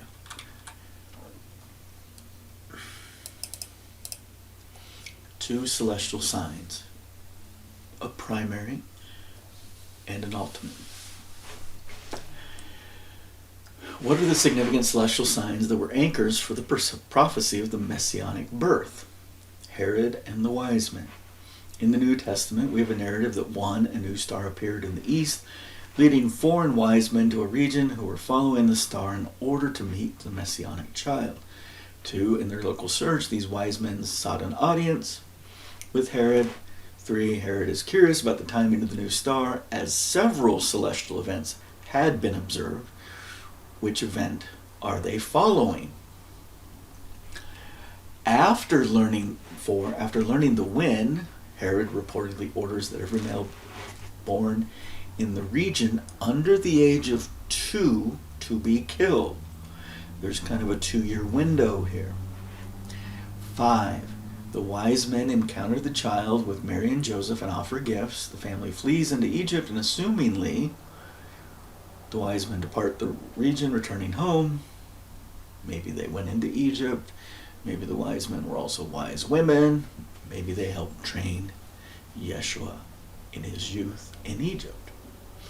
There happened to be a big library there at the time called the Library of Alexandria. There are some things we can infer from Jewish tradition. First, the child would need to be born. And if it was swaddled immediately, that would eliminate the possibility of what's called a lotus birth. The lotus birth would more likely be the indication of the need to present the child at the local synagogue, to be given a name, and if male, to be circumcised. With the lotus birth, the umbilical cord naturally falls off after about 8 days, plus or minus a few days. So if they got out a knife and cut the umbilical cord, and then went to the temple and cut and circumcised the male child, that's a double cutting. Whereas if they naturally let the umbilical cord fall, then the child could be presented for a name.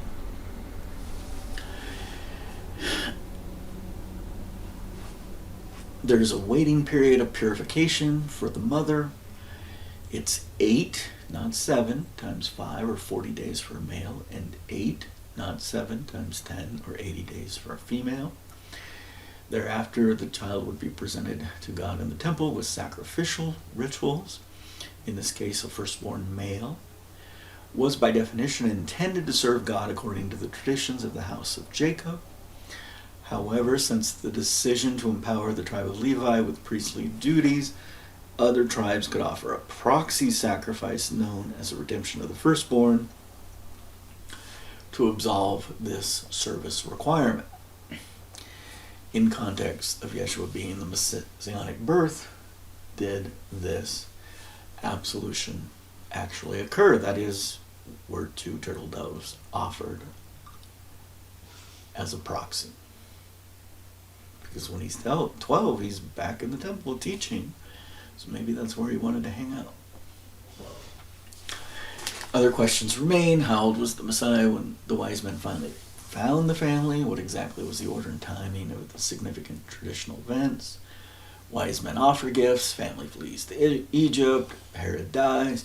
Family returns from Egypt. The Messiah, age 12 at his bar mitzvah, amazes the erudites in the temple, and so on.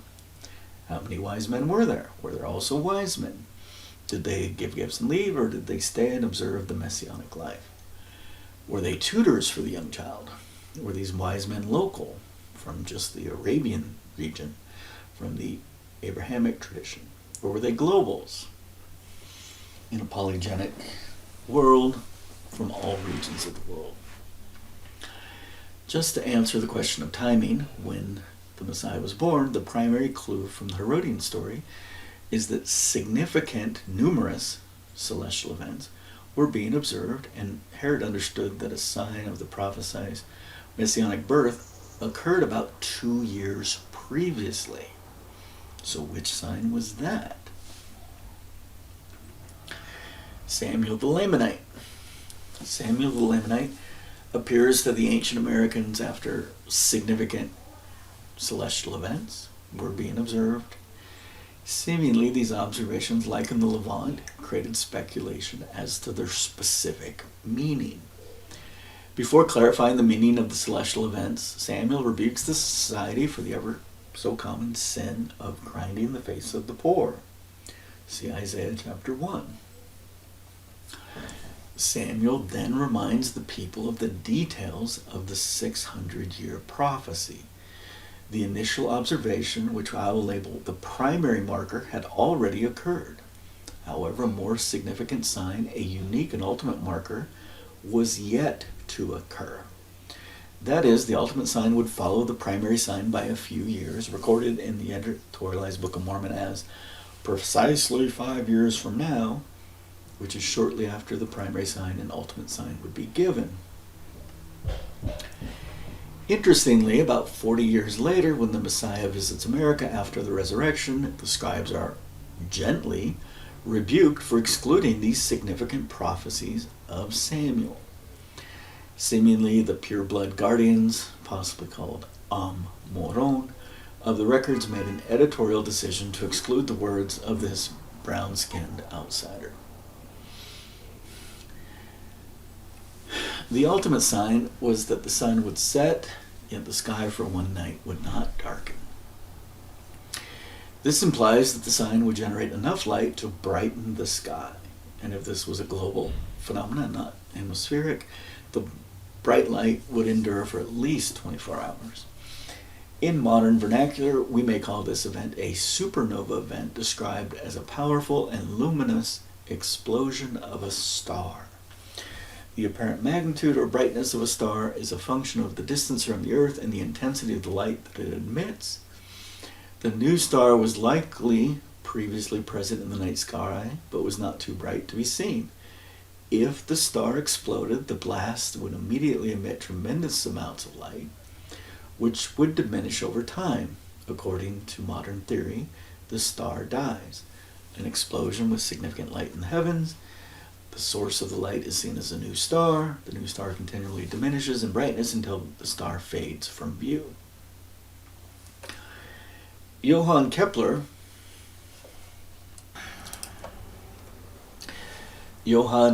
had the opportunity to experience two supernova events in his lifetime. The first occurred in 1572 when he was an infant. Yet later in life, Kepler was able to oversee the reprints of Tycho's descriptions to appreciate the event. The second occurred on 17 October 1604. This new star was the brightest star in the heavens and was visible during the day for 20 or more days and visible at night for over a year. At the time, Kepler believed a supernova event like the two he experienced during his lifetime was an explanation for the Star of Bethlehem in Christian tradition. Supernova are rare events. Often they are surrounded with controversy. Some cultures believe supernovae are categorically bad omens. Other cultures believe the exact opposite. A supernova as light can only bring good. Even other cultures consider the celestial rarity to be a message that leads to speculation, discussion, and action. For example, Queen Elizabeth of England asked astronomical mathematicians for advice after personally observing the 1572 supernova, or consider the story of Galileo.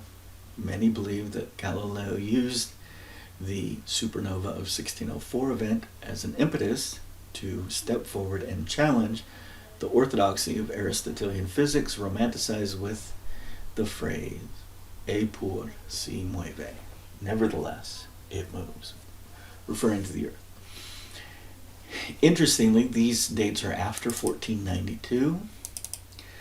So if there are isolated groups in ancient America that have not already encountered Colombia, these would be clear markers that they were possibly in that age. That's me kind of jumping around but learning as I review what I've written here. The 5th of April, 8 BC, the King Ming celebration.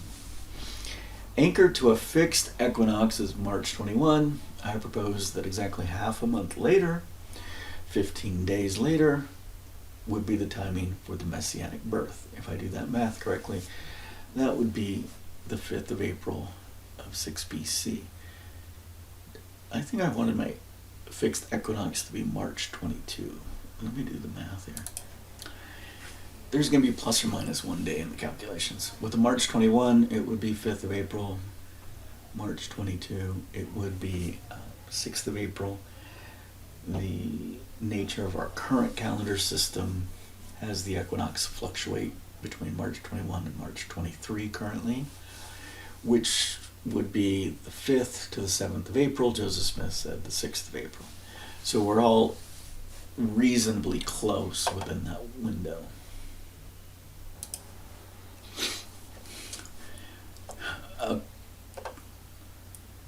Significant markers for this conclusion include the Nowruz is currently anchored to human observation, not mathematical cycles, which is a flaw. Isaiah reprimands the house of Jacob that uses lunations rather than solar time, replacing the lunar anchor with the solar calendar. The basic concept of a Passover occurring mid-month after a celestial marker. a year being defined initially as 360 days containing 12 months of 30 days before some celestial event which caused some groups to celebrate these extra days as epigomal days that exist outside of times and seasons, giving us the modern 365.2422 day tropical solar year. That is, there was a time when there was 360 days in a year. Now there's not 360 days in a year, and those extra 5 days are celebration days by some and considered the arrival of chaos by others. Astronomical documentation for a supernova occurring on this date at the moment is unavailable. The Chinese do have a festival, a celebratory holiday, aligning with this date. King Ming literally means the green-blue water plus sun and moon brightness plus celebration. Green-blue water makes me think of the planet Earth. The sun and the moon shine brightly, and there's a celebration.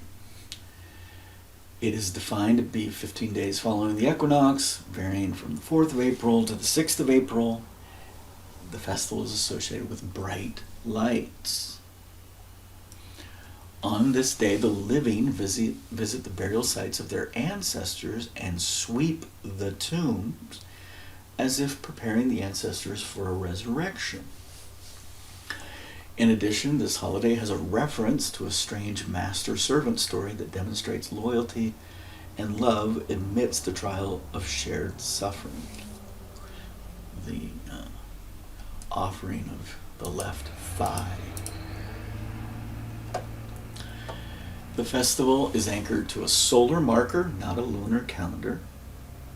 Agrarian centers of ancient China would develop calendars anchored to the sun. They had several different calendars, including the oldest, brightest calendar, the sun enclosure divide by 10 calendar, and the sun enclosure time and season divide by 8 classification calendar.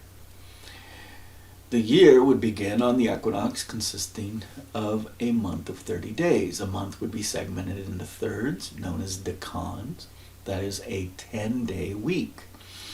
A week would consist of 2 pentads, or 5-day periods. Every few years, an extra decan would be added to the year of midsummer to correct for the differences between the ideal and the observed, suggesting that the calendar equinox would drift a few days from the actual equinox. Of note is the anchor of time to the number 10, specifically 2 sets of 5, easy to count using your hands, and anchored to social interactions. For example, an agrarian worker was told at least once every 5 days he needed to bathe. And an emperor would possibly retreat into his palace and mourn for the loss of life for 5 days. If the ultimate sign was a supernova was unique and novel, what was the primary sign? And it would occur, according to Samuel the Lamanite, after a repeating known celestial event. That would make the primary sign a comet. A comet from Earth, relatively as we see it on Earth, appears to be a star that is moving with a tail, then changes direction, and then disappears. And then after some time, the cycle repeats. It appears, changes the direction, disappears. Within this one Chinese culture, there have been many names for these so-called guest stars. The bush star, the broom star, the sweeping star. Notice the name of the holiday. We got broom, we got sweeping out the tombs. But then if you look at the underlying data here, we have knife, we have walkabout, right, to go back around, and then we have something about a candle flame. And this one actually has 2 knives. It's kind of the repetition of the same symbol twice. And pig snout is in air quotes because pig snout likely meant a female. The most well-known of these celestial bodies is vulgarly called the Comet of Halley, or Halley. Halley is probably a more likely British pronunciation. Attributed to a British astronomer born in the 1600s. A more culturally neutral label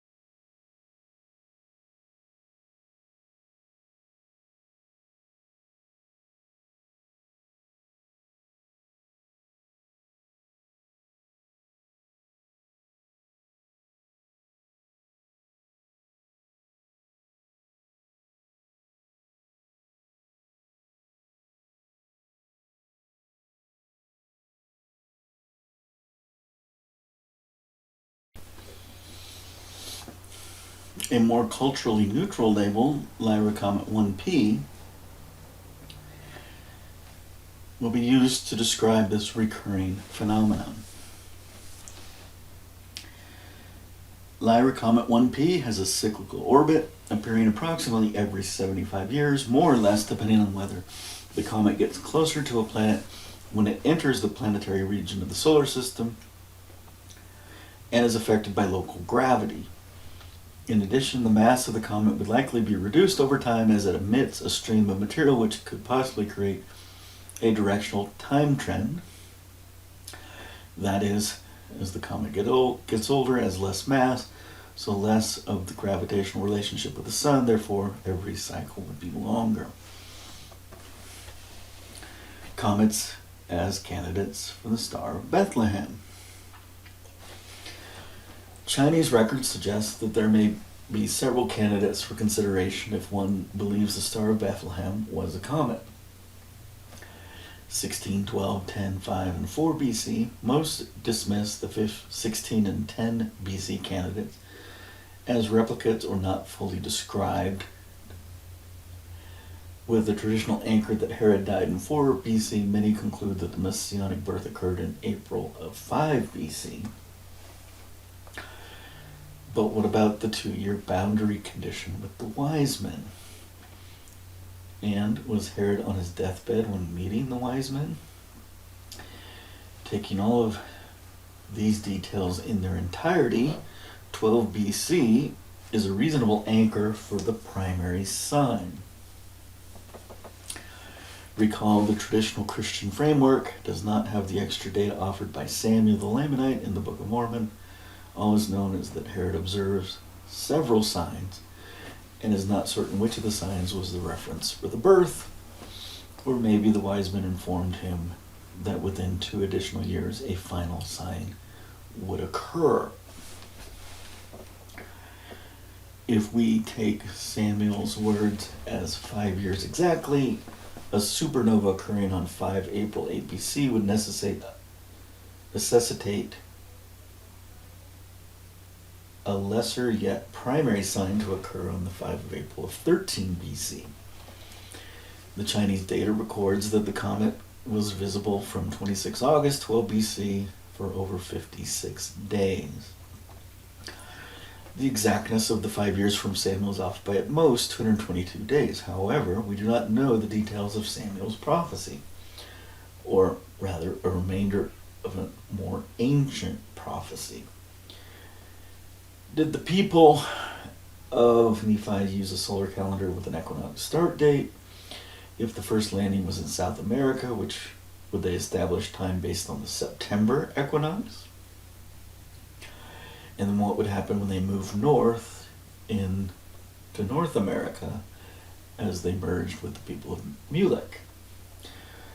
Or was there a times seasons recipe for measuring time preserved within the original brass plates originally defined by Abraham, or his great-grandson Joseph. As I've pondered some of this, one of the addendums I currently have vocally is that Samuel the Lamanite likely lived in Nazca, Peru, and had to make quite the journey to get up to Zarahemla. The 600-year prophecy and its relationship to the story of Nephi and his family in Jerusalem gives us, as Mormons, additional insights. Leaving Jerusalem 600 years earlier, the Messianic prophecy had many celestial markers within the window of the birth date. We conclude the preliminary marker is primary recurring appearance of a comet approximately 12 BC. Next, the ultimate marker of the precise birth is 5 of April of 8 BC, or 6th of April if you have to be that precise, to align with what Joseph Smith shared. Leaving Jerusalem 600 years earlier, the Messianic prophecy had many celestial markers within the window of the birth date. So, should we also expect 2 events 600 years earlier? First, let's consider the recurring marker of the comet. 12 BC plus 600 is 612 BC. Did comet Lyra 1P appear in 612 BC? The Chinese did observe a comet at that time, according to Wikipedia, in the year 613 BC. And according to a Harvard research article, a comet appeared in the autumn of 614 BC. 601 and 602 years later. So was the prophecy exact, or was the prophecy tied to a celestial event? Josiah's life, mission, and death. According to biblical chronology, Josiah, the king of Jerusalem, died in August 609 BC, about 5 years after the comet appeared. Was the appearance of the comet Lyra 1P an impetus for Josiah to renovate the temple, which led to the discoveries of the lost prophecies and ultimately his death? The appearance of such a celestial body would certainly create a speculative time for everyone living in Jerusalem at the time, witnessing these events. Maybe young Nephi was about 8 years old when he witnessed these events. In the renovation of the temple, lost prophecies were found and carefully studied. Upon reading them, Josiah rips his garments and goes into mourning. Thereafter, he seeks counsel from the Mizne. Huldah, the keeper of the wardrobe and likely the chief prophetess, gives him guidances. Seemingly, the prophecy has some reference to the feminine worship in the temple and may include some references to the cakes baked by the women for the Queen Mother of Heaven and the associated Asherah poles and trees that adorn the temple grounds. The king follows her counsel, the cessation of the worship of Queen Mother in the temple, which in Lamentations Jeremiah later second guesses after the fall of Jerusalem, tearing down Asherah poles, the primary in Jerusalem and others throughout the region at smaller temple locations, and killing some of the priest class, the Kohen, by burning their bones to ash on the altars of these temples. It's a very strange narrative, which gets only stranger. And I wonder if there were different elements of the Mizne giving counsel. I would think Huldah would give counsel regarding the feminine elements. So would she order that the priest class, the Kohen, would be killed and burned on the ashes? Only if there was a feminine component. And if you update your understanding of the Messiah death event, there likely was.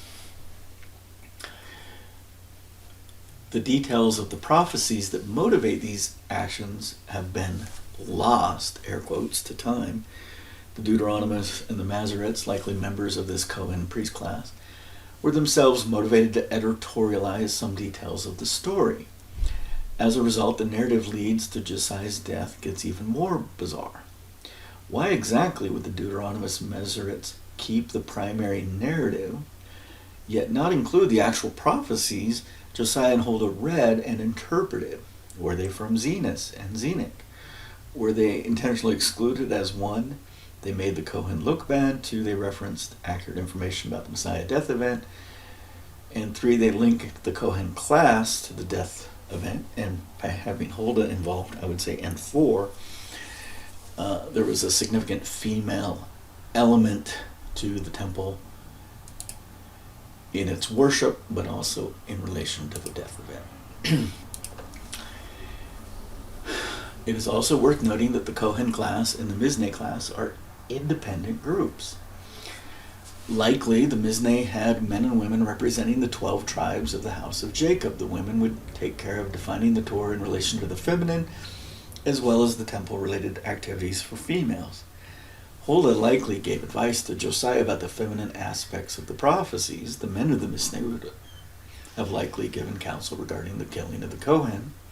Such a decision, kill a group of Kohen, burn their bodies to ash on the altars of the temple, would not make Josiah or the Mizne popular among the Kohen class. Josiah retrieves the Ark of the Covenant. The Kohen were guardians of the Ark of the Covenant. King David used this artifact as a weapon of war. During this time, the Kohen were very active. King Solomon retired the weapon, placing it within a room, the Holy of Holies. Now, once a year, the Kohen would send one person into this room to perform ritual ceremonies. Over time, since there was little to do, the Kohen developed a proxy service for the barbecue on the temple grounds. That is, anyone could bring their own animal, pray over it, and cook it. Yet, since the Kohen were assigned as guardians of the Ark, they were already always on the grounds and found a way to streamline the barbecue process, keep themselves relevant, and as we learn from the story of Eli and Yeshua, rob the poor as they transformed the family atmosphere into a den of thieves. One group of Kohen who had built the temple in Elephantine seemingly wanted to return to the days of old, to reactivate warmongering of David when the Kohen had more power. They transferred the Ark of the Covenant out of Jerusalem and advised the Necho dynasty to take God's instrument to war. Likely, Splinter Kohen group was marching with Necho II, carrying the artifact for the Egyptian leader. Now Josiah marching to intercept this army would make sense. Necho responds, "What have I had to do with you, King of Judah? I am not coming against you today, but against the house with which I am at war. And God has commanded me to hurry." God commanding through the ark, cease opposing God who is with me. The ark is with me, so he will not destroy you, which ends up happening. Josiah dies. Seemingly, a group of the Kohen convinced Necho that they could speak for God or enable Necho to do so. Yet Josiah persists.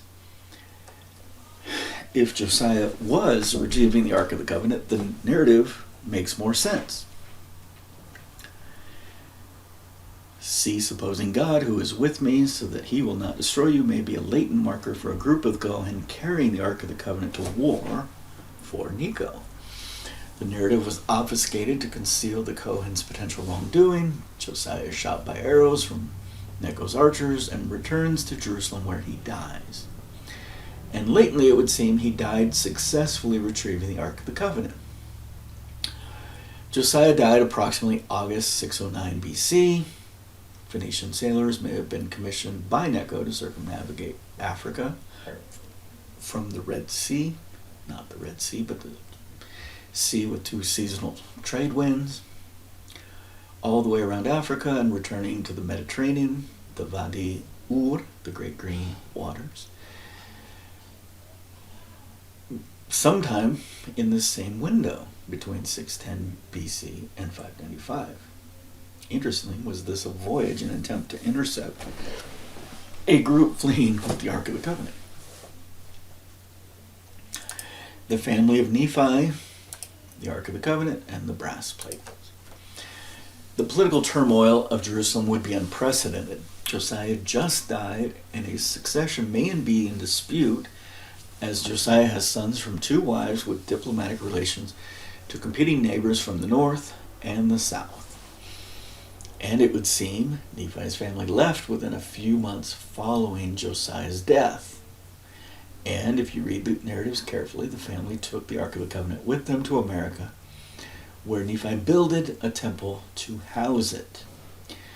When the city was sieged in 605 and 586, the Ark was not found. Later, prophets announced that the Ark had left the region and never would return to the region.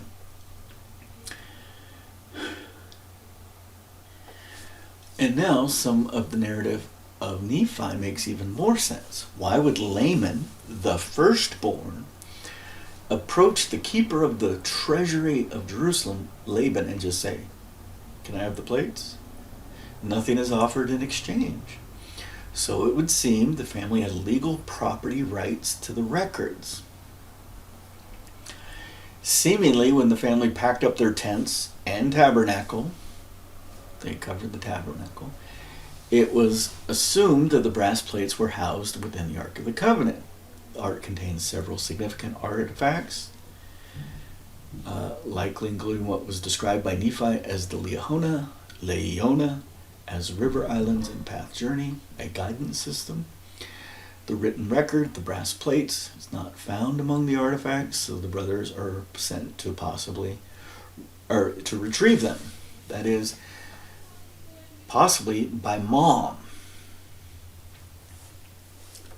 So if Mom was a member of the temple, Mom may have been holdout or a chief advisor to holdout, who was the prophetess in charge of the wardrobe. Isaiah predicted that the archers' arrows of Kedar, the sons of Ishmael, the son of Abraham, would protect a group fleeing south after binding the testimony. That this group would be burdened with personal riches on the shoulders of young asses and the wealth of the treasury on the humps of camels, carrying the treasure to a land where it will have no value, where the people will consider such things shameful. Well, it would seem that Nephi recovered the family wealth, plus so much more. A careful reading poses some additional questions. Who exactly was the young and old lion, Labi Laish, as a wordplay of Lei, or was this a mistranslation to meaning having fathers and husbands with an anchor to a feminine character like Ruth? Or was it lost in translation meaning Ari, in Egyptian, not Hebrew, the young and old artisan? Ari is the worker or doer of things. And who exactly was the viper and the fiery flaming serpent?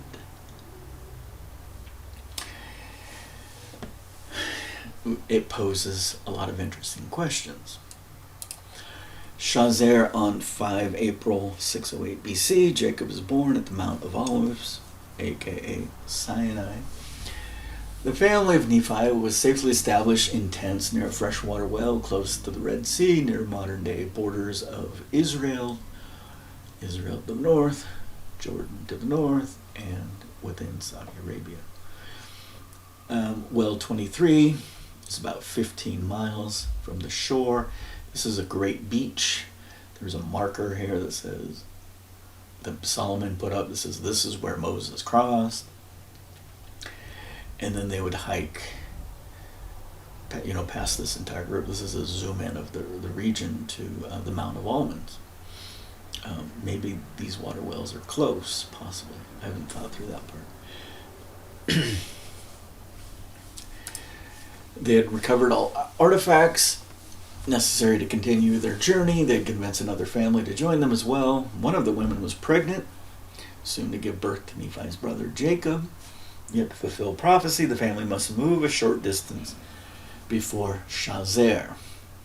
So the Liahona is the impetus to encourage the men to break down camp and the women to raise their skirts to cross the nearby high water river, Isaiah 47:2. Travel 4 days south-southeast and camp at the base of the Mount of Almonds, Jabal al-Lawaz, the Mount of Almonds. Joseph Smith, as he was studying the Egyptian papyri in 1835, another year Lyra Comet 1b appeared in his lifetime, he had a scribe decipher some of the Egyptian glyphs, and on one side of the page for which an entire narrative would be composed. Joseph would proclaim that a few glyphs could tell an entire story. More accurately, as will be described below, 2 syllables can be represented as cellular glyph sets which can tell an entire story. Many scoff at such a claim, but it would seem this was an Egyptian literary and possible pedagogical instrument. Shazer, rudimentary definition being Shah, a field or garden, and Zer, to give birth, is what I would classify as a superword in Nephi's Egyptian language. The 2 syllables can tell an entire story. It's almost like a word list. And the story would be something like, to make haste to a sacred grove of almond trees, with a spring of fresh water flowing from a ravine, snow or blossoms dropping like snow, or both, early spring, a difficult birth, possibly a lost twin, in a garden with an umbilical cord complication, a twisting, bright lights in the heaven, a sharp knife, a fire, a washing and anointing, a crown of flowing light, and so on. This was the birth of Jacob. And recall, Nephi was developing small plates so that if people wanted more of the story, they could go to the big plates, the story of Lehi, to get more of the details, the minutiae of the story.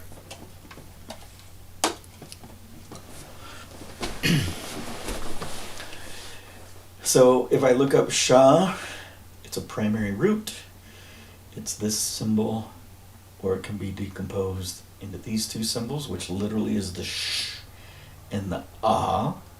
So these are literally consonant sound or consonant vowel sounds, rudimentary roots. But this, because it's used so often, because you're talking about the Nile, so you're going to talk about it all the time. So some of these might be papyrus, some might be date palms, some of them might be both. And then just using classic biblical Hebrew, I just look up the word mamzer, and I drop the mam part, just look at the zer. Zer is literally 2 symbols, zayin, or zayir, and rosh, a head passing through something that could be a canal, or that could represent sweat. Either way, it represents birth. If Jewish traditions were followed, the sojourners would have to remain at least 40 days at this location before continuing. If there was a female twin, at least 80 days of repose would be required. And I don't know if the twin exists, if it died, or if it was a sister. I don't know these things. Shazer as Dar Lalus. Bright light is one significant element in the Shazer narrative. There was a celestial phenomenon in the heavens, and the birth of Jacob was a celestial miracle on earth.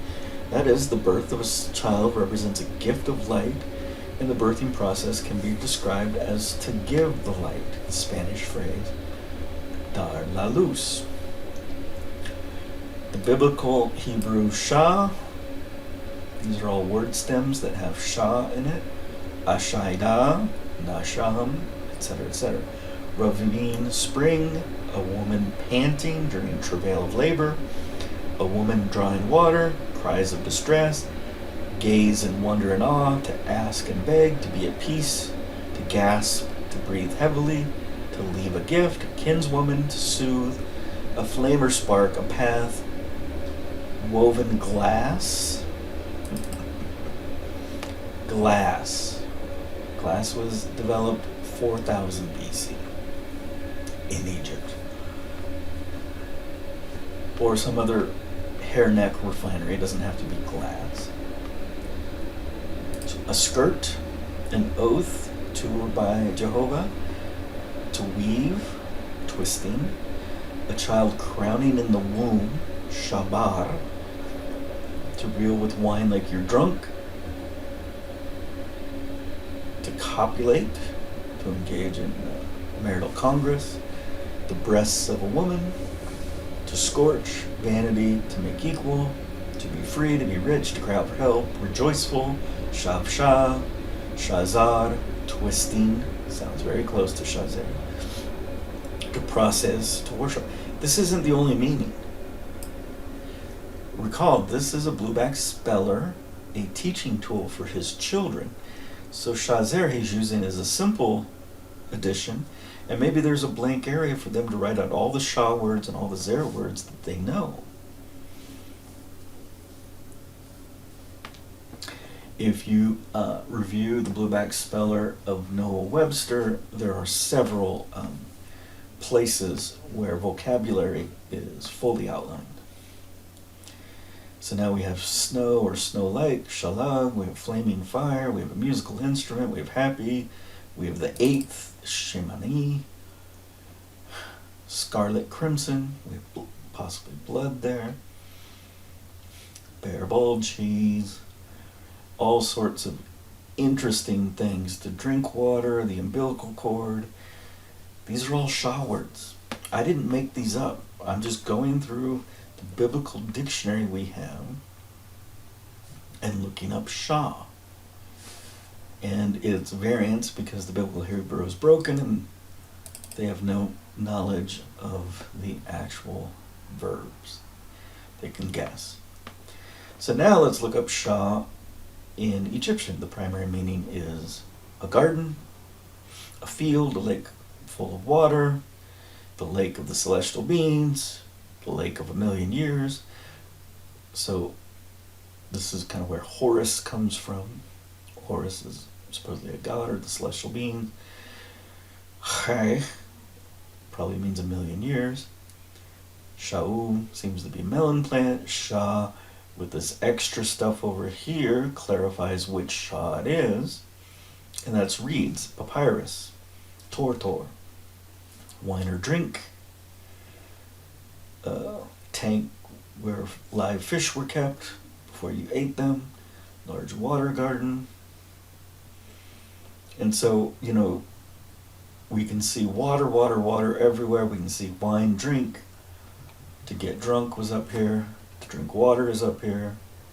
Shagal, I think, was to get drunk.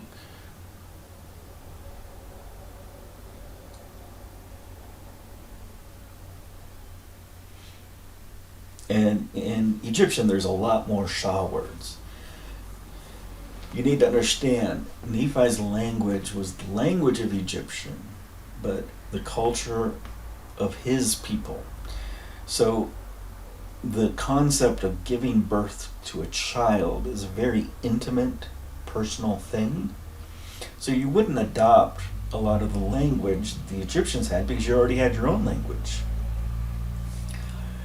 That both of them have Shah throughout is interesting. And so this is just the water component. Interestingly, stars or celestial events are obvious omissions in the first Nephi narrative of the family traveling in the Arabian Peninsula. Imagine yourself in the middle of the empty quarter at night. Would the stars not be a primary observation? So why are stars never mentioned? Maybe Nephi used the mission as a teaching tool, a fill in the blank. Hey children, we're traveling through the barren deserts of Arabia. What is missing in the story? The stars, of course, daddy or uncle or whatever. And now, as we've arrived with the artistic license of a potential editorial process, another possibility exists. It was removed by Sidney or Oliver or Joseph. But why? Maybe because they had written in the lost manuscript, the Book of Lehi, some changes to the story there, and they didn't want to include it here because they didn't want to confuse it in case both were found and there was a disconnect. So maybe the Book of Lehi said something about the stars that they editorialized, but they couldn't fully remember what exactly the editorialization was, so they just removed it altogether. That's what an unlearned man would do, tries to cover up a mistake. Shah can also mean sand, and all things related to sand. Shazer is a wordplay on the entire journey through the Arabian sands as a summary. Analogous to the child passing through the womb of a mother with sweat and tears, the journey ends with the head breaking forth with waters from the sands. So this journey through the wilderness, in parallel, was a birth of a new nation. Right? They had to be prepared and also purified in this travel in the desert. Sasha, to shine like a star. Shashter, a shooting star. Yeah, I'm reading that right. And so this actually may not be Shashter, this may be Shashtel. So here's one of the few cases where the R sound, so this is the classic R sound in Egyptian, the mouth, the rosh, which might be tied to the head. Once in a while you'll see the L sound, but it gets truncated and merged to be supposedly the L or the R sound. So the sitting lion. So if the mouth is the head of a human, the sitting lion is like the royal of all royals. It's used and seen very seldom. So this could be sesh. So this is se. This is an iguana-looking symbol that has the same sh sound, but it might actually be the esh, like ish karet. And then the hand is a form of the T, but this is actually the D sound, closer to D as in dog, so it would be sish da del shishtel shishtel. And I'm trying to put an L here. And then they're putting, for clarification, a symbol of a sar that doesn't likely have a pronunciation. This one is classic symbols. The not S, the to do some action, the sh, classic canal. So it's a box with two things, so there's land on both sides and there's a canal of water in between, and then another one of these symbols of action. Those are the roots of it, but this could be possibly another way to define it. But this, to me, would be ash, ba, and then whatever this is. This is sometimes a Z sound, or this is a Z sound. So this could be Zasha. Shanu talks about circuits or revolutions of things. We're talking about a comet, possibly. So this is related to stars in a garden. So this Shah sound might be one of the primary language sounds because it's got so many word plays. So let's just go back and look at some of the stories about Nephi. So let's look at what we have. Our family is traveling into the desert. A parent proposes we the brothers return to Jerusalem to acquire the writings. I will go and do. I observed the sword was of curious workmanship or craftsmanship. Later the family of Ishmael joins us, and I have a wife, a shatar. Okay, desert, drought, sesht. a design to make a decision to go back and to get these things. Shasher, sheser. A difficult, curious thing. Shatat. To travel. Shem. A journey. Shemt. Or shemu. The writings of sacred books. Sesha'ah. And Ishtar. Right, it's missing the E at the beginning, but it's Shatar is a bride. Okay? So if you understand that Nephi was developing a basic language tool, that he chose these words to describe his story may have been intentional to describe his initial journeys. So I think his Ishtar right now, I believe it was Moron, that was her name, but I'm pronouncing it in a way that isn't demeaning. I could say moron. Nephi married a moron. And in 1820s, oxymoron was understood to be a thing. Moron wasn't common in the dictionaries, but it had to have meant the same thing because of oxymoron, which means foolish, a buffoon, a fool. Okay, so another part of the Nephi story. I'll sneak around the city at night, possibly climb a wall, and I'll skillfully kill Laban. And where did Laban's body go? Did it get thrown over the wall? To go, Sesha, evening darkness, Sesha, but it's different symbols. Okay, so this one has the Sesha, and then it has the unbound symbol, the untied cord, and it has legs that are walking. This one seems to be similar. You look at all the symbols, but then it has a duck, has a scroll, some sort of hook thing, and something that looks like the sun. Like the sun. Oh, so this many times means the firmament or the height of the sky. So it looks like it's kind of saying it's going down.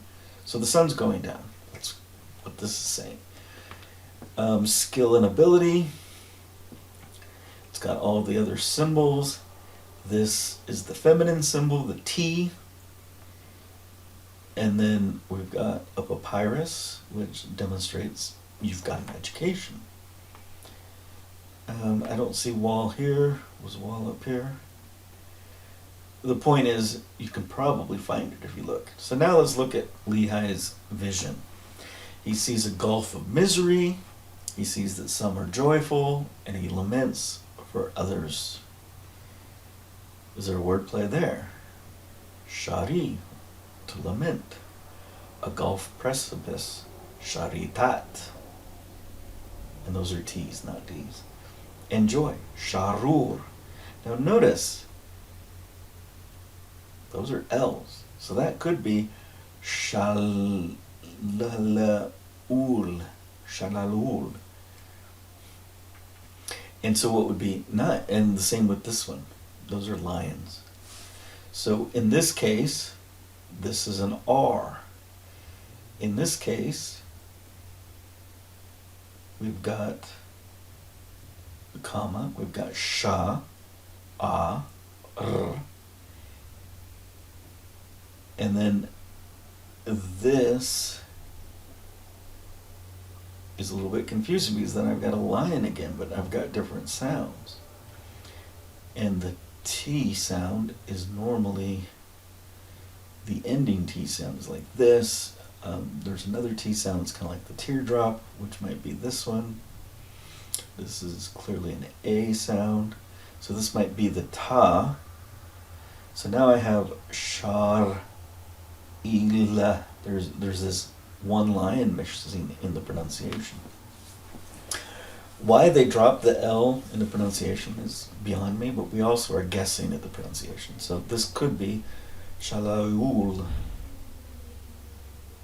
because lion possibly is the L sound that seems to be very rare. Egyptologists say it's non-existent. Okay, another part of the Nephi story. I was steering the boat. My brothers designed a mutiny. They planned it. They designed it. A tempest arose, driving our boat backwards. I was again freed. I again was steering the boat to an unknown foreign land. Shapet, a storm or a tempest. Sha'ah, to proclaim, to steer a boat, to fix a point. And so then you have to back up and say, well, there's too much coincidence there. So one, you could just say, oh, maybe the book of Nephi was just fiction to help people learn the language. I have a hard time with that, but that is a reasonable conclusion to arrive at. And then Joseph Smith found this fiction and translated it. It's kind of interesting if you went down that path. The whole point is I'm not afraid to try on that possibility. So now, let's see if we can apply this same Shah wordplay to the Old and New Testament. So the Josiah story, which we just covered, their writings are taken out of a quarry during a temple renovation. He examines them, he tears his garments, and he returns to his office with grief and sorrow. Is that not the Josiah story?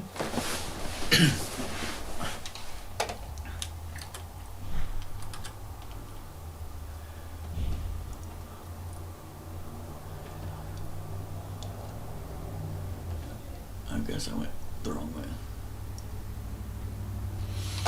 Okay. Shet works in the quarry, hewing of stones.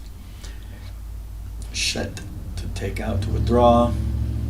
And look at that. If that's not sexual, I don't know what it is. You're taking your phallus out of the well. And that's literally the well. That's another potential symbol of the feminine. You rend or tear your clothes. Shet, shet. You have grief and sorrow. Shet, shet. This on symbol. You're in your office. It's about the writings and the books. There's a wordplay with the Josiah story, which tells me at some point this literary style was very common and over time got lost. But this is Egyptian. This is the language of Nephi and Isaiah. This isn't the biblical Hebrew from the Masoretes so many times later. Okay, so now let's look at Yeshua. Consider the lilies of the field, how they grow, how they do not plant, etc., etc. And here in this place, I just go through Sheshen, which is the primary symbol for the lily. They do not plan or arrange or make plans. So they're not cognizant. They're not sapient in their dimensionality. We're supposed to believe that Solomon's name is a derivation of Shalom, Shalomeh, or something like that. But I dug into this and made a video just on this. This is amazing wordplay. And Solomon had another name. He had an Egyptian name because he was the king of both Egypt and Judah. His name was Shashank, which makes this wordplay even more significant. And that Yeshua would be sharing this wordplay implies that Yeshua, emphatically yes, was aware of this form of ancient Hebrew. Maybe he spoke Aramaic, maybe he spoke Greek, maybe he spoke post-exilic Hebrew. But he certainly, based on consider the lilies of the field, he certainly knew what I would call as this classic Egyptian/Hebrew literary form, and he shared it. Implications. There are a few significant implications to this literary wordplay. First, understanding that they exist enables one to attempt to recraft known stories back into the ancient Egyptian, possibly. I was working on the Aramaic form of the Lord's Prayer, got the first 3 lines done and just got exhausted, so I stopped. I may not finish that video. But it's like Sudoku or some other puzzle, right? You have some of the data, you know it follows some sort of alliteration rule, so then can you recreate and reassemble the puzzle? Maybe Shah is the first letter of the alphabet. So then what is the small plates of Nephi? Is it an ABC Darian? I don't know. And when did so what was Mormon's knowledge of this literary form? It does seem to me that Mormon was trained in this literary form based on the phonetic anchor of the ka in one portion of his writings. This is when he introduces Korahor, and this introduction of Korahor seems to be disjoint from the main storyline. And even within the main storyline, there are very many odd paragraph injections. So it's demonstrating to me that Mormon was aware of it, was practicing it, but he did not have the skill. And I imagine he probably had done his part already, and then he discovers the small plates of Nephi, and he is humbled and amazed. I don't think Nephi did this in a vacuum all by himself. He's surrounded by women, his mother, his lovers, and certainly if their family was tied to the Mizne, this literary style would have been deeply ingrained in their thinking. So now imagine the collision of the peoples of Mulek and the people of Nephi. And the people of Mulek were the kingmen, but they still were educated and trained by the Mizne. There's going to be this aha, oh yeah, that literary style. It's going to be a beautiful thing for them to remember some of those literary acquisitions. So now let's go through Zer. Zer is about astrology, the stars, to be isolated, to be clean and pure, to be male, to be crowned, nauseous, warm waters pour out, to be born in Babel. So just get rid of the Babel part, just to be born in a place, Zerub. To break forth, to shine, water gushing, conceive, produce, child, offspring. Interesting, Daniel's pulse food. To sprinkle, to sneeze, to sweat. Consecrated, the Nazir, the Naziri.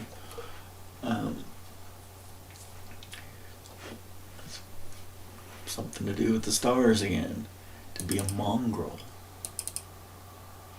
To be a foreigner. A twisting. Not the same word. The burning, flaming, fiery servant, the Sarah. Could be the Zara.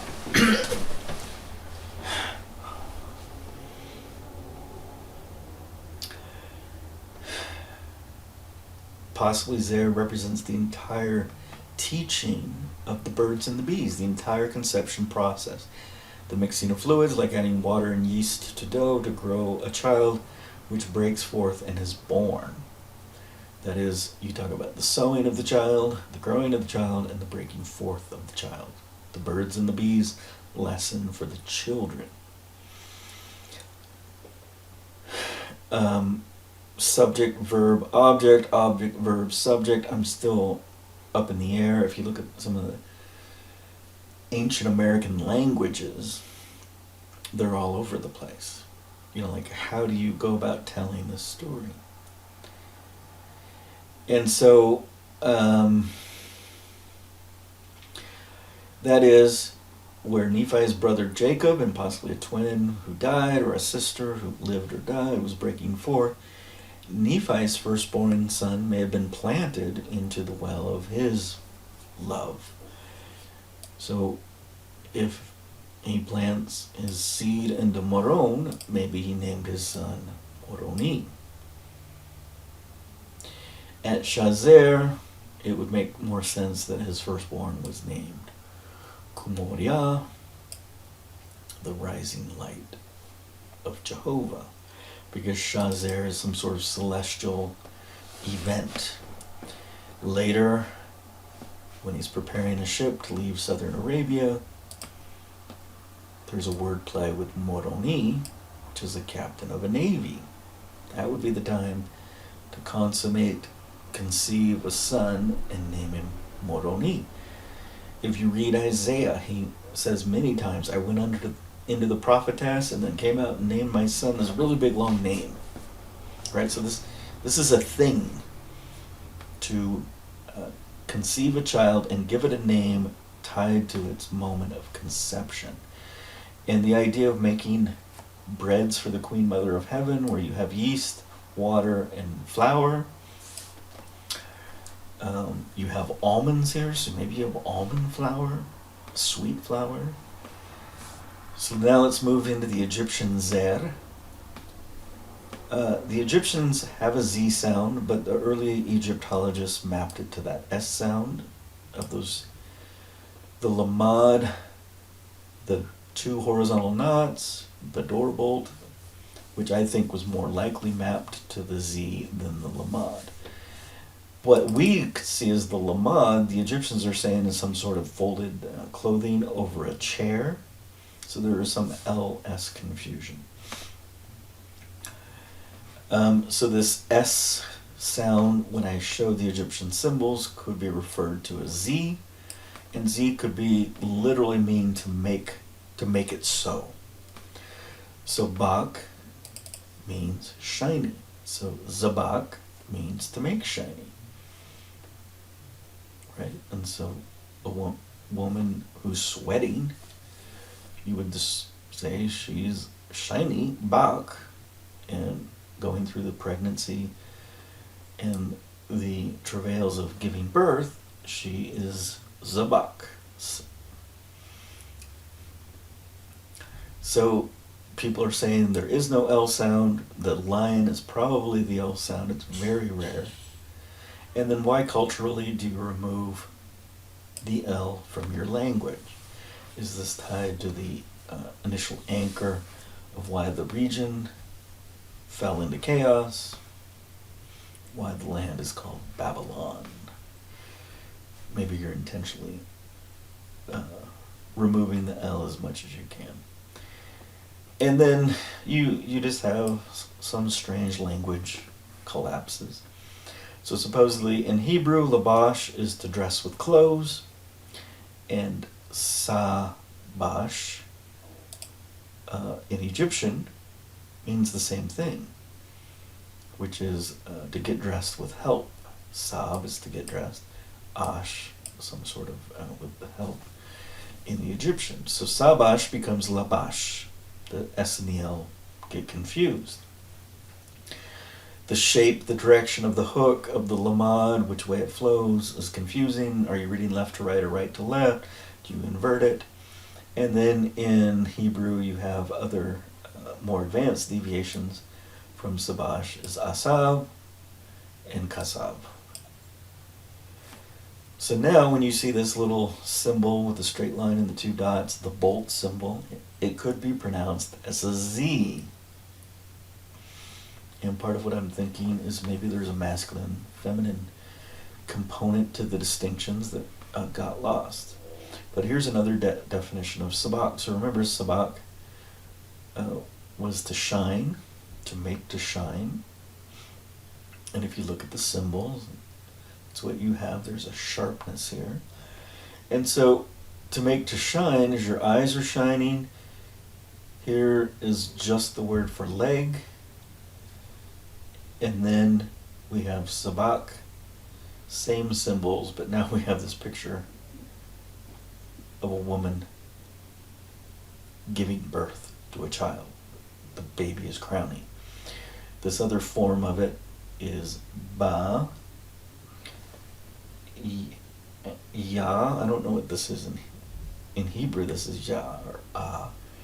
And then you got a picture of a pregnant woman sitting. So she hasn't given birth yet. So she's pregnant but not giving birth yet.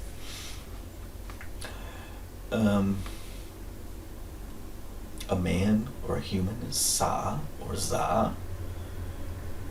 And a woman would have that extra feminine shape, which looks like a rising cake. It's literally a leaven cake. So bread with yeast, the bread rises, it's a cake. The S and the Z or ts is a possibility. The Coptic, they're both given the sound of s, but this shape looks like the Hebrew lamad, so you can see the S and L potential confusion. So it seems like this is part of the birds and the bees story that you would teach your children. The seed of the man penetrates the well of the woman. The mixture of the two. It's like the seed of the man goes into the flour with the water, and the cake rises. So the seed of the man would be the yeast in that scenario. And the woman shows signs after opening her legs and embracing a man, and offspring will gush forth. So phallus goes into the well of a woman, the waters of a woman. The man leaves behind seed like yeast. There's some sort of waters and flour, and see on the 32. If the woman's belly enlarges, you know a child is coming. So this would be one of the most basic teachings that in our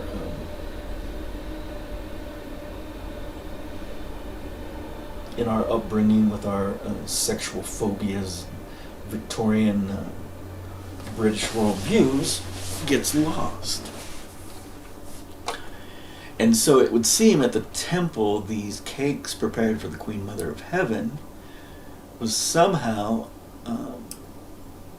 tied to women creating an offering where they wanted to be with child. Zakar, to milk.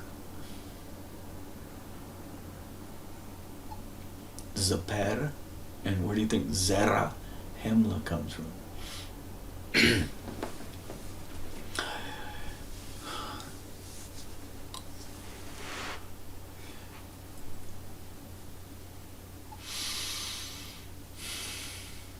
Okay, so the Shazer and the 600-year prophecy, about 5th of April, 608 BC, Jacob is born at an event Nephi describes as Shazer, meaning the twisting. The month of April is known for the Lyrid meteor showers. Chinese stargazers first recording these meteor showers around 686 BC. They first observed a meteorite hitting the earth in 643 BC. So the first question is, what exactly was in the heavens when Jacob was born? The second question is, was this showering thing earlier than what the Chinese had recorded? So was it earlier, and this is just the beginning of their written history that we've discovered, or was this kind of the beginning of all of it? Like the first appearance of Halley's Comet, right? Because Halley's Comet comes out of the Lyra system.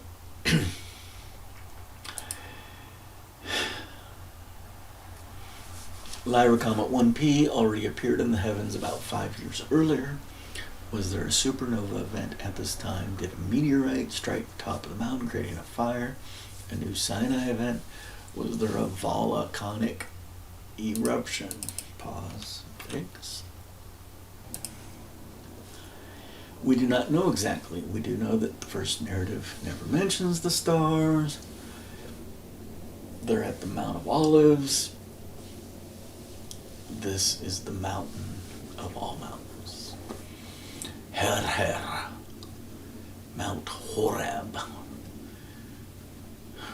This is an Egyptian wordplay where you say the word twice. Carmel would be Karkar. It would be the mountain of all mountains. Horeb, Mount Horeb, is literally Har in the Egyptian, or I'm sorry, in the Hebrew. So now we have Ka'a, Lake Titicaca, the mountain of all mountains, because Lake Titicaca is pretty high up in the mountains. Kakabom, the stars. In the mountains you can see the stars. So maybe that's why the stars were removed, because they lost the record. Lehi went off about Kokoboom and the stars and what Abraham called all that. They lost the records, but they had a design that they somehow wanted to get it back. But if they included it in the legend of Nephi, and then they said, oh, this is an independent book of Abraham, then that would be the reason they would want to remove it.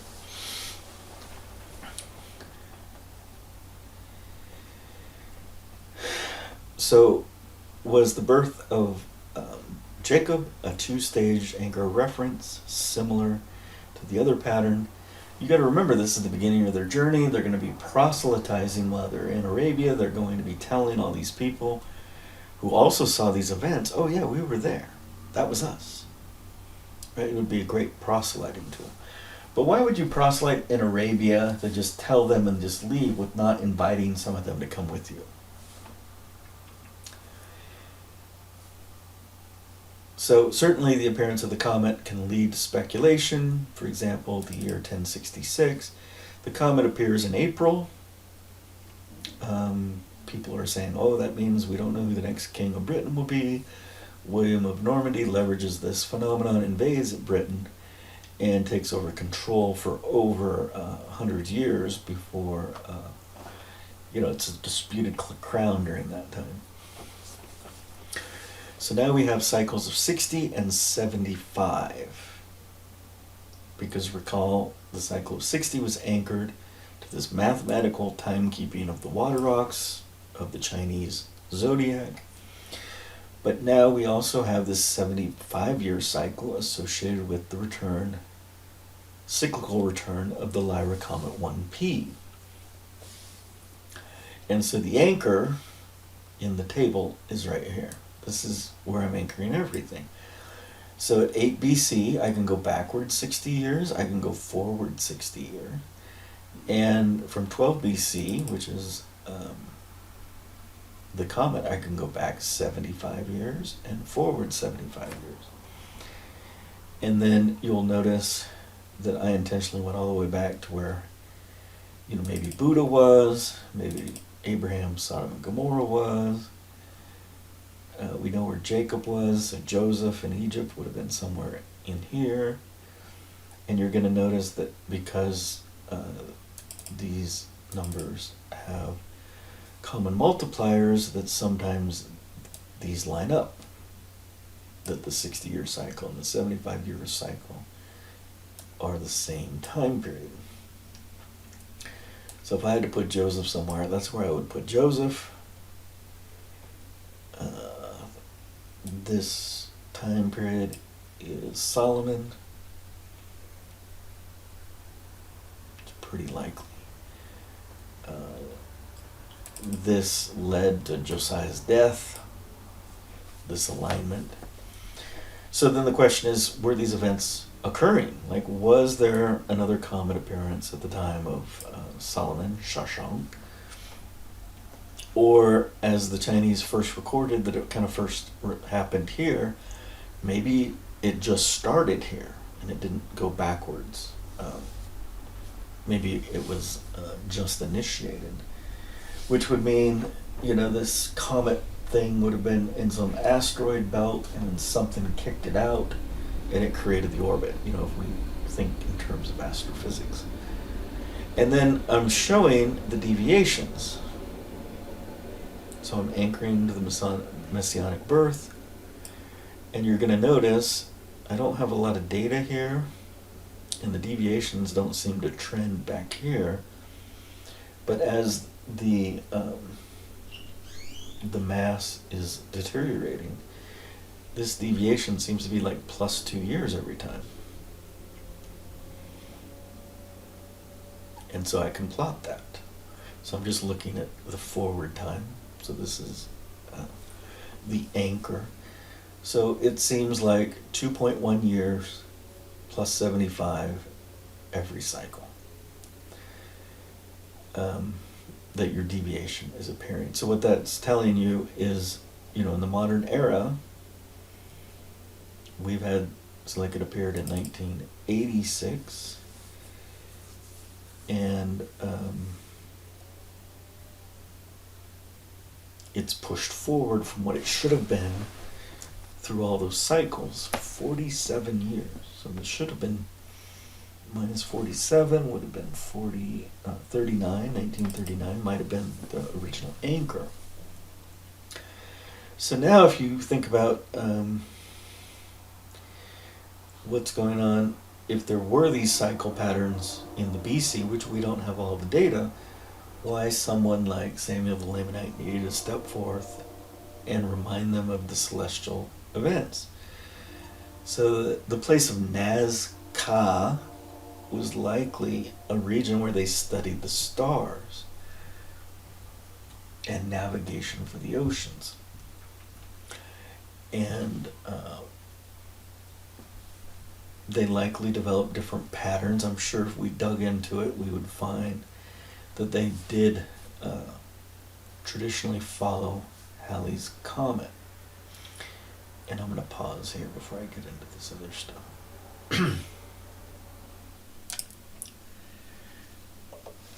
Continuation after a lengthy pause. The people of Nephi considered the age of a man to be about 72 years. Why was this? Was it because the founder Nephi lived to this age? Or was it anchored to the cyclical nature of this comet? Or maybe both. And maybe 72 years in the editorial process was actually 75 years. The trend of the comet is rather consistent. Immediately preceding the messianic birth, there appears to be a sinusoidal, above and below the line, deviation around a simple linear trend. On average, every 75 years, the comet appears 2.1 years later than expected. In 20 cycles, 1,500 years later, the deviation would be 42 years, according to this estimated trend, which aligns with actual observation. This trend does not help astrological speculation before the messianic birth. However, given its importance at the onset of the story for the family of Nephi, it would likely be carefully monitored and documented by the people of Nephi. Cologne Imbia, the 2100-year prophecy. Imbia means the arrival of a man named Cologne. The 2100-year prophecy was very likely part of the legend of Nephi found on the small plates. If you recognize the 1830s puffery about Columbus, coupled with the anti-Semitic sentiment, the elements of editorialization can be properly and appropriately filtered. American exceptionalism in the 1800s and 1830s made Columbus heroic, that he brought the white man knowledge to these ignorant Indians in America. In addition, if you review some of the things the early church members, the early leaders of the Mormon movement said about Columbus, it was all rainbows and unicorns. Cologne, or Colomb, was in the name prophesied. In a historical document, this is unprecedented. A smoking gun for the veracity of the ancient American record. What is objectively laudable would be laughable in 1830s America. So it would seem the editorial board removes the name from the prophecy at publication. It is possible that Nephi used this as a fill-in-the-blank teaching tool because it would be remembered, deeply remembered. However, just imagine if you had an ancient American record that says 2,100 years after we left Jerusalem, a man named Cologne Imbia will arrive in America.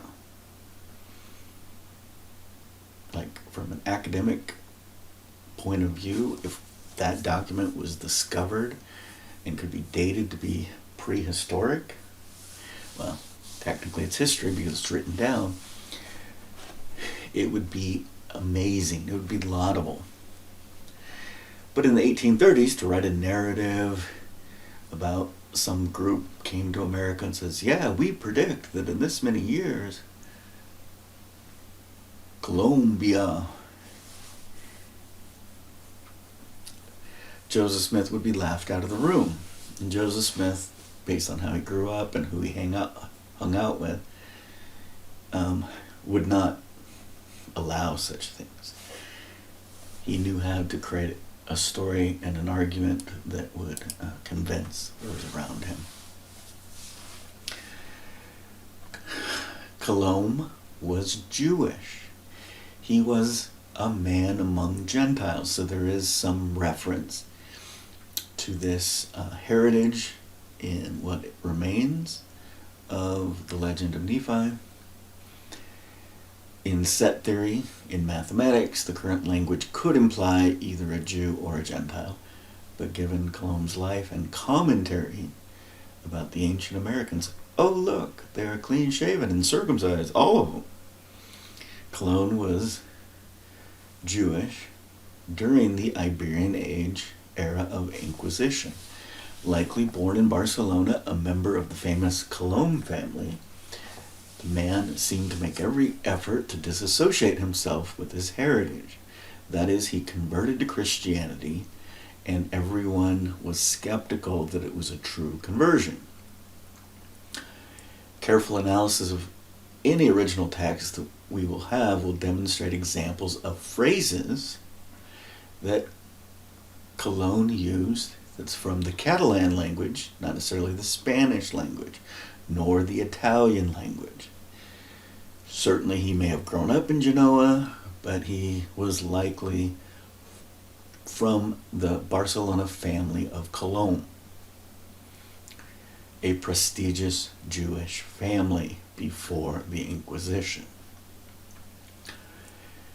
So, what is his first name?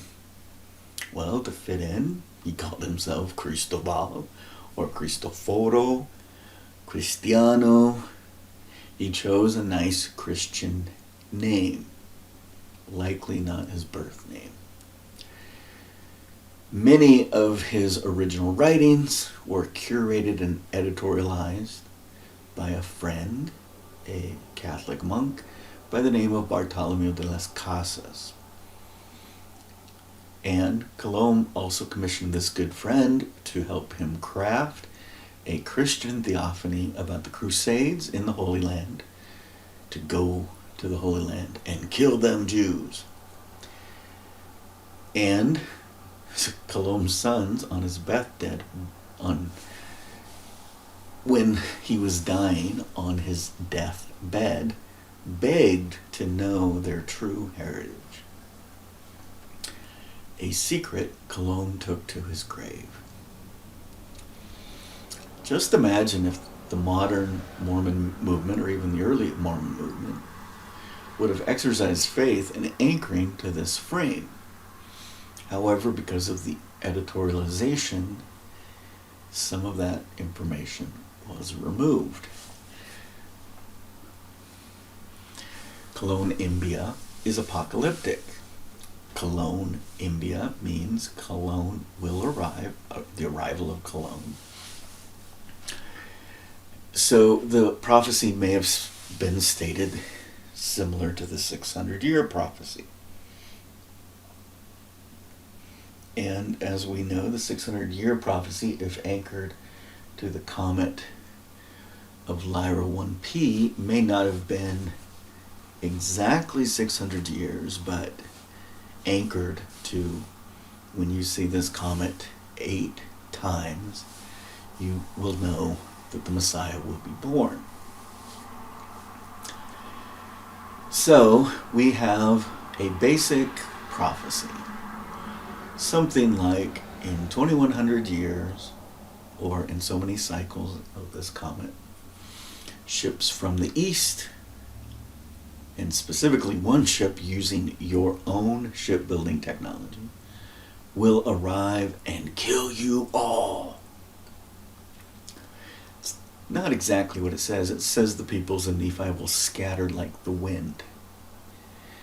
So when we conclude that it was a full-on genocide, that Mormon and Moroni were the last of the Mohicans, possibly they were the last of some pureblood Moron line that was preserved as far as they understood. That doesn't mean they were necessarily the last. Regardless, such a prophecy is very Kafkaesque. It's very dark. It's very negative. It's very apocalyptic. This by itself is a very intriguing prophecy in essence. Yet, it is shrouded with sunshine and rainbows in the editorialization that we have. Cologne was inspired to come to this land and kill you all. These liberated Gentiles were not all bad. They were seeking religious freedom, so they came to America to kill you all. This admixture is like a love child between Metallica and the Motown, something akin to Nothing Else Matters. However, after we remove this editorialization, the inconsistencies and serious discussion can follow. So imagine you're preparing for Cologne Mbia. Nephi describes this event to his children with a name and a time frame. Cologne will arrive, Cologne Mbia, in 2100 years after Shazer, which puts us about 1493. Children will be ripped from their mothers, their heads smashed against stone brick walls. Daughters will be raped until sores and calluses develop.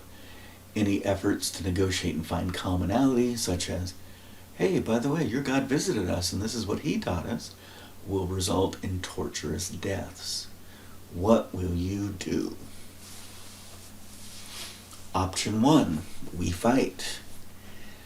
The original voyage of Cologne was a disaster. The 3 captains and 90 men had different objectives. One captain was keen on prioritizing rape. He returned to Europe, dying shortly thereafter from syphilis. While this ship was gallivanting in absentia, the other 2 ships engaged an enemy and were summarily defeated. Cologne's ship was forced onto a reef, ran aground, and eventually sunk, scuttled, and likely a few men died in the process. A careful reading of the doctor's diary on the second voyage reveals that the official narrative from the first voyage that men were left behind to secure a fort is very likely pure fiction. That is, they took planks from the partially sunken ship and they built some temporary fort. And when Cologne returned within a year, they were all dead. However, that's probably fiction based on the reading of the doctor's diary on the second voyage, because it's not curated.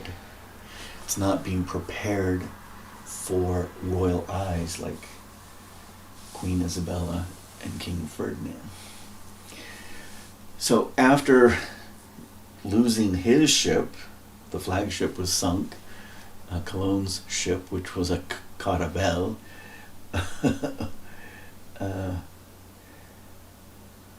the Portuguese and Spanish called it a nao, and the question remains where they would get such technology, which will be explained below. So they took a few slave girls for ravaging on their return, but these slave girls were also useful to develop a translation strategy. And when Colon returns to Europe, he does not arrive in the Spanish port. He's not on his own ship. In fact, he's on the only other remaining ship. The other guy that went off gallivanting never really rejoined them. He just kind of went back to, I think, the Barcelona area and was dead from sexually transmitted diseases shortly thereafter.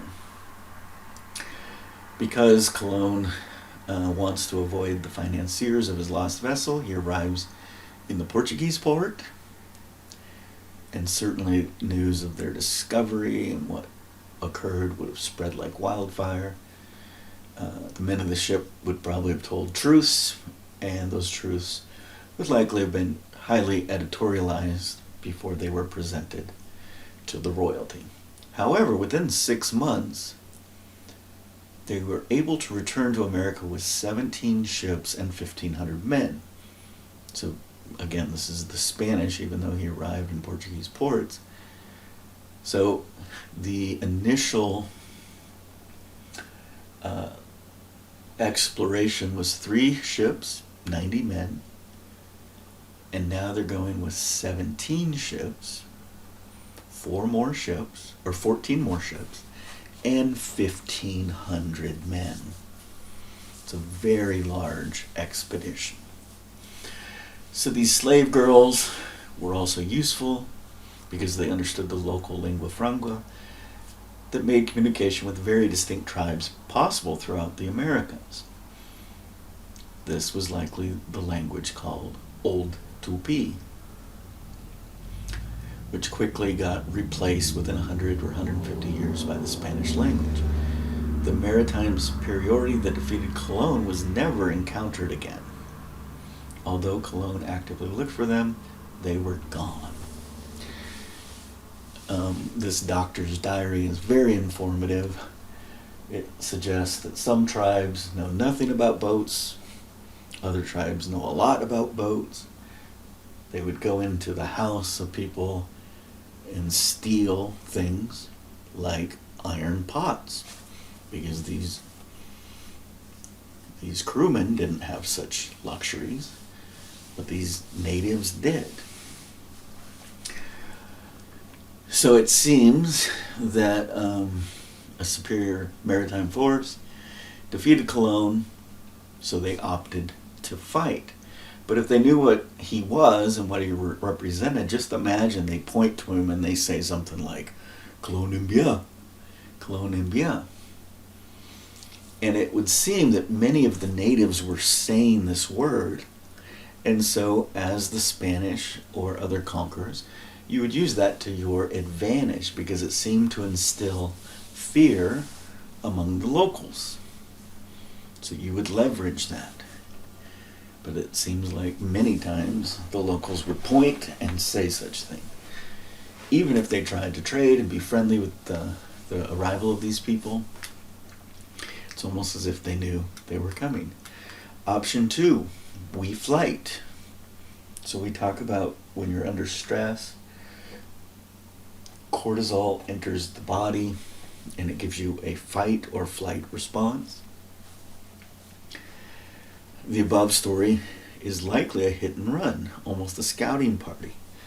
After the encounter, this group likely went north to warn their cousins in Cahokia and possibly retired northward towards the Wisconsin Dells before pushing locals west, as they would later occupy what we call the Dakota areas. Maybe they then also sent messengers to the south to warn the cousins that were locals there.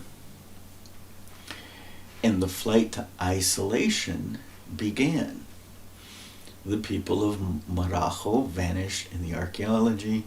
Tairono and Machu Picchu areas seemed to implement a highlands isolation strategy. So they had developed all these civilizations up in the highlands, fields to grow crops, roads to connect these areas.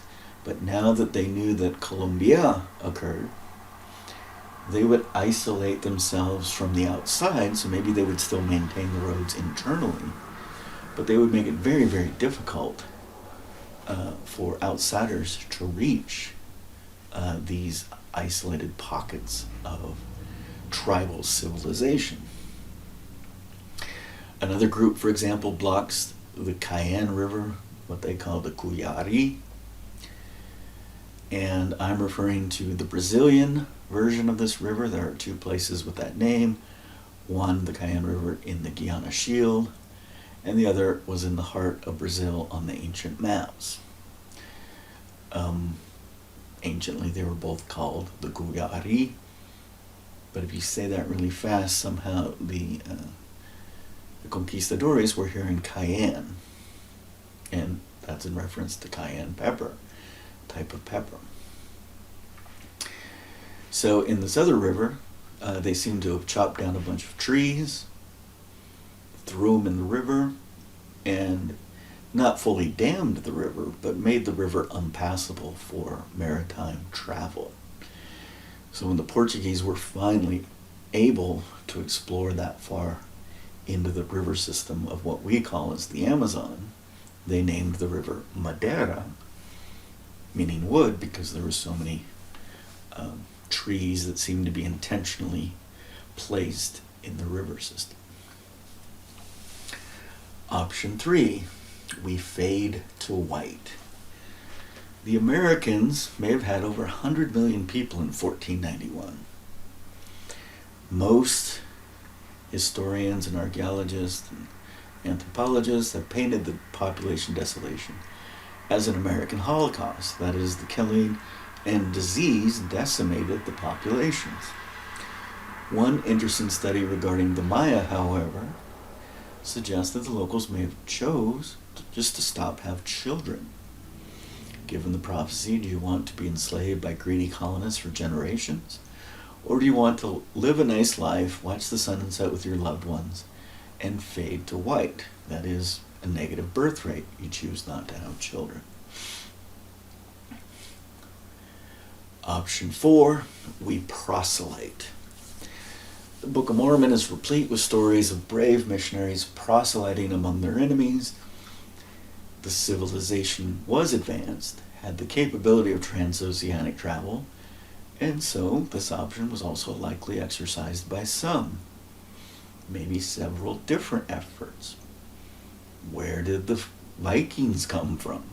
How about the Anglo-Saxons or the Franks, or even possibly the Slavs?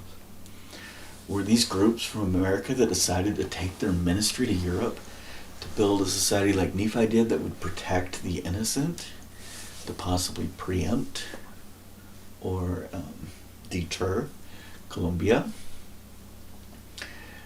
Option 5, we embrace the blight.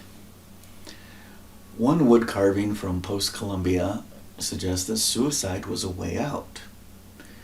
This specific example of a wood carving was a depiction of a beautiful, tall, naked blonde woman that took a club and beat her infant daughter to death, told her boy to run off into the woods, and then hung herself as you see a European ship arriving in port. Maybe this could be classified as flight, but maybe not. Others would meet the conquistadores trying to persuade them, hoping to bring out the goodness of men. How many times did initial meet and greet turn into a hostage situation? This option to embrace the blight as a learning experience, to endure, bearing the burdens that were required so that the prophecy of the scattering of the remnant would be fulfilled. Mormon narrates that all the pure bloods were lost, which is unknowable, suggesting another editorialization. How would Mormon know what's going on in the southern lands of Nephi when he knows nothing of that geography? Because he's isolated based on the nature of the wars. All was not obsolete based on the prophecy that a remnant would scatter. That would imply that there are descendants of Nephi that exist today. Not in the original societal form they had anciently, but they exist today because they chose to embrace the blight. Option 6, rebel out of spite.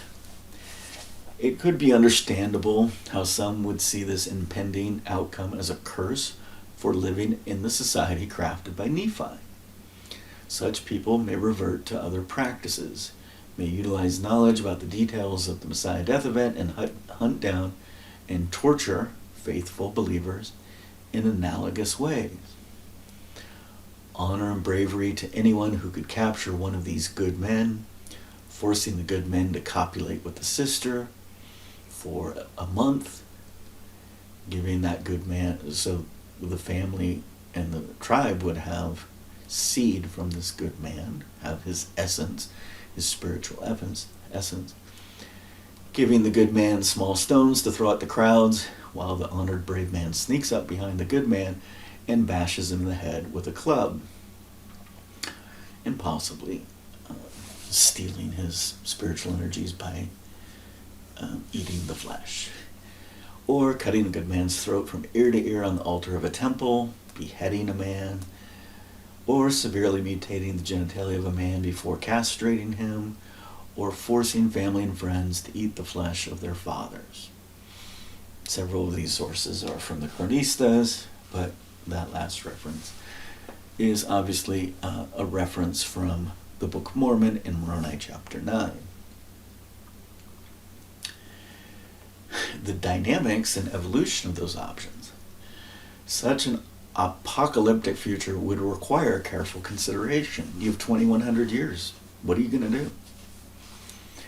Quite possibly, different family units would have had different perspectives on the issue based on their sense of mercy, justice, and the purpose of life.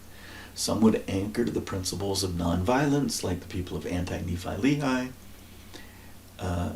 the geographic locator after their settlement in Jershon, east of the lands of Nephi Lehi, likely a river of refuge that Jehovah provided. Sabana. So that was their geographic name for a time before they migrated west and likely became the Hopi. The marker of all of that is Cocoa Beach up to Sabana, the Kolopoki archaeological glyphs at those locations, and all of a sudden that glyph is part of the Hopi all the way on the other side of the American continent, from the southeast to the southwest. Ammon literally means the people of love in Hebrew and Egyptian. This group of people were true descendants of Lamoni. When they started to learn the teachings available to them, they read whatever was available, and they chose to make an oath of peace. Ma'akeru, representing the word peace, and that this is the Egyptian glyph in two different forms. You have a scythe, which you can cut wheat with, or you can use as a scimitar in war. You have this ground symbol, which is like grounded in truth, like it's an oath. You have a sieve, you have your mouth, and then you put your weapon down. So instead of it being a spear pointing upward, now it's pointing down. Possibly you'd use it as a paddle to paddle a boat now.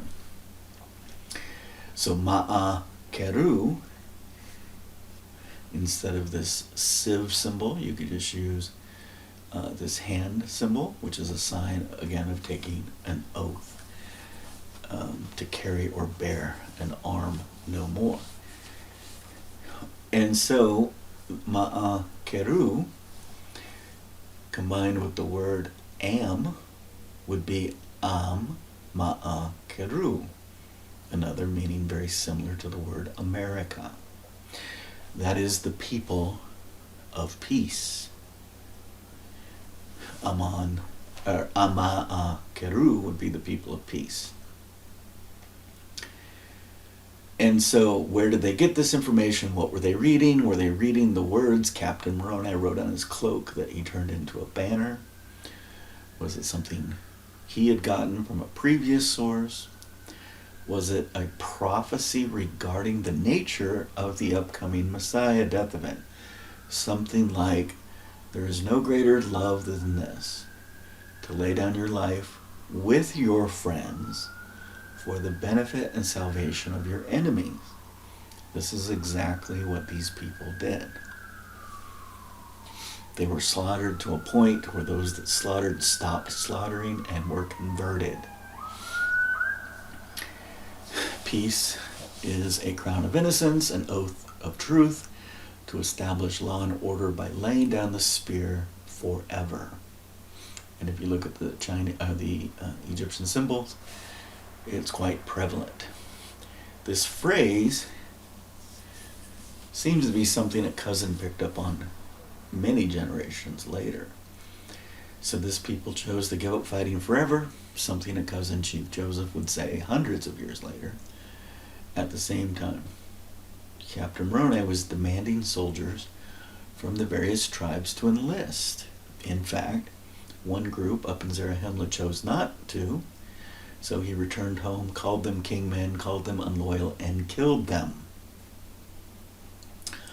So now the people of Ma'akeru, or Amun, were under pressure to fight. But they made an oath that they would lay down their spears forever. Seemingly there was some politic that isn't fully documented in the Book of Mormon, and the sons were strongly encouraged, possibly by Helaman, to solve this dilemma and let the sons enlist, because the sons had not taken the same oath. 2,000 young boys that were not fully separated from their mothers. So in this exogamic major local society, normally these boys would have reached the age of puberty and joined their fathers to protect the borders. But this group is, on the move. They've left the land southward. They're given a temporary home near Cocoa Beach and then given a more permanent home up near Savannah. And so these young boys say, we will go and do, and we have faith in the teachings of our mothers. Sounds very similar to Nephi, with one gender change in who was commanding Nephi to go and do.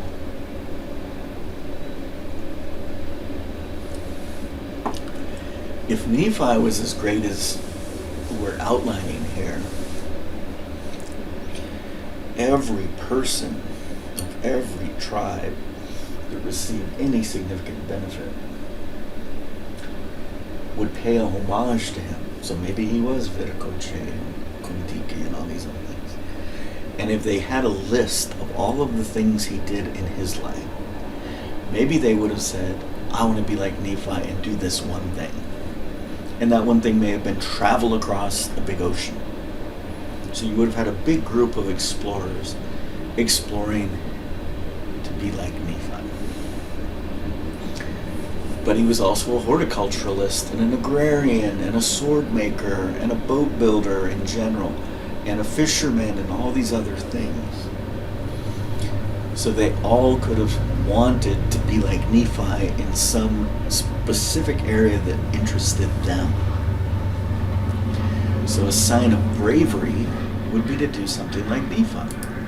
And if that involves going in and killing your enemy and cutting off their head, maybe that would be their interpretation of the story and the sign of bravery. So now let's consider the editorialization of Captain Moroni. If all men were like unto this man, the very gates of hell, blah, blah, blah. It's an interesting data point. At first glance, this seems to be commentary made by the curator Mormon, who was also a naval captain.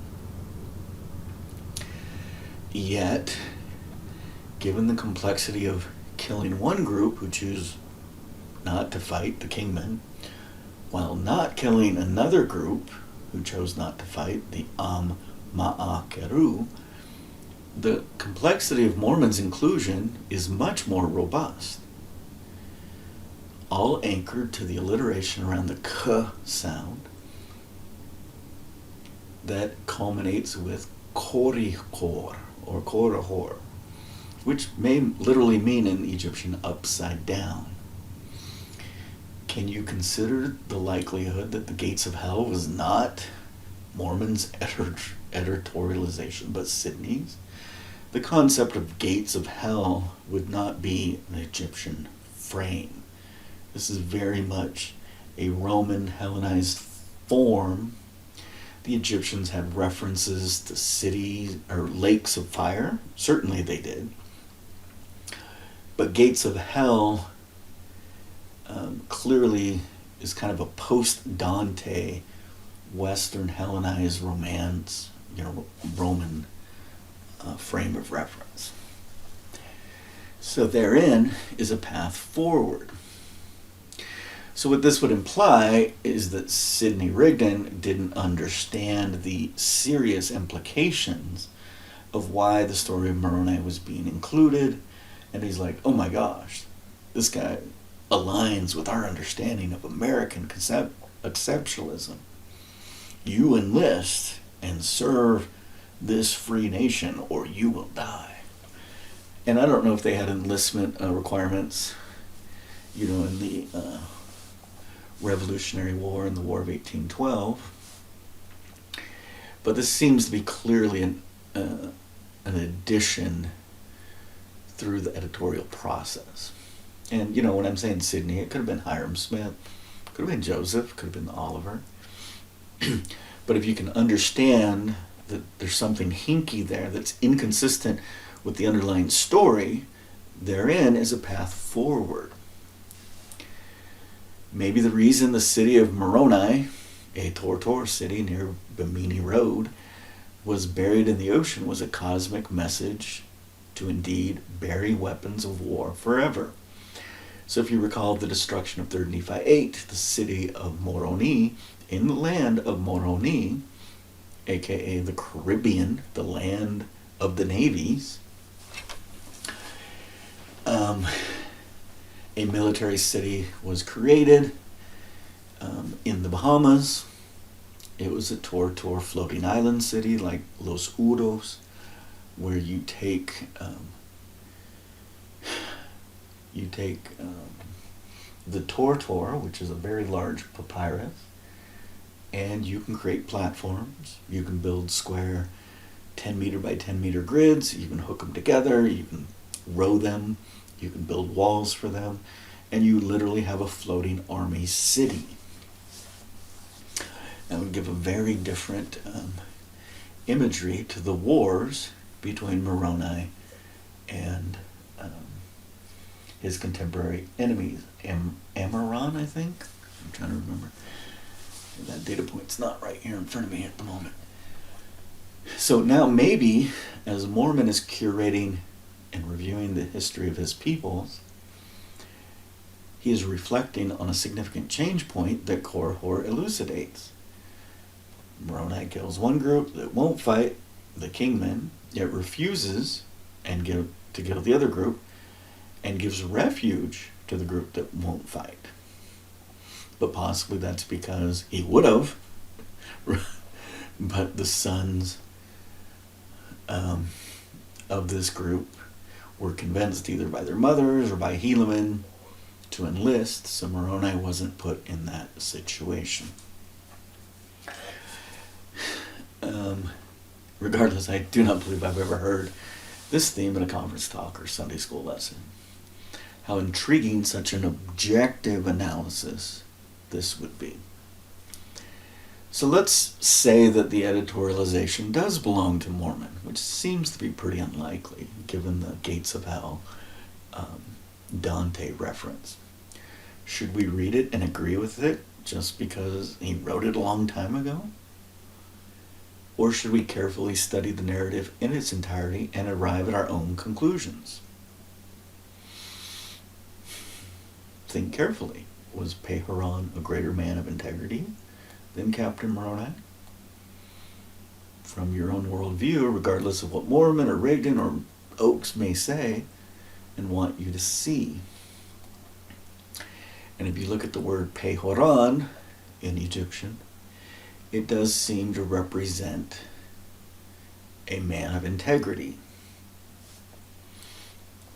And so there's a big underlying story that gets lost in translation because we don't appreciate the depth of the story and why Mormon would include it. And then we get this Pauline romanticized phrase, if all men were like unto Nephi, Moroni, the very gates of hell would be shut forever. So we get this interjection that was likely, like commentary in the sidebar that should have never been included in the actual translation. But it certainly gives power to people of the 1830s to develop a Christian church movement.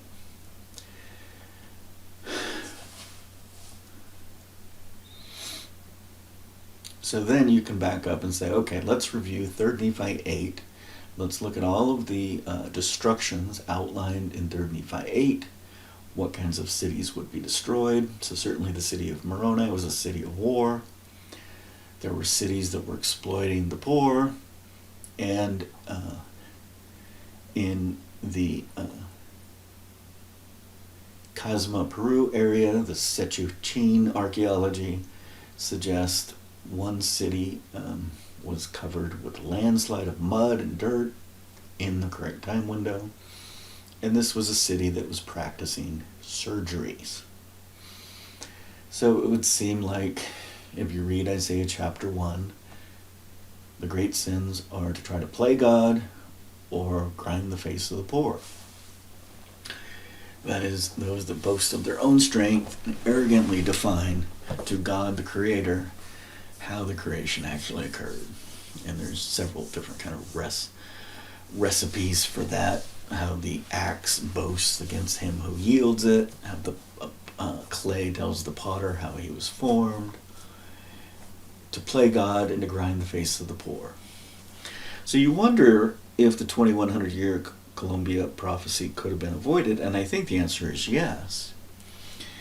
But I think it's a lesson for the heavens, even if you give them all of the opportunities. So the opportunities in America were very different than in the Levant and the other rest of the world.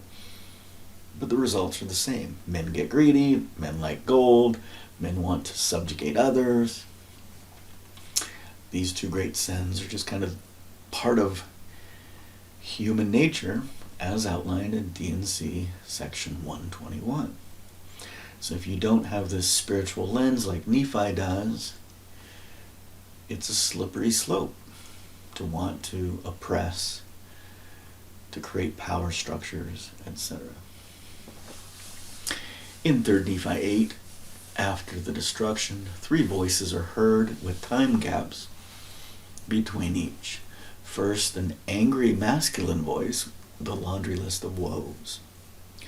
Second, woe unto you, for you did this, and so I destroyed your city, and I did it. Second, sometime later, an objective feminine voice reminding those listening about the desire to nurture like a bird protects the eggs and nourishes the young chicks. How many times have I gathered you as a hen gathers her chicks? And then third, sometime later, a raspy, aspera, feminine voice. It's still and quiet. Is that a masculine voice? And this voice is still and small, but it pierces people to their core. And this voice introduces the appearance of her son. This son descends from the heavens, teaches the people, and then invites others from the celestial domain to minister to the people as he declares, "Behold your little ones." So 3 voices were heard, a son appears, followed by a concourse of celestials, maybe 5,000 disciples. Maybe this mother also appeared.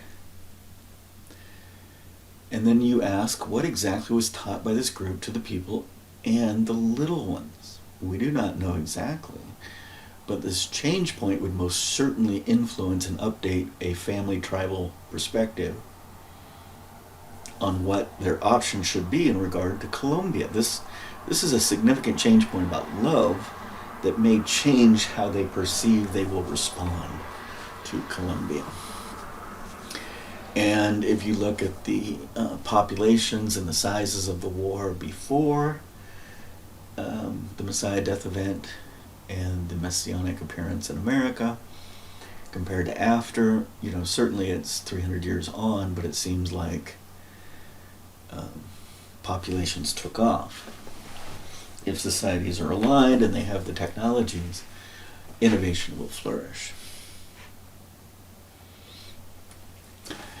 So now let's step back and talk about the nature of innovation in general. Innovation diffuses. If a new idea has value for society, it will flourish. It will transmit. One can study the diffusion of technology over time to understand the source and advancement or diffusion of that technology. A technology can be man-made, such as shipbuilding or earth-moving capabilities. A technology can be man-diffused, such as the transplant of a pre-existing flora or fauna, using the capability of a transoceanic travel associated with shipbuilding. You could bring date palms, papyrus tortor, holly berries, cassava, saccharum, coca, cava, caipi, cacao, coffee, walnuts, ungulates, primates, panthers, capras, horses, cows, camelids, birds. And I'm not saying all of those were brought. I'm saying they could have been brought. Not even necessarily on the first voyage. He has the capability. He knows where the big market center for trade is. And he was taught about the trade winds. So every 6 months you could go back and forth in those different directions. As long as he could get to the southern tip of Africa, he could still go back and trade. Some of these flora and fauna are directly mentioned by Solomon when he built his temple and his ivory throne inlaid with gold, and he somehow bought apes from some foreign land and brought them to Jerusalem. So some of these flora and fauna may have already been here, and then they just utilized them based on the technologies that they had also brought or other explanations. So I'm not making a comprehensive list of saying for certain this was this. But if you look at words like date palms, tortor, these are Egyptian words. So if you give an Egyptian name to something, it's possible that it already existed there. So for example, the piranha fish, I don't think they brought. So they gave descriptors in Egyptian to describe it. However, when it's something very important like papyrus or the date palm, which today is still the symbolic tree of Egypt, the holly berry, the cassava, they maybe picked it up on the road in Africa, near Madagascar. We have no idea where they sourced it from. But if transoceanic travel were possible as part of the technologies, our assumptions of what plants, flora and fauna, plants and animals, are endemic are likely confused. So we have this taxonomy, this categorization system of flora and fauna based on a bunch of scientists studying all sorts of aspects of these living organisms, even down to their DNA, and they're making claims that 1,000 years ago they weren't transoceanic transferred by humans over the ocean. And once that assumption falls, most of their developed taxonomies need to be reconsidered in their entirety. And of course, a technology can merely be an old technology taken to a new place. So metallurgy was already a thing. You know, they were pulling lead and copper and other metals to form metal thread, wire, since 1500 BC or even earlier. They were making glass 4000 BC. They are weaving linen, making pottery. And if you read Isaiah, it talks about being on the potter's wheel. Most archaeologists want to claim that none of this pottery was spun on a spinning wheel, that there were no wheels in ancient America, except for the Mayans, who had these little carts that had wheels for them, but they were only child toys. They weren't in the archaeological record. Why would they be in the archaeological record? First thing the Spanish are going to do anytime they encounter civilization is steal that iron pot, steal that wheel, steal anything of value that's more advanced than a typical soldier or sailor on these raids, these pillagers, would have possession of. And then if they did find something like glass in the archaeological record, oh, Columbus must have brought it, so let's just throw it out. It can't be ancient. Because they didn't understand how old glass was. So maybe in the 1800s, when the Smithsonian was doing a lot of its hand waving with some of these finds at these hundreds of thousands of earthworks, they were saying stuff like, oh, the glass making had to have come from somewhere else because... But we know that glass was used. So we have all these preconceptions of, for example, Yeshua's tale of the 10 virgins. We assume those 10 virgins are all women. Could have been 5 men, 5 women, which aligns with the whole concept of the menorah. And they ran out of oil for their lamps. And we always kind of assume it's this terracotta clay lamp. It could have been a multicolored glass lamp that gave off amazing light, amazing colored light. But we don't have that in our preconceptions because we haven't been trained in our social constructs accordingly.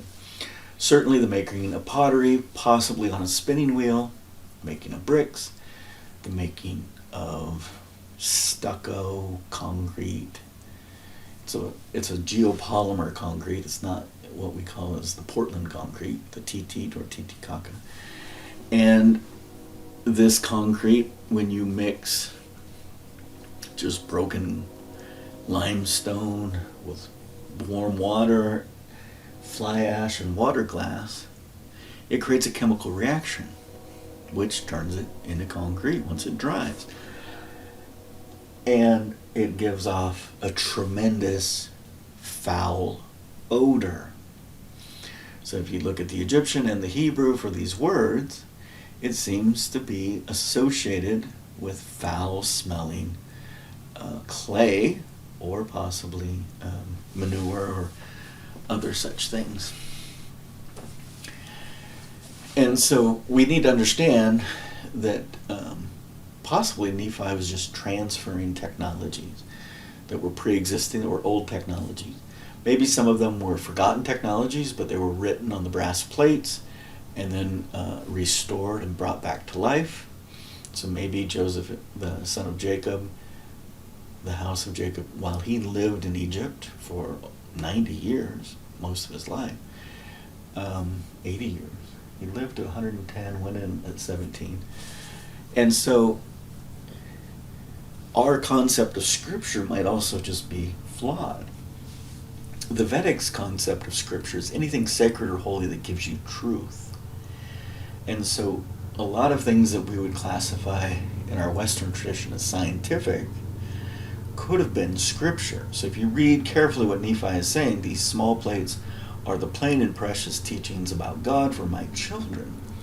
he's actually distinguishing three things. Obviously, the histories of the people, who's fighting who and what's going on.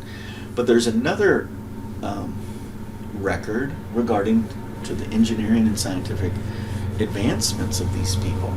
You know, the tasks being performed, which was a very common descriptor in the Egyptian hieroglyphs, which is the bulk of text that we can use to build a dictionary. And then the plain and precious parts are the parts about God. So it seems like there would be three parts: the histories of the wars and the peoples, the histories of the technologies and the building of society, and the histories in relationship to God. So innovation can be a technology, can be the use of a technology to transfer non-existing things from one place to another. It could be a resurgence of an old technology. So for example, DuPont had a patent in 1950 for high temperature plastics. This patent became active in terms of citations or other people building upon it in the 1990s, when, using inkjet technologies, a high temperature plastic could be controlled by a computer through a nozzle on a hose. And this is where injection molding came about, and these hard high temperature plastics became commonplace. So an old technology can be revitalized. So Joseph in Egypt uses teat. Well, he probably uses teat to build the Great Pyramid, and then the white alabaster outer covering was likely teat, this white alabaster. He used both of those technologies. At some point, they read about them. So if you read carefully the story about the temple of Jehovah that built in Solomon, it might reference the same white teat that could be some sort of stucco on the outside of a wood structure. Nephi likely figures it out to build the temple of Jehovah that built at Nephi. And then you go to Tiwanaku and say, oh look, they just built these big things there. And then you go to Machu Picchu and say, oh look, they did it here. Possibly the Olmec heads. Certainly Easter Island and the wall at Easter Island. Research has been done, and those have all been studied. The ancient pyramid of Giza, Tiwanaku, where Titicaca, Lake Titicaca is, and that island of the soul, the sun, island of the sun, and Ripano, or whatever they call Easter Island, the wall first, and then later people came back and built the stone heads. I've asked the author of these published articles that have demonstrated all this is if he's analyzed other structures such as the Mayan temples or the Olmec heads, and he hasn't yet. So some of that's still outstanding, but we certainly know how diffusion works. Oh, look, this is what Joseph developed or improved upon while he was in Egypt. Oh, this is what Solomon put on the outside of his temple. Oh, this is what Nephi put on the outside of his temple. Oh, let's build these big stone-like structures at Tiwanaku for a spiritual outdoor gathering place. Oh, let's tie a bunch of balsas together to make these rafts, sail to Easter Island and build a wall there with this stuff. Oh, let's go back and now build stone faces. So it seems like they brought the wood with them, which they had to burn to create the water glass and fly ash. Okay, so the concept of a lone genius. The lone genius is a rare reality among ethnocentric grandeur. A lone genius is unprecedented and unique, a human that enables humanity to advance to new shores in economics, societal structure, or religion. I would classify Nephi as a lone genius. He likely had a set of gifts to enable him to do the deeds of his lifetime, yet he did more than any other without a significant amount of help from capabilities of his era. Certainly he had some knowledge of metallurgy, possibly because this was a family trade. Possibly the renovation of the temple was a construction project that Nephi's father was involved in. Eventually, Nephi would have access to the sacred texts found on the brass plates, which likely contained content we would call math or science. And Nephi would have observed the shipping merchant system firsthand in southern Arabia. Yet when Nephi innovated, it was unique and novel. He took all of this to a literal new land. That is, he took the knowledge available to him and developed the capabilities that would endure. For example, his ship, likely a catamaran with planked hulls, a houseboat similar to the Drua of Samoa, was unlike any other in the field of domain had ever done.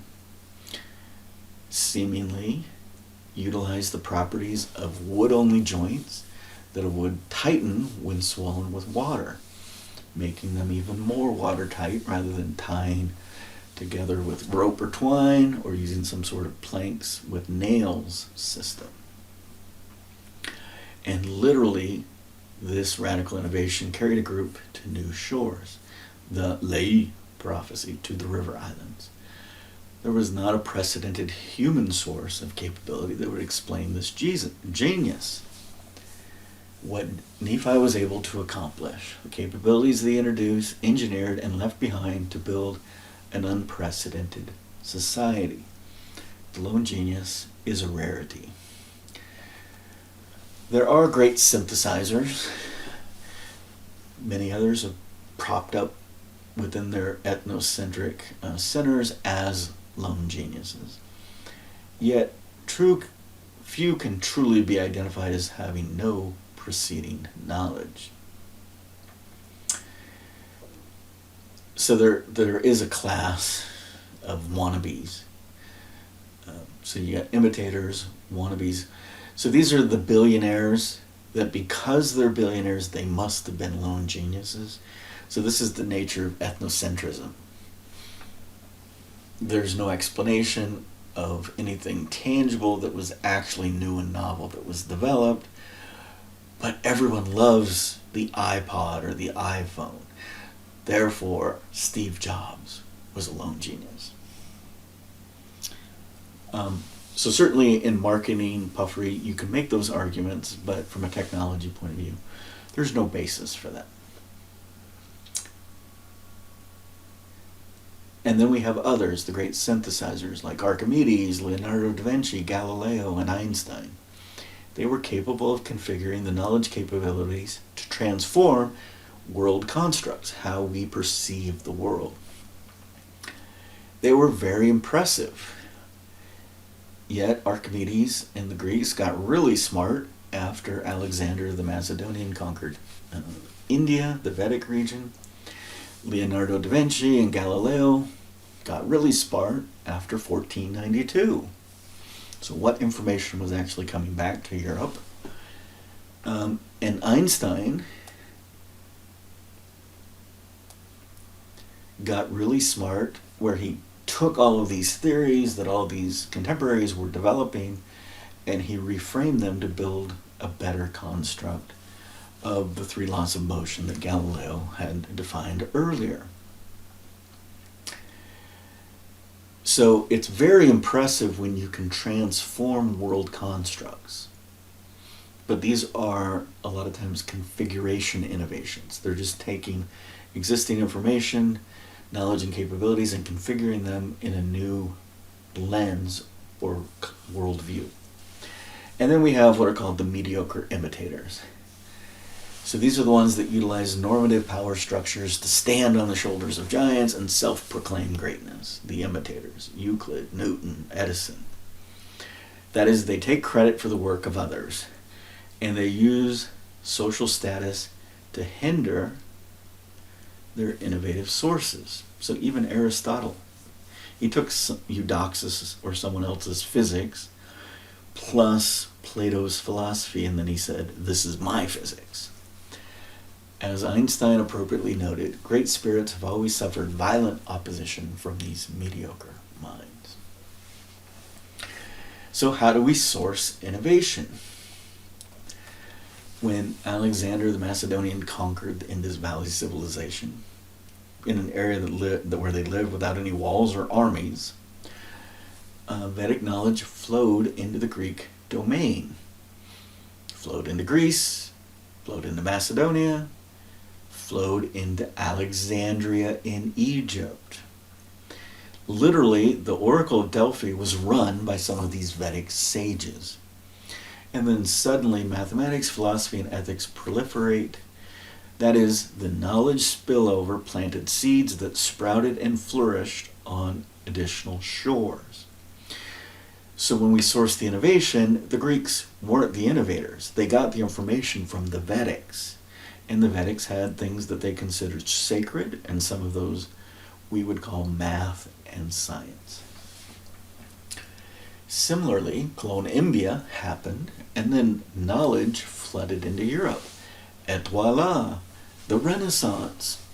Many countries tried to keep secret what they were learning, and to counter this, spies were embedded in various conquistador adventures. So if a Spanish conquistador ship was going, a few men from Germany or Italy would try to get on that ship, and if a Portuguese ship, a Spanish guy would try to get on that ship, a Russian guy would try to get on the ship. And some of the best knowledge we have about ancient America actually came from these outgroup, ethnically different people, which I would label as potential spies. Knowledge was power.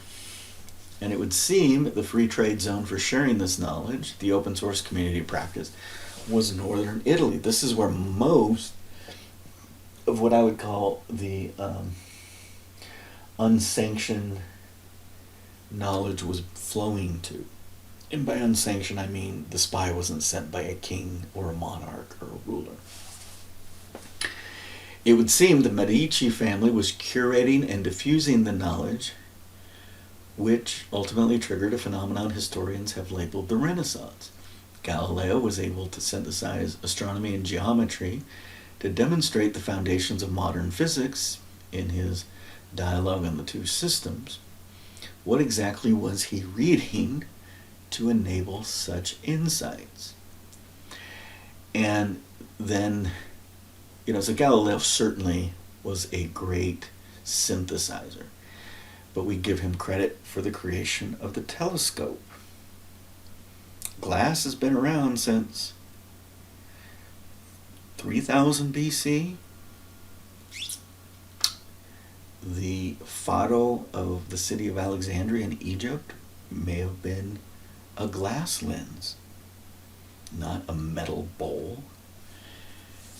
And as a glass lens, it could literally focus glass and burn a ship 100 yards away or a mile away or some distance away. And so there's new knowledge stores available to Europe. Et voila, Galileo gets smart, the Renaissance occurs, Leonardo da Vinci all of a sudden gets smart. So if you look at Leonardo da Vinci's life before 1492 and after 1492, there's a change point. So this was such an exciting time because it was so much new information. So then finally, it takes a long time, several hundred more years, before the deepest abilities to conquest the Americas and Africa and India, before the great mathematics appear in Europe. Algebra is the medium mathematics, but more like number theory, solutions to the Brachistone problem. 5 mathematicians in Europe could solve them. All of them had access to some American or African content, such as some of the writings of Timbuktu. So, for example, the Bernoulli brothers were up in Russia, in Leningrad, where the Russians had some of these secrets from the conquering adventures in both Africa and America, and they were able to solve that problem. Leibniz was in Germany, he was able to solve that problem. And of course, we give all credit to the great vacuum and gravity of credit taking to the calculi of Sir Isaac Newton. So now let's apply some of these principles of innovation to what I'm going to call, in air quotes, the Portuguese maritime genius. When one studies the diffusion of innovation, the source of innovation must always be identified. For example, the Phoenicians were boat builders, but I'm talking about right now the Venetians of Venice, of northeastern Italy, had a long history of building boats for defense and for trade. In fact, the Venetians developed a river island defense strategy to prevent land invaders from pillaging them so easily, such as the Visigoths. So they moved from where they lived to the Rialto Islands, surrounded by rivers, and then they built artificial islands on the river, on the water. And so then their defense systems, their innovation, their technology capabilities was their ability to fight skillfully on the water in boats. So now, when the Portuguese end up going halfway around the world to pillage and plunder the free trade zone of the Indian Ocean, and they arrive with these ships, many of the local leaders of Goa and these other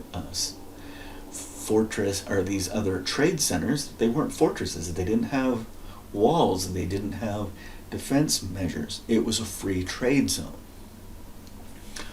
All of a sudden, the Portuguese enter with a superior technology, this ship, and so after the first attack, they're like, okay, the way the seasons work, they may be back within a year or in a couple of seasons, the way the winds blow. So the local leaders got ships from the Venetians, whether they got them built in the Red Sea and then floated downriver, or they got the technologies and they built them locally. They built the Venetian class of ship to fight the Portuguese plunderers. But it didn't work because the Portuguese ship was superior in technology. So the technology they were facing was new and novel to the world, or at least to the known world. The Muslims in this free trade zone would call the ship Karakia, the dread of a merchant ports, literally the wall buster. So Karakir is composed of Arabic words, but are also Hebrew words that I can look up in the Bible. Kara means to tear to pieces, and kir means walls in the biblical Hebrew. So this gets standardized as Karaka or the Karak. The ship was made from thick timbers, so it could withstand significant cannon fire. It had a very low draft, which meant it sat very deep into the water. And so it could carry lots of cargo, but because it sat so deep in the water, it couldn't tip over very easily in storms. So it may toss and turn, but it's not going to tip over. And so this Caracal certainly had its strengths. It was superior to the Venetian maritime technologies, yet it also had its weaknesses. So if you understand that it has a low draft, you force the ship into shallow waters and you run it aground. Oh, look what happened to Colón's Santa Maria, which was one of these ships. It was as if Colón was the neophyte with the ship technology, and he encountered a superior navy that recognized the design and its weakness. So one of the things about technology is you have what's called the first mover advantage. If Colón is imitating a ship from the first mover, he's lagging. The first mover has more and more iterations of improvement, maybe 100-year advantage of the imitation model that Colón has. So from this radical innovation, incremental improvements can certainly be made, namely a ship with a shallower draft that you would use specifically for fighting, and that one's actually called the caravel. So the carack was the original ship. So where did this engineering innovation come from? There's no long history of shipbuilding like the Phoenicians or the Venetians had. How did a small Iberian country suddenly become a plundering giant? The details are a mystery. But after the introduction of the ship, the Portuguese created a school of navigation and kept many of their voyages and shipbuilding technologies secret. Again, that informs that there was some acquisition of novel technology, yet in no way demonstrates that the Portuguese created the technology. In fact, if they want to keep it secret, they likely discovered the secrets. So they wanted to use the secrets to their advantage to gain a first mover advantage in Europe. The name for the ship may have been Nau, which sounds a lot like Noah, who anciently was also known for building a thick timbered vessel. Maybe this label was a degradation of the ancient word's forms. Maui, Maori, Ma'aur. So Ma'aur would be the great ship. This is where we get Maori from. Maui. So there could have been an M-N change at some point that got lost in translation or confusion of interpretation. So the King John of Portugal seemingly decided to use this design to plunder, starting with northern Africa in 1415. At the time, the power and capability of the technology wasn't fully understood. So the king arrives and lands to engage the enemy. Over time, as they understood the technology better, the Nau would never land on shore. They would just sit there and shoot cannons all day at a city until the city would surrender.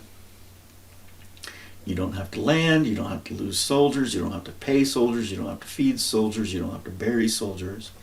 So you're maximizing your ability to plunder. King John had a technology and he didn't understand its capability at the beginning. Again, this suggests that technology wasn't his. He's like, oh, we got one of these ships. Let's imitate it. Let's build it. Let's see how it works. And so the other thing you'll notice is if a technology works, people will come in and imitate it. So the Spanish were able to build these ships early on, and it would take a long time before the English would catch up with such shipbuilding. I wonder about the Spanish or Armada, how some big storm toppled all these ships. Were they actually this ship? Or was it the Caravel? Was it some deviation from the original design? So sailing around Africa in order to enter the Indian Ocean trade zone, Eastern Africa, Southern Arabia, and Western India, was a challenge. In 1488, the voyage of Bartolomeo Diaz succeeded in crossing the southern Cape of Africa. Two seasoned navigators, Pere de Alencar and João de Santiago, convinced the captain to sail west in order to get east and further south, which suggests there's some sort of circular trade winds. At about 23 degrees south latitude, the ships traveled in a southwestern direction in December and were able to catch a cyclone-like current of the South Atlantic, today called the Brazil Current, taking them southeast to Mosul Bay at 34 degrees south latitude at the tip of Africa. Historians conjecture that a storm forced them into this lucky situation and that the navigators had no design whatsoever to make this attempt. The Portuguese, it would seem, were very consistent in getting lucky at all things maritime during this era. This isn't how innovation works. You don't consistently get lucky like this. You don't just magically build a boat without some source knowledge. You don't just magically understand this portion of the sea without some sort of pre-existing knowledge. The Portuguese, it would seem, were very consistent in getting lucky at all things maritime during this era, a pioneering first mover advantage. Almost as if getting help from an external source. They have a navigation school, they're trying to keep everything secret. They seem to have some sort of source. This unique trade wind secret occurs at about 30 degrees south latitude. A counterclockwise cyclone current that connects Brazil to Africa. And many believe that this current was further explored in secret voyages that weren't fully documented in the public sphere before the signing of the Treaty of Tordesillas in 1494, which means Portugal already was aware that a portion of South America that we call Brazil existed. And they utilized that to do a bare land grab in their treaty with Spain that was overseen by the Catholic Church, the popes of the Catholic tradition. Where did Nephi land? So what this is suggesting is they went back. Like certainly Nephi came to America, but because they succeeded, they likely went back and forth during Nephi's lifetime, not during Nephi's lifetime. I don't know. The point is, Nephi created innovations, that knowledge diffused. 2,000 years later, the Portuguese are somehow utilizing the knowledge of how to build ships and this special current at this location, and we're supposed to believe it was all luck by the Portuguese, that they just magically built a ship. No, there was some source innovation that they anchored to. The Venetians were spending 400 years developing ship technology. The Portuguese can't come up with it overnight. So there's something missing in terms of secrecy where they sourced that innovation. So now the Portuguese could navigate to Africa's eastern shore and play the game of extortion, pillage, and plunder, which they would define as Christian trading.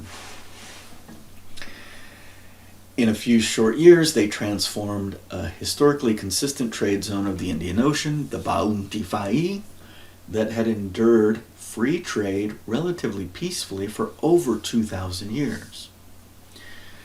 Now it was plunder or fortify. Cities that never had a need for walls and fortifications now needed to develop them. Yet early efforts were no match for the Nau. Colonists invade the lands in the name of Christ and began exploiting the wealth of these foreign lands for God and country. And, the British, the English are late movers, late followers. So they go to the other side of India, to the eastern shores, into the Gangan River system, and then they move further into China. So the East India Trading Company piggybacks off of this pillaging protocol, but goes to a newer territory. All of the mystery behind the masterful maritime genius could be explained by a society that had extensive historical experience with building ships for trade, for transoceanic travel, and for war. The people of Nephi had over 2,000 years of expertise in the shipbuilding ecosystem. We just don't have all that data because it's not what Nephi would classify as plain and precious. It would go on the engineering plates. Whatever acumen they developed was further enhanced with the merger of the people of Mulek, who were likely water taxied by a group of Phoenician sailors.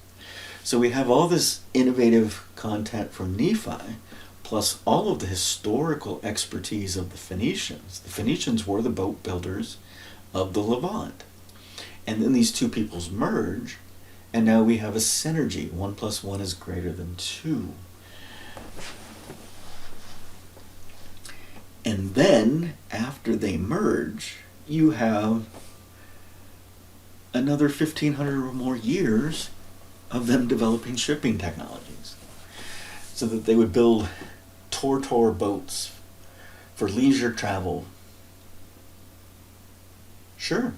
That they would build barges to put cattle on made out of Tortor. Sure.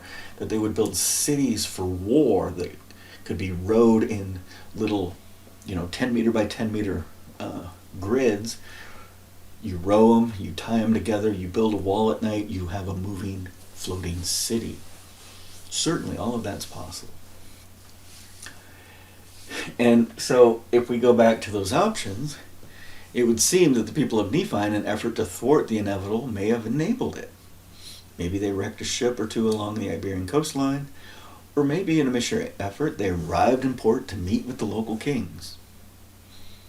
Do we have any tradition in the Book of Mormon that you go and proselyte and you immediately land, you try to serve the king? You give him a gift. Oh, look, here's a boat. We've developed this over 1,000 years. And if that's the message, and you know that's the message, one, you want to keep that stuff secret, and two, you want to demonstrate that these people were actually not what they profess to be. So there would be an information war. Colombia, glass beads and seashells. Earlier in this video, I showed some Egyptian hieroglyphs that one of the fine jewelries might have been a hairnet for women made out of glass. So that's in Egyptian hieroglyphs, 3000 BC. So we have glass beads and seashells. Colombia arrives in America and notices how friendly the locals are and how willing they are to exchange goods for glass beads or seashells. What he did not understand is that these small items were likely a token of a fiat economy, a type of currency not anchored to gold and silver, which could be easily pillaged in transport. And my estimation is the Solomonic Orientum solution. The reason they talk about only traveling for gold every 3 years is you don't put any gold on these ships for 3 years. And the one time you transfer gold, you make sure there's a heavy naval escort. If Nephi took that knowledge and went to America, and now he's got a CFO who was running the treasury of Jerusalem, Zoram, and they developed this system, you could exchange a token, a seashell, to demonstrate that the goods were received. And then if you look at some of the archaeological records of some of the burials of men that are considered to be important men in the burials, they would have these cloaks full of seashells, which suggests that that was how many ships they captained to faithfully deliver the goods as promised. So you don't need to exchange goods for gold. You can exchange goods for goods, and you just have to have some trust system on how fair the trade was. So Columbus gets to America. He's handing out beads and glass and seashells, and these people are like, "Oh my gosh, this is awesome! I want one of those." Possibly because they thought he was making a trade of confidence, that they were building trust with him. And if they knew who he was, Colombia, oh, maybe he won't be a bad guy after all. He'll trade with us. So they're bringing their worldview of how trade and economy works. And Columbia's like, no, that's not how trade and economy works in our world. We go and we bombard a city until they give us goods, and we throw them a few coins and say, that's a fair trade. It's a Christian trade mission. So then we can build a Q&A here. Where and when did glass develop for the production of glass beads? Well, Venice, Italy, of course. Technically from the island of Murano, they moved all the factories off the main island to reduce the risk of fire and burning the whole city down. Well, what defines Murano glass? Well, it's a specific mixture of silica with limestone and soda ash. And did Venice develop this technology? Well, technically no. The sodium carbonate was sourced from the Levant, and the technique probably dates back to Egypt from about 3000 BC. Has archaeologists discovered glass beads in ancient America? Yeah, but it all came from Cologne, from Columbus. How do you know? Well, these dumb locals didn't have the skills to make it. Only the Venetians could make it. Well, why would they then value it? Would that not imply a past knowledge of the thing, which maybe was lost to them? No, of course not. No one was able to melt sand to form glass until 3000 BC. There's no way the ancient Americans had developed a skill before 1500 AD, yet somehow lost that capability. So do you see how absurd colonialism, history, and archaeology sounds? So it's anchored to a specific world view aligned with ethnocentrism. The ancient Americans were dumb. There's no way they could have done this. And so now we review some of the earth mounds and some of the artifacts that were likely flooding into the Smithsonian at the time of Joseph Smith. And everything that was a glass bead or glass related was likely discarded because there's no way that was from ancient Americans. Possibly some Spanish ship came all the way up here to New York and dropped off some glass, or some guy was walking home and got drunk and dropped the glass. So they have to do these somersaults to avoid the obvious. So ironically, these so-called historians and archaeologists are trying to demonstrate that all human civilization in America came over a land crossing, over these huge sheets of ice over the Bering Strait, because there's no way they could have arrived by boat over the ocean, because that will throw off all of our theories. And so they're up in Alaska trying to find evidence of a large group of peoples that would have been part of this land crossing. And they haven't. But recently, they found a bunch of glass beads. They were dated to before 1492.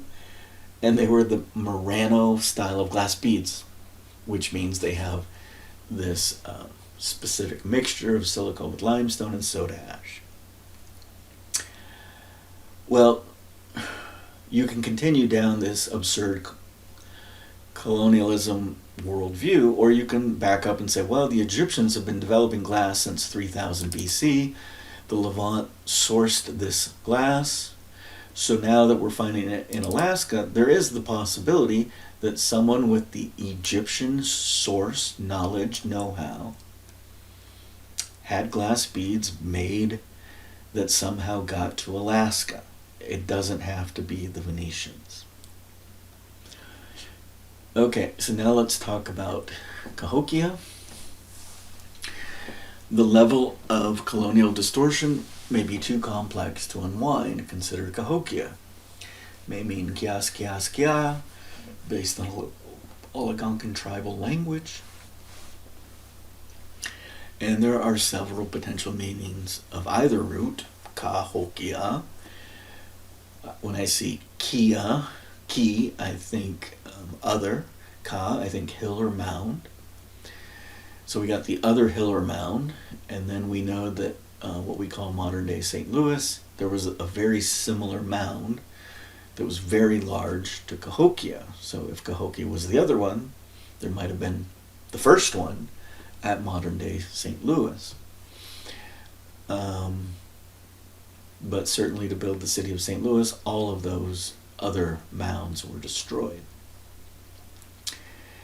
And in my estimation, the large mounds would have a banner on top of the hill with some sort of visual marker that enabled navigators on the river, without stopping, to understand which confluence of the river they were at, which boundary they were at. So Cahokia would be one confluence of the river, and a little bit further up, St. Louis, there's another branch of the river, and so that would be another confluence. These visual markers may have been primary indicators of lands of ownership, of inheritance. So Lakota, Dakota may have just been all of the region north along one river, like past a certain boundary. And Lakota, Dakota both end with ta. And one of the meanings of ta is land in Egyptian.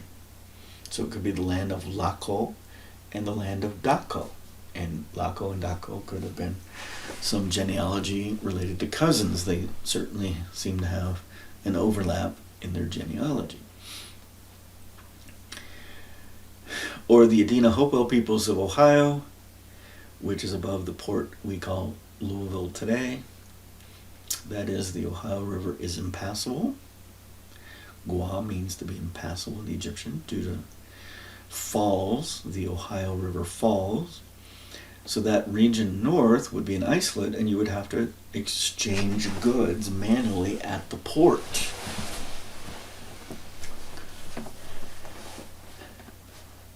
And then you could look at other river valley systems. So the Tennessee River system is its own watershed.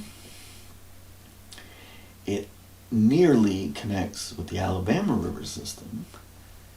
And then we have the Savannah and Santee that nearly connect the Kentucky River, which feeds into the Ohio above the falls. So now we can develop geography based on the ability to travel exclusively by boat from one location to the other with minimal portage.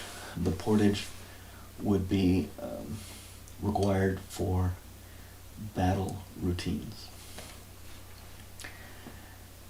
And so if we look at the highlands, for example, where what we call Mount Pisgah is in the Appalachia, there's areas where these different river systems almost meet in the highlands, so you only have to travel a short distance by foot, and some of these have earthworks that still exist today. One of them is named after a modern rich white family up in this region. I'm forgetting the name at the moment. And it seems like the Cahokia complex was a greater earthwork. It was kind of, in my estimation, like a research center or an educational center for the cousins. Maybe an end all. We're about ready to be Columbia, so let's gather together for one last hurrah. Everyone can decide what they're going to do, and then let's do it. So the Cahokia has a bunch of what are called wood hinges, a bunch of wooden posts in a circle. On the periphery, one has 28 posts, which would be perfect to measure the phases of the sun. You just put a ring around the specific tree to know which, or a post to know which stage of the moon you're in. Every 28 days, basically, the moon will repeat its cycle. And then they found 4 other circles with differing number of posts, 12, 24, 36, and 60, all multiples of 12. And then there's another circle that's been partially destroyed that has 72 or 75 posts. It's hard to tell exactly. Very useful for tracking Lyra Comet 1P. Oh, let's put a hoop around this one. Oh, move it every year. Oh, the comet should be here in the next year or two.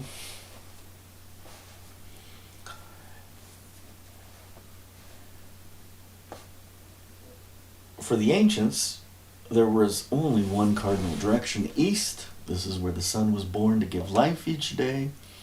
If you put a wooden post in the ground, you can easily follow the shadow and the light. In the northern hemisphere, the sun always is to the south, and therefore the shadow is to the north. That is, the second cardinal dimension, north and south, is a function of the first, the sun, east and west. On the summer solstice, the shadow at midday, a function of the minimum shadow, often referred to as solar noon, can be measured to determine what we today call latitude.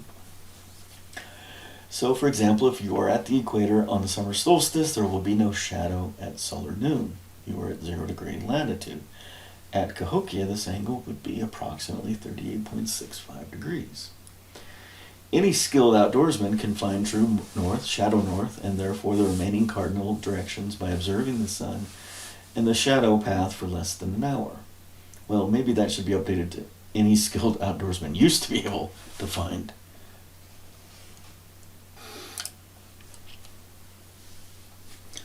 Placing 36 posts in a circle will enable more sophisticated calculations. Literally dividing a year into 30-day periods with an extra 5.2422 days that would need to be addressed culturally and spiritually. One could divide the year into 2 parts, 3 parts, 4 parts, 6 parts, 12 parts, and so on. This is why we say 6 is a perfect number. It has multiple divisions. If the height of the post is known, the interplay of the shadows may allow one to ascertain latitude quite quickly. I don't have the formula for that, but I'm sure it can be worked out, and I'm certain that they had either read about it in the brass plates, in the sacred science scriptures, or they had read something in that they further expanded to develop their current and most advanced understanding of such things. And with the defined prime meridian, that means some sort of north-south center point. So what would they use as the prime meridian? The obvious answer would be the meridian of the temple of Jehovah that builded Nephi, the original temple. But if the southern lands were no longer accessible, maybe they would have used a marker at Lake Titicaca, because I'm estimating that the Nazca region was the primary astronomical center for significant studies of the stars, and maybe Samuel the Lamanite came from there to remind these people. Maybe that was his job, established hundreds of years before, that someone from our village needs to eventually go and tell our cousins up there about this. And then he gets up there and sees how they live, and he's like, oh my gosh, maybe I should just go home. So you need a prime meridian definition. The Giza pyramid was likely an ancient prime meridian. The modern prime meridian just arbitrarily is somewhere in Britain. No anchor to a religious phenomenon. It was all based on economics and trade and such things. But once you define whatever your prime meridian is, if you have posts in the ground, you can measure shadows. You can also ascertain longitude in relationship to the prime meridian. So now, if you recall, you could go to a highland where several river systems meet. If there's some sort of calculation you have to do, or maybe there's someone that just camps out there and kind of gives you that information, you can understand where you are in the world. This is a navigation system. In Spanish, you would say you can ubicarse. You can understand where you are geographically. This is your mall map. You are here. So latitude's easy with shadows. Longitude's a little more complicated. But if you do a wood hinge, all of those calculations can occur. So it would seem Cahokia was a gathering place and an education center and possibly a reunion center. And of course a burial center. With a belief that hell is defined as Sheol, the pit, it seems obvious that the burial of the dead above ground was getting them closer to the heavens, out of the pit. Many burials throughout the Americas demonstrate an embalming process. Some are positioned in a sitting position, unlike the classic Egyptian pharaohs, which lay reposed. They're often wrapped in flaxen cord, some in other fine linen bandages. I was just reading about the Pascara people or the Nazca cultures, and they did use linen bandages of sorts. But one of the mummies was wrapped so well in the flaxen cord that they were preserved so well that biomes could be recovered from their stomach remains.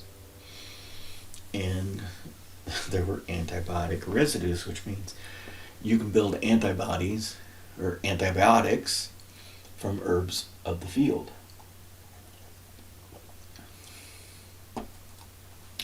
So Cahokia does have some burial sites, and I estimate that Cahokia is like a miniaturization of North America. So the main hill, and then you have all these other things. So if it's south of the main hill, that means it's south of Cahokia. It's a tribe or a cousin to the south. When archaeologists discover these burials, there's certain words that are clickbait so they can get published in the newspaper to get more traction with their research. So if they can say the words like there must be human sacrifice or cannibalism, it gets them noticed. Certainly to arrive at those conclusions, they're making a lot of assumptions, so they have to get on their jump to conclusion mat several times to get there. Many believe Cahokia just sprouted to life in 1066 when Lyra Comet 1P appeared, and seemingly it vanished in the window of 2 or 3 other appearances. So maybe it was a precursor, like we've got 4 more cycles of Lyra before Columbia occurs. So the 600-year prophecy, the 2100-year prophecy may have actually been a Lyra cyclical prophecy. And because they were observing it and they noticed that it was 75 years, but it was growing, maybe they had some doubts. So some of them were, let's be safe than sorry, and some of them were like, I'm going to take a boat down to the Bahamas and see if I can meet this Columbia guy. So we don't know exactly what their strategies individually as cousin tribes or kinsmen were, but we do know that there were a lot of peoples from different regions that were buried here. So if this was a miniaturization of the lands northward and there were some deaths, it would seem like they would bury them at Cahokia. Specifically if it was tied to the death and destruction of Columbia. And recall option 6, some people are going to rebel in spite. And so maybe they're going to preempt some of the things Columbia will do to some of these tribes that are trying to live moral lives. So for example, if one village is raided by a bad hombre tribe, and their goal is to steal the young damsels or maidens from the house of virgins, and this kinsman group practices option 5, maybe it's like a fire drill. Something like, if the enemy tribe captures you, they will do horrible things to you, so if the men fail defending the village, here's a piece of linen, tie it to a rafter and hang yourself. If true, the value of the village attack has been lost to the invaders, so they would leave. Thereafter, the young girls would be carried by ship to Cahokia and buried with their virtue intact. And of course, archaeologists will say it's some ritualistic killing, they were strangled, yada, yada, yada. It's unknowable. My explanation is just as reasonable, tied into a more integrated story. And so now one can explain the archaeology from a very different perspective, and one should not judge which option a specific tribe chose to embrace. Some, it would seem, chose suicide as a path forward. Others embraced the opportunity to learn from the life presented them. It has been said that the Carib invaders would capture the Taino daughters, and so the women would be carried to a Caribbean island, raising children and living a reasonable life, often with just one male companion. Not an ideal life, but nonetheless alive. And these women would teach their sons and daughters their language, which preserved the heritage of the Taino within the Caribs. The concept of los sobrevivientes, that rank survival first. Another reasonable option. Now think about what I just said. A woman from Taino is captured, forced to marry one man, lives one life on a Caribbean island the rest of her life. It can't be too bad. And she teaches her children her language and her culture. And then, some of the other archaeology, so going back to this very same story. So let's say these men failing to defend the villages were dead or partially dead or mostly dead, and they were carried up to Cahokia and buried with the young girls or nearby from the young girls. But maybe they weren't fully dead. And so maybe once they were buried, they tried to claw their way out or do something. Maybe it was the enemies that were buried there. So for us to make absurd assumptions about what's actually going on is just pure hubris. It's colonialist hubris. Alexander the Macedonian. Certainly to the people of Nephi, the cycles of Comet Lyra 1P would be carefully observed. But what about others within the Hebrew tradition? After the Josiah comet appearance in 614 BC, it would seem that the astrologers did track this comet. In fact, the Jewish community linked it to the appearance of the rise of Greek influence at the hands of Alexander the Macedonians. Historians want to date this at 320 BC, which is technically when Alexander died. But Jewish tradition anchors to the appearance of the comet in 312 BC. Both could be correct if you see the comet as an indicator of a change that is impending. So certainly Alexander the Macedonian dies in 323, but when did he take over the Levant and take over Egypt? And there's a difference between conquering it and then installing a government and moving forward in that regard. So for example, the city of Alexandria, was it immediately built in 323?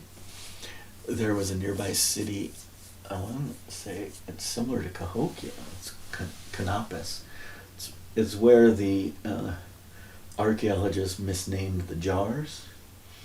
And Canopus was a city along the delta very close to Alexandria, in the Egyptian delta, the Nile delta. And there was apparently some sort of earthquake, liquefaction occurred, and that city just melted into the sand. It's like quicksand. I don't recall what year that destruction occurred. So if the Jews are anchoring to the appearance of the comet, which was 10 years later, so be it. Was the Josiah appearance the first of the Lyra Comet 1P, or were there more ancient appearances as a sign from the heavens of change on earth?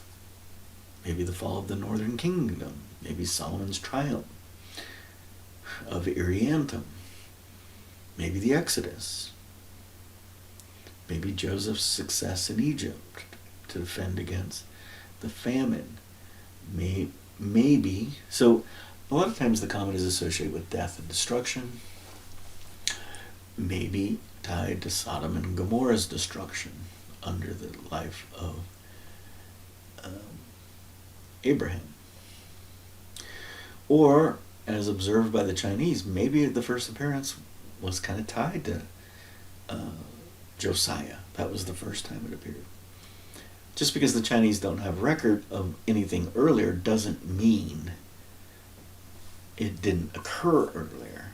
It just means the Chinese don't have a record of it earlier.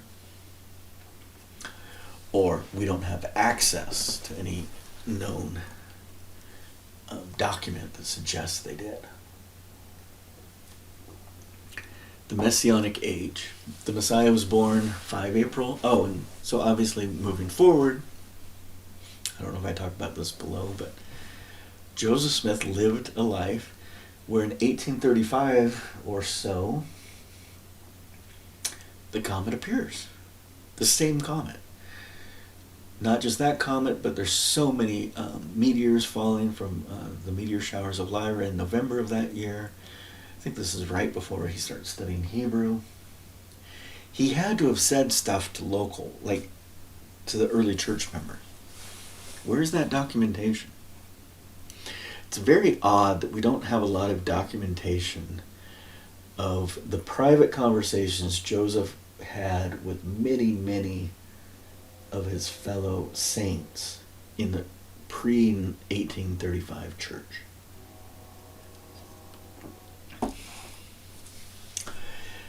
The Messiah was born 5 April 8 BC, the year of the water ox, 15 days after the solar year begins, the Nowruz, defined by an equinox. A few years prior, as an omen of change, Lyra comet 1P appears in 12 BC, and to commemorate the Messianic birth, a supernova occurs, which the Chinese have defined as Qingming, the bright holiday, the bright lights holiday. Of course, this entire conclusion could update and iterate if better data surfaces. So the death date. If the Messiah only lived 33 years and was born at that date, the death would be about 26 AD. And according to one supposition of Roman history, in 26 AD, Pontius Pilate is appointed prefect, Tiberius retires, and Jesus dies. But based on other narratives regarding timelines associated with John the Baptist, a lot of people want to put 7 of April 30 AD and 3rd of April 33 AD as also internal candidates. Of course, many theories to fit into these timelines are significantly flawed based on the assumptions they introduce. For example, the timing of the Passover was a function of the moon as dictated by the local authorities. For example, if there was a major renovation in Jerusalem and the city was not ready for the influx of devotees, it is possible that whimsically the leaders would push back Passover a month. Oh, it's supposed to be here on April 17th, but let's push it back to next month. Not common, but very plausible according to Jewish traditions. In addition, most timelines are all anchored to a fan fiction 7-day week based on the Roman Catholic traditions of the Holy Week. Rome did not adopt the 7-day week until 100 AD, so any such speculation is an anachronism. Ancient Egypt had 10-day weeks called decans. Genesis 1 has God saying about 10 times, I created this. Your hands have 10 digits. Paul had visited way more than 7 churches highlighted in Revelation.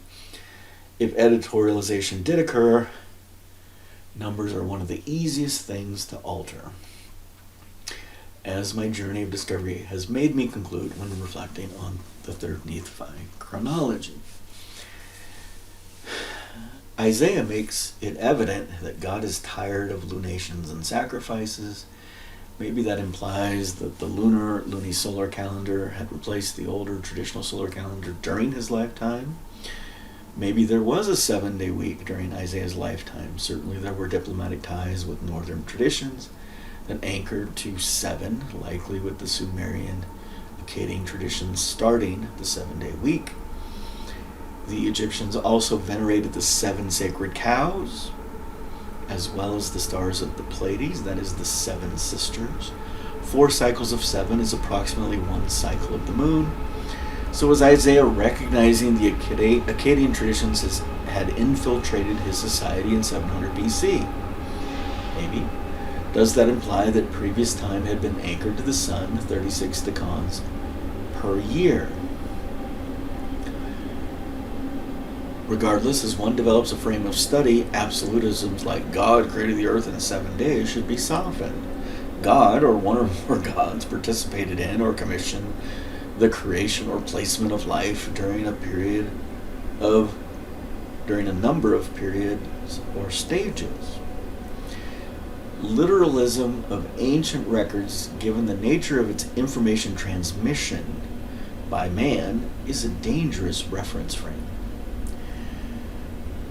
So the 710 debate can clearly be seen in the story of Daniel. Daniel's friends, they do a test on what food they eat for 10 days. Fasting in Jewish tradition was always anchored to about 40 days. About 40 days meant more than 30 days, so you wanted to get outside of the influence of at least 28 days of the cycle of the current moon if it would have an influence on you. So you'd want to fast within 2 moon cycles, so 40 days is 28 days of one moon cycle and 12 days of another moon cycle. So you're beyond one moon cycle if there's some astrological reason for you receiving a spiritual message.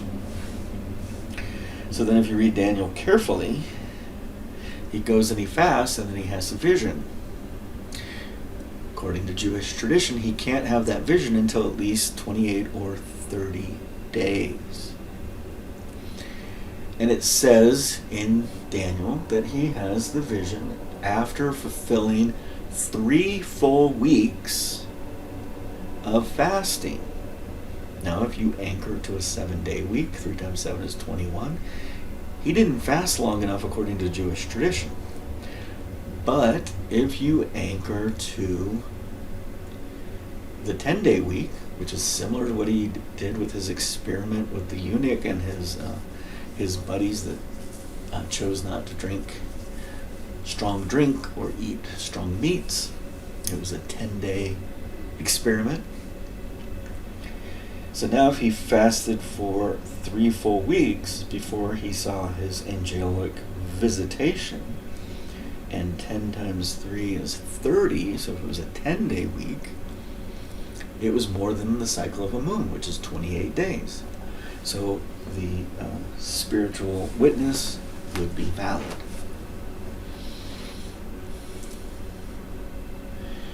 And then you could argue, well, technically maybe he had fasted 21 days, but it was across 2 moon sightings, so it could have worked. Yeah, you can spin your circles around the number 7.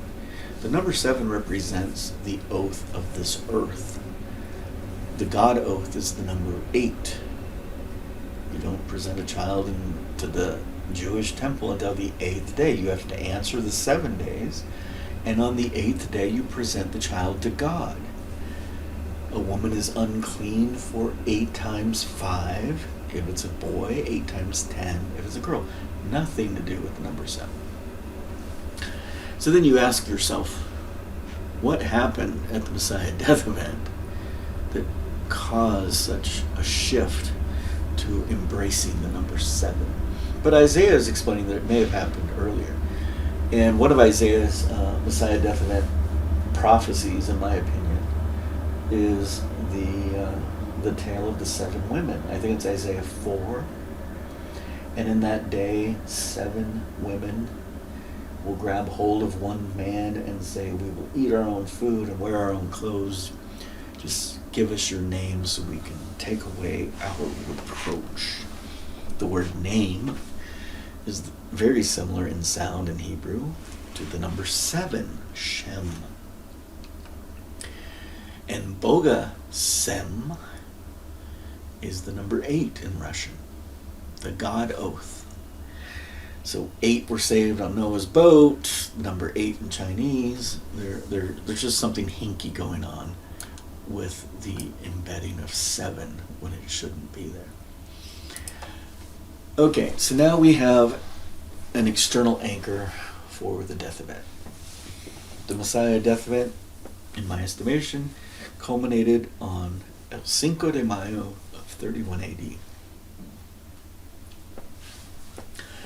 This is anchored to the testimony of a Chinese emperor who observed a solar eclipse and proclaimed that a man from heaven had died, and this emperor entered his private palatial chamber for 5 days. Possibly the date was 31 AD, described as summer in the 4th month of the year on the day of Renwu. I don't know which calendar system or what that would associate with specifically. May seems to be early summer. NASA has developed algorithms to estimate historic eclipse events. Fred Espinak's Mr. Eclipse assumptions predict that an eclipse with 4 minutes 26 seconds of totality appeared over the Sea of Japan on the 10th of May of 31 AD. If it occurred at 1 p.m. in China, this would have been partially seen in the Levant at about 8 a.m. that morning. As all predictions are shrouded with some degree of uncertainty, I will anchor to May, but choose specifically for now El Cinco de Mayo. This is nearly the latest possible date for a Passover celebration based on the 19-year Metonic cycle, such as the 5th of May that just occurred this past year in the Orthodox Julian calendar. So we had Passover or Easter in the Orthodox tradition on El Cinco de Mayo of this year. My selection of the Cinco de Mayo, the 5th of May, is a placeholder, a best guess at the moment, as is the placeholder of the 5th of April. Taken together, the Messiah would have lived 37 years and 30 days, or 445 months.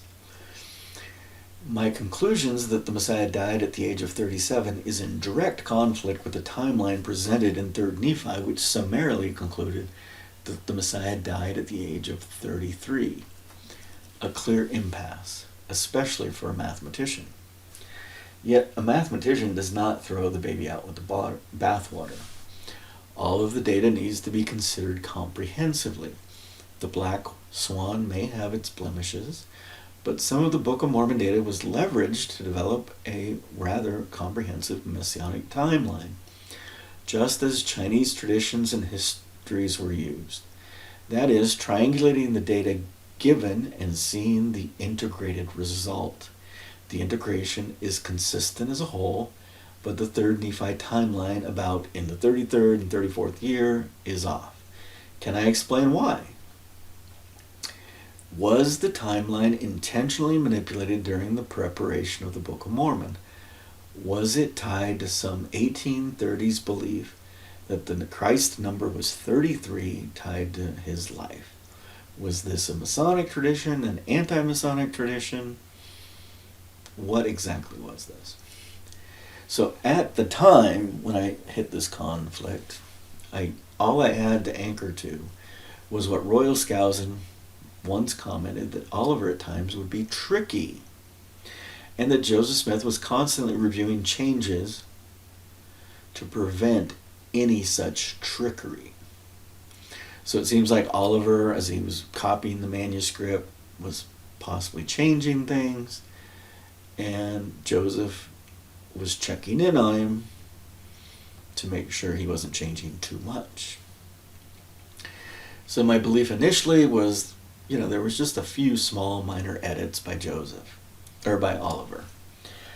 A careful review of the manuscript, data that Royal Skousen has curated with the limited data we have available, does indicate that at least once in the 3rd Nephi narrative, a date was crossed out and replaced. It wasn't the 33rd year, it was something earlier, maybe tied to the number 17. I had to conclude that the Book of Mormon in this detail was incorrect for me. That is, the mathematics is undeniable. I had not considered that entire at the time I didn't consider that the entire publication process was an editorialized expansion of an original text, which is my current thesis. Yet this thesis was likely well known in the 1830s if you do the logic.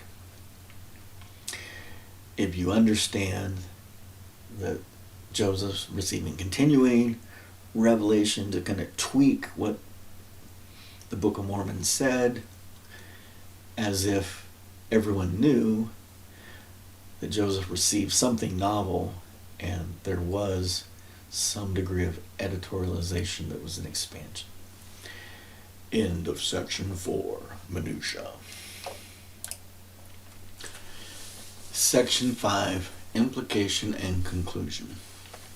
Implications. Being raised in the Mormon tradition, it is very difficult to challenge one's own internal belief system.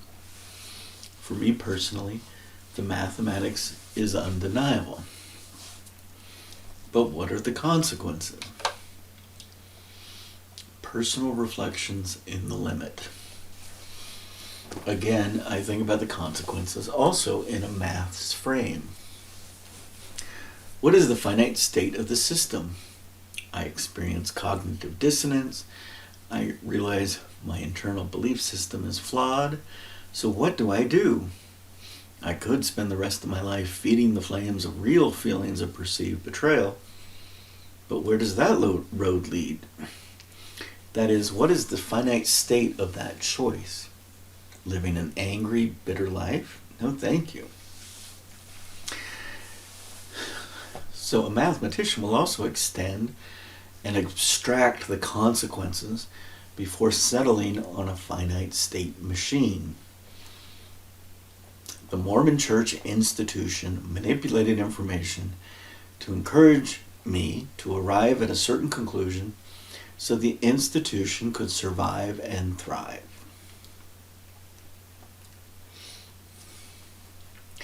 Once you get on that train, the conclusions are obvious. The Christian institution, formalized by Constantine and reformed ever since, has manipulated information to encourage me to arrive at a certain conclusion so that institution could survive and thrive. The Masoretic tradition of Jewish thought manipulated information to encourage me to arrive at certain conclusions so the institution could survive and thrive. X institution, formalized by Y, manipulates information to encourage me to arrive at a certain conclusion so that institution X will survive and thrive. In the abstraction. Now I can apply that abstraction to the 4 domains of life: physical, health, healthcare, education, universities, religion, which is what we're focusing mainly on, government, and economics. The 4 dimensions of life as defined by Luke chapter 2:52. Institutions manipulate information for their own survival and growth. Certainly the religious dimension overflows into these other 3, but the primary focus of this thesis was the religious dimension. Once you conclude that institutions manage information for Caesarean purposes, Cicero, grow and self-preserve, layering of belief needs to be deconstructed and then redeveloped. My Mormon traditions, the underlying Judeo-Christian traditions, the underlying American, British, Roman traditions. Nephi was indeed wise when he observes how the traditions of the fathers can easily blind us. Ultimately, cognitive dissonance liberates. Certainly this cognitive dissonance is uncomfortable, and stages of grief and anger may be natural, but if you carefully reflect on the findings and the implications, you are now free. You are unchained, unfettered, unencumbered.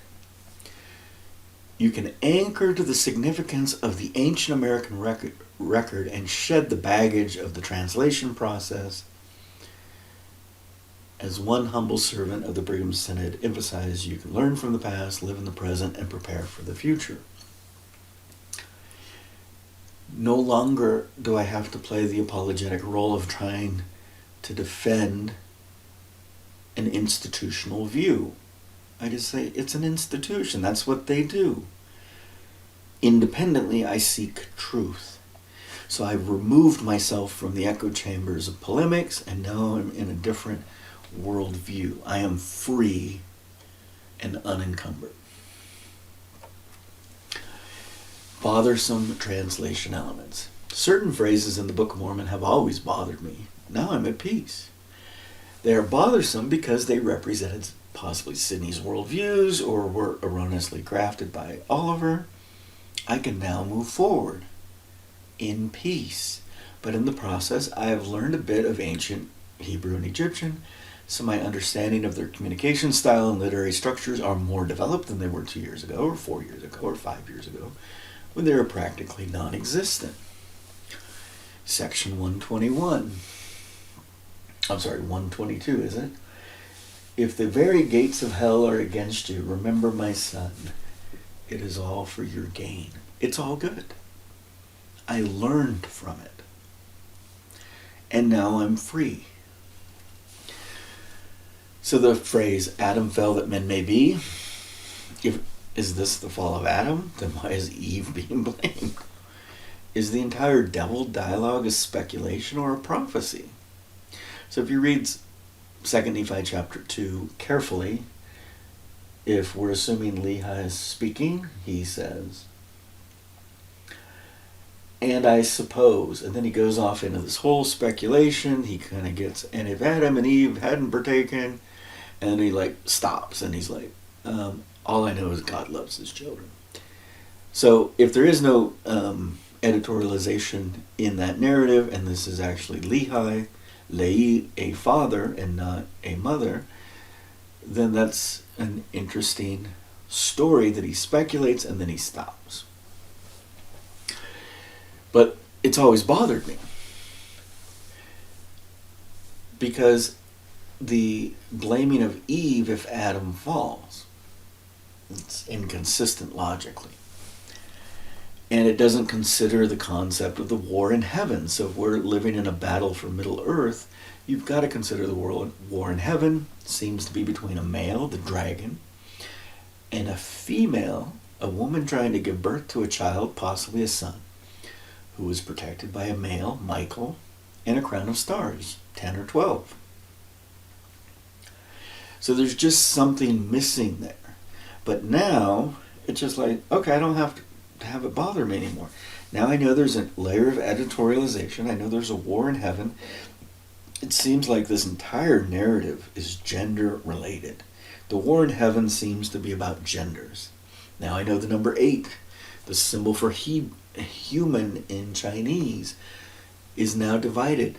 The human is divided. The man and the woman, the left side the female, the right side the male, the female representing energy and light, the masculine representing matter and shadow. So I'm now liberated to move forward and explore. I'm not trying to say, how can I take my worldview and get it to fit into this strange language? A natural man is an enemy to God. This sounds like original sin masked by evangelicalism. A worldview that aligns with the philosophy of John Locke, as opposed to Hobbes or Rousseau. So if I look at everything I've read from the Egyptian, everything seems to be good. From the moment of conception, the joy of marital congress, the gift giving at birth, the hope that all will pass judgment and return to the celestial. This is a very different worldview than the natural man is an enemy to God. And such a worldview is closer to the Hobbes or Rousseau belief that man is naturally good until society corrupts him. If I look up the word natural in an 1828 dictionary, it means man that God created. I don't think God created original sin. But if you read, is it Isaiah or Psalms or Proverbs?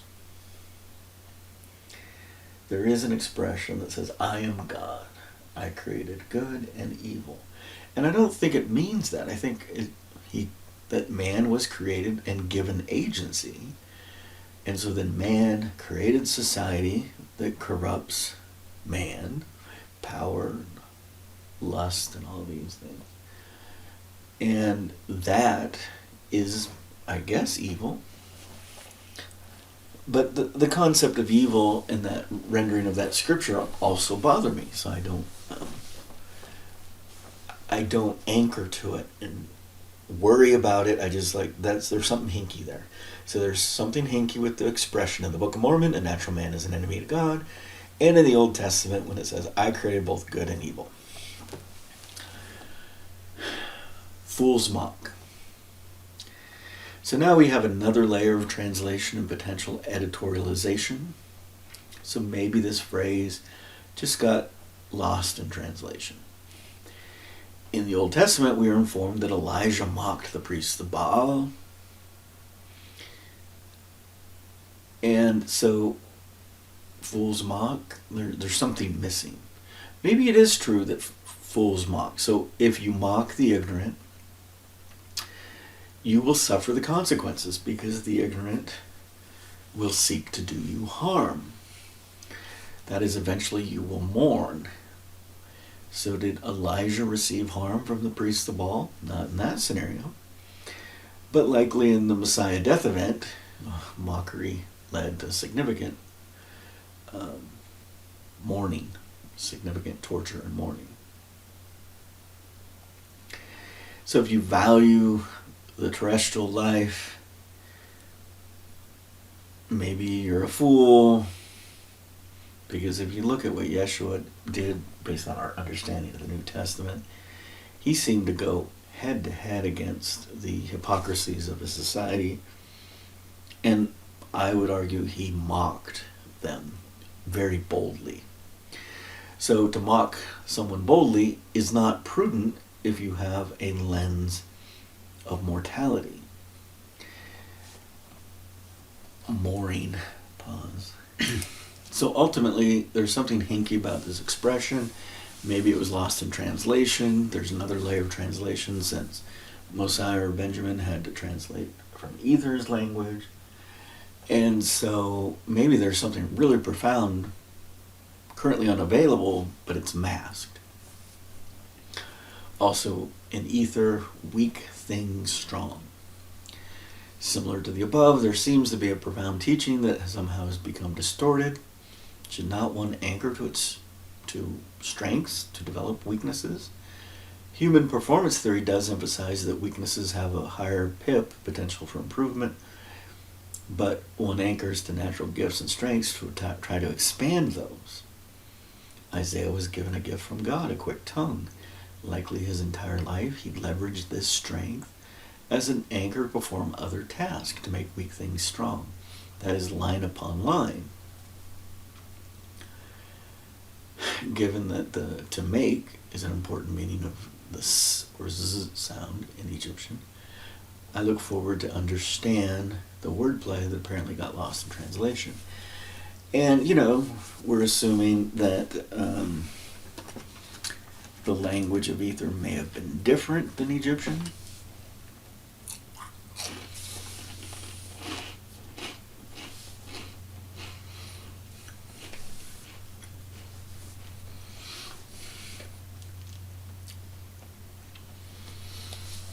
The admixture hypothesis creates options for reconstruction.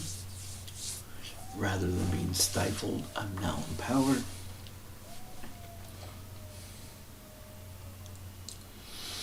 So we can look at the example of the stars being omitted in 1st Nephi. Was that a teaching tool? Was it removed? Was it removed because the lost data has referenced the Abraham story and the cocoa bean baum, the nature of the stars in the heavens? So it's fascinating to try on all these different possibilities. They're options. Having such options is both liberating and enabling. I can now stand in the place of possibility without anything pinning me down to a specific perspective. Without such hindrances, the anticipated future is much more refreshing. An anchor of faith. 3 days of darkness. Within Mormonism, if an apologist is going to emphasize the literal 33-year life paradigm, why is the 3 days of darkness paradigm also not taken literally? Tomato, potato. The anchor remains. 3rd Nephi says there were 3 days of darkness, where Christian tradition defines only 3 hours of darkness. Certainly Sidney Rigdon would have known the 3-hour tradition, yet the 3-day innovation was included. Maybe this was something Sidney edited, Oliver implemented, and Joseph corrected.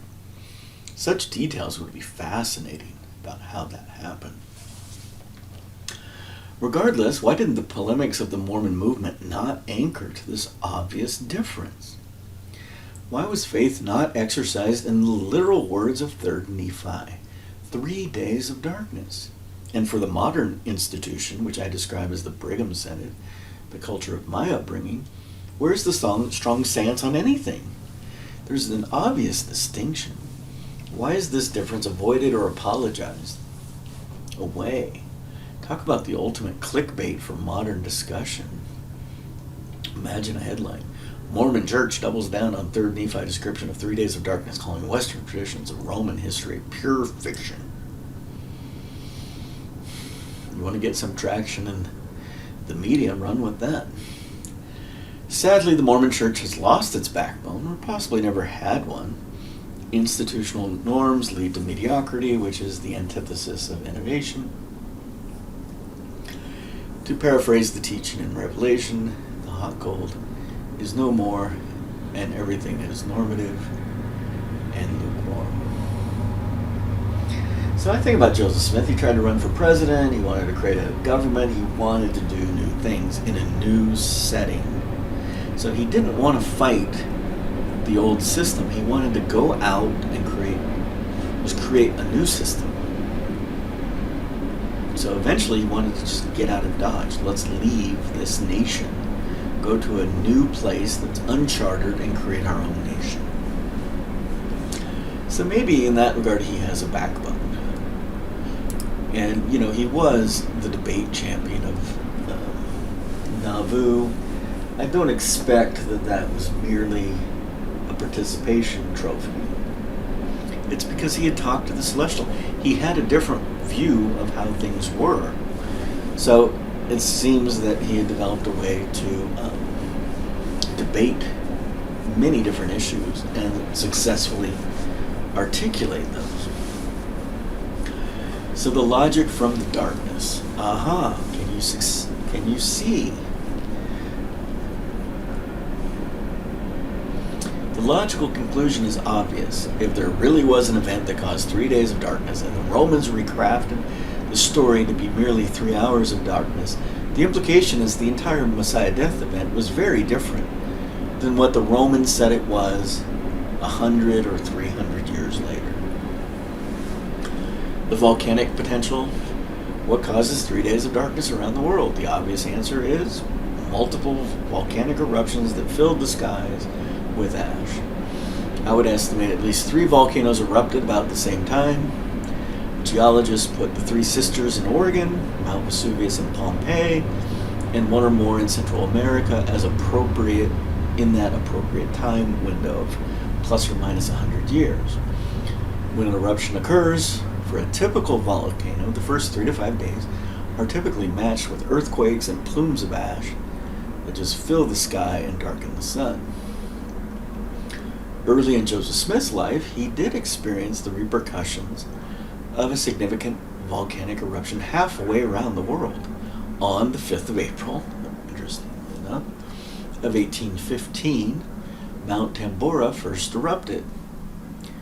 By the end of the day, ash began falling on East Java, hundreds of miles away. Earthquakes and loud detonation noises were heard for days. 5 days later, things got worse. 3 new plumes merged into one. Some of the ash contained stones that were 8 inches in diameter. A tsunami formed. All vegetation on the volcanic island was completely annihilated. The plume filled the upper atmosphere, blocking the sun, lowering the planet's temperature in the northern hemisphere by 1 degree Fahrenheit for an entire year. So the next year was classified as a year without a summer and led to possibly the Irish famine and possibly the reason Joseph Smith's family lost their farm. Or they were just lazy. So what does it mean by 3 days of darkness? I'm going to put X days of darkness. Is it full-on darkness? Is it partial darkness? Well, it depends on where you are. Now, if you go back and look at the Chinese narrative, was it just the solar eclipse, or was it a solar eclipse and then all of a sudden these clouds formed from these volcanic eruptions that were not witnessed, and it was dark for 5 days, so he goes into the safety of his palace. An airburst potential. An airburst occurs when a meteor or comet enters the atmosphere and explodes before hitting the Earth. This event will create a shock wave that will shake the Earth and also generate tsunamis if large bodies of water are near. The Tunguska event in Russia occurred in 1908. Eyewitnesses described in detail the explosions, strange blue lights in the sky, and the inability to light fires. The explosion is estimated to be 100 to 2,000 times more powerful than the bombing of Nagasaki and Hiroshima by the United States on the 6th of August, 1945. Fat Man and Little Boy. Archaeologists have demonstrated that a similar airburst event occurred in Tal el-Haman around the time of the Abrahamic tradition of the destruction of Sodom and Gomorrah, 1650 BC or earlier. Another airburst event occurred before 400 AD in the Ohio region, with an epicenter very close to modern-day Cincinnati.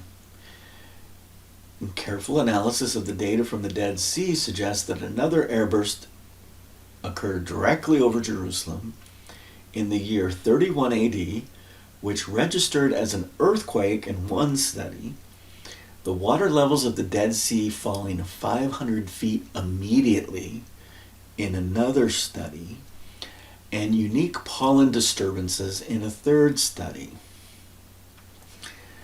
Although these two latter examples have not fully been vetted as airburst events in the academic literature, and I may add that first study is being challenged because certain classes of academics and scientists do not like the implications, so they're going to challenge it and say it's invalid. What we do know is there are high temperatures, there are fires, and there are spherules. That means it got so hot that small chemical compounds melted into spheres or balls. And all of that's been documented. The 31 AD one has not been documented as an airburst event. I'm proposing that based on 3 independent academic articles.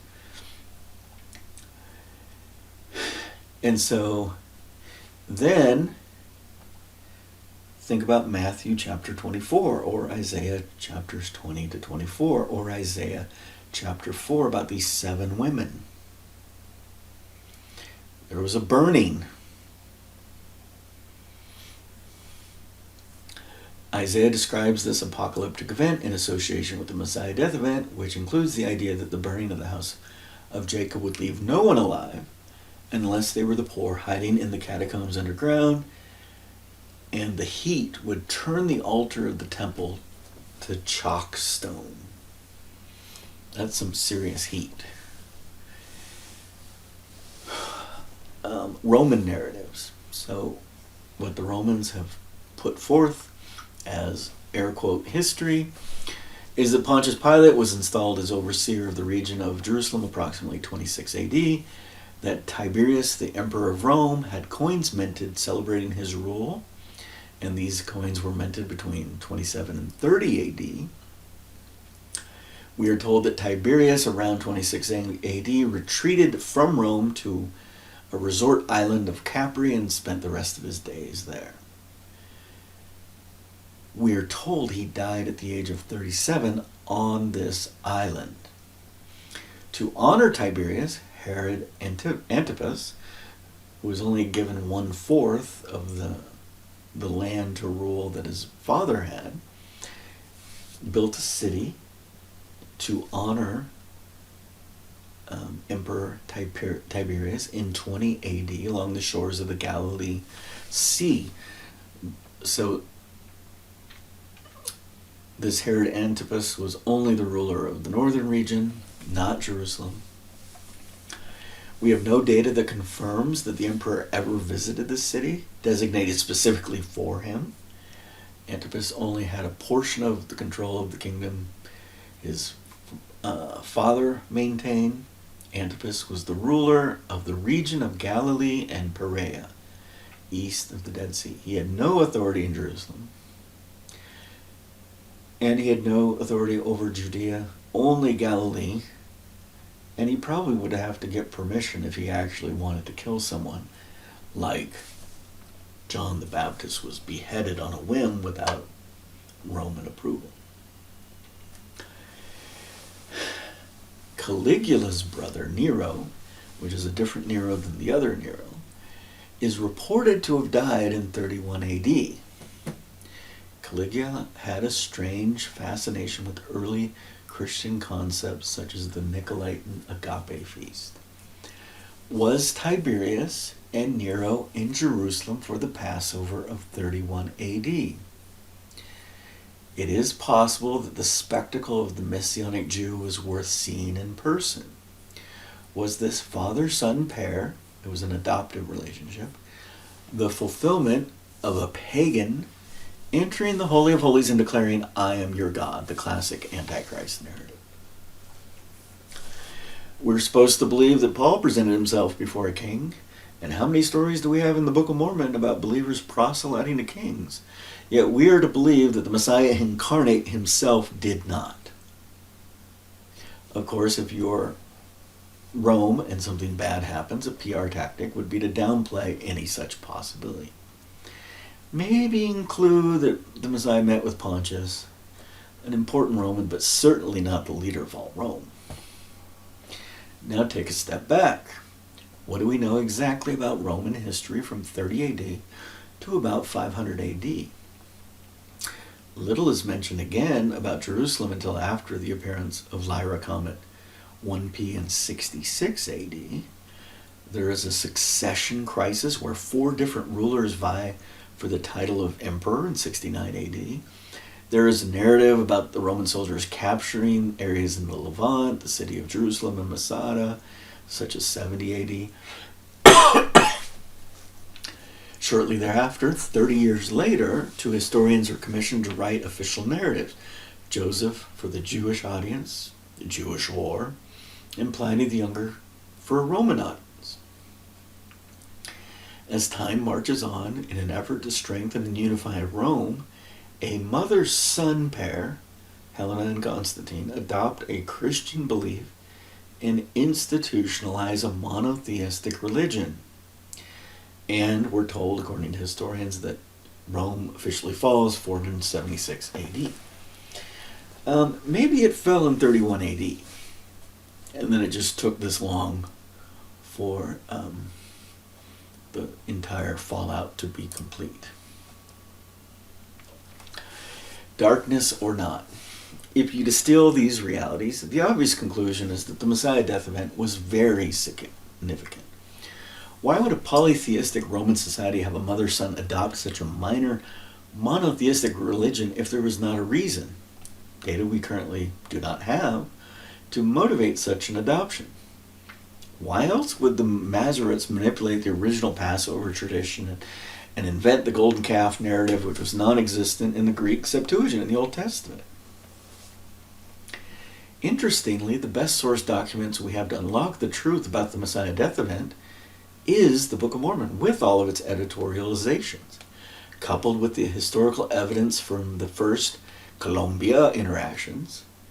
the truth about the Messiah death event can begin to be developed.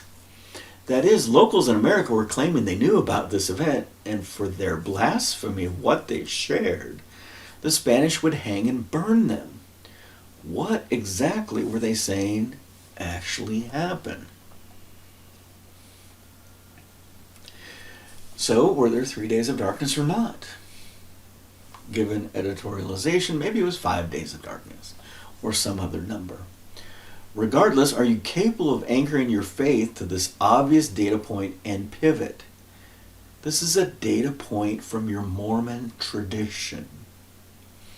The first implication is that Roman history is ethnocentric fan fiction that seemingly was an attempt to recover from catastrophe, something they attempted which seemed to fail. So now let's go through a very possible scenario.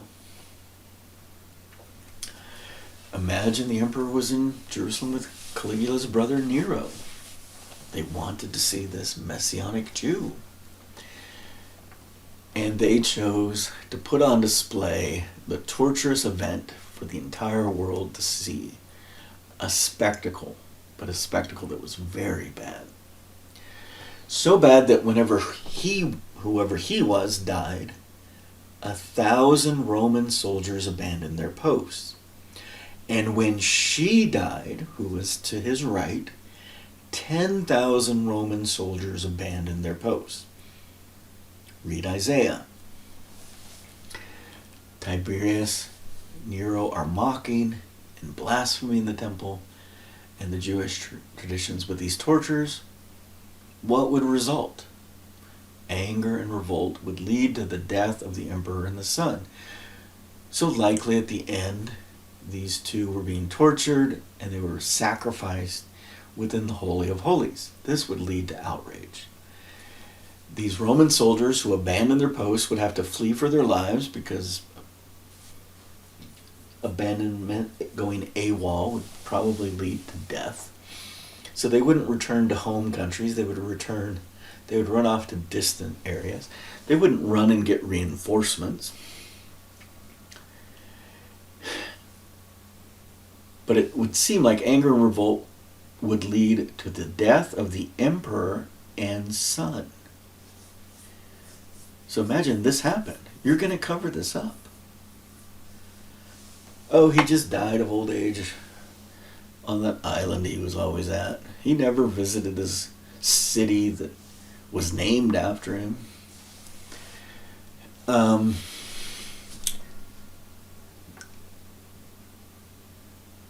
So the Romans that would abandon their posts would have to flee for their lives, and they were leaving because of the injustices of the deaths that they had to participate in. So whatever this torturous event was of the Messiah death event, it was the reason they were leaving. Capernaum is not that far away, maybe 2 to 3 days before nearby reinforcements could arrive. And so now this group of the house of Jacob who revolted, they tear the eagles down from the entrance of the temple and prepare to defend the city. This isn't the eagles that gets manipulated in the Herod story. These are different eagles. So in one sense, they're eagles. In another sense, they're treated like cattle, like cows. And those that understand the spiritual significance of the events would gather any documents or records they could recover and retreat to the catacombs of the city where the poor dwelt, the lepers, or flee to the caves of Qumrum. Qumrum seems to be the better description of this area in the biblical Hebrew. They understood that destruction was imminent. Meanwhile, this he-she pair that at the moment are being called eagles that were tortured in such a blasphemous way are forgotten. They're thrown down onto the street like two bovines caught in a net. Isaiah prophecy.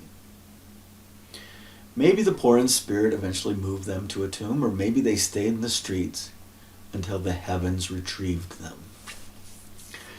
And 2 to 3 days later, the Roman reinforcements would arrive, and an onslaught of violence would begin, but does not last long. So I'm trying to, piece this together. Mount Vesuvius is erupting over here. That has nothing to do with Jerusalem, but the skies are dark. It's already dark. The main event of the torture of many people, the he and she, are lying dead in the street for some time. And if you recall what Yeshua predicted, if you read it with a larger lens, he said, in so many days after you kill me, you will also tear down this temple. And they're tearing down the temple because of some blasphemous thing, possibly that he was killed in the altar of the holies of holies. And the Roman emperor declared, I am your God, or some Antichrist statement like that. It's all been done. It's all done. It already happened. So they're either laying in the streets, they get moved to possibly a tomb of some sort, maybe. Reinforcements are going to arrive, I would think, within this 5-day window, and they begin killing these angry revolters. And it, if you read the story of 70 AD when the city is sacked and everything's on fire, I think they're taking narratives and they're just mixing timelines. A bright light appears in the sky, an airburst explosion. It's more powerful than a nuclear blast. Everyone is dead. The entire city is on fire. Isaiah says as far as the wadi near An Nekel, which is halfway to Egypt, in what is vulgarly called the Sinai Peninsula, but I would call it the Anant region. The Antai region, which is the Egyptian word for the region. It's not the Sinai Peninsula. It's not where Sinai was. So what did the ancient Egyptians call it? The An Nekel was probably a wadi near, so a water source near this place. It's probably halfway on the road from Judea to the delta of Egypt.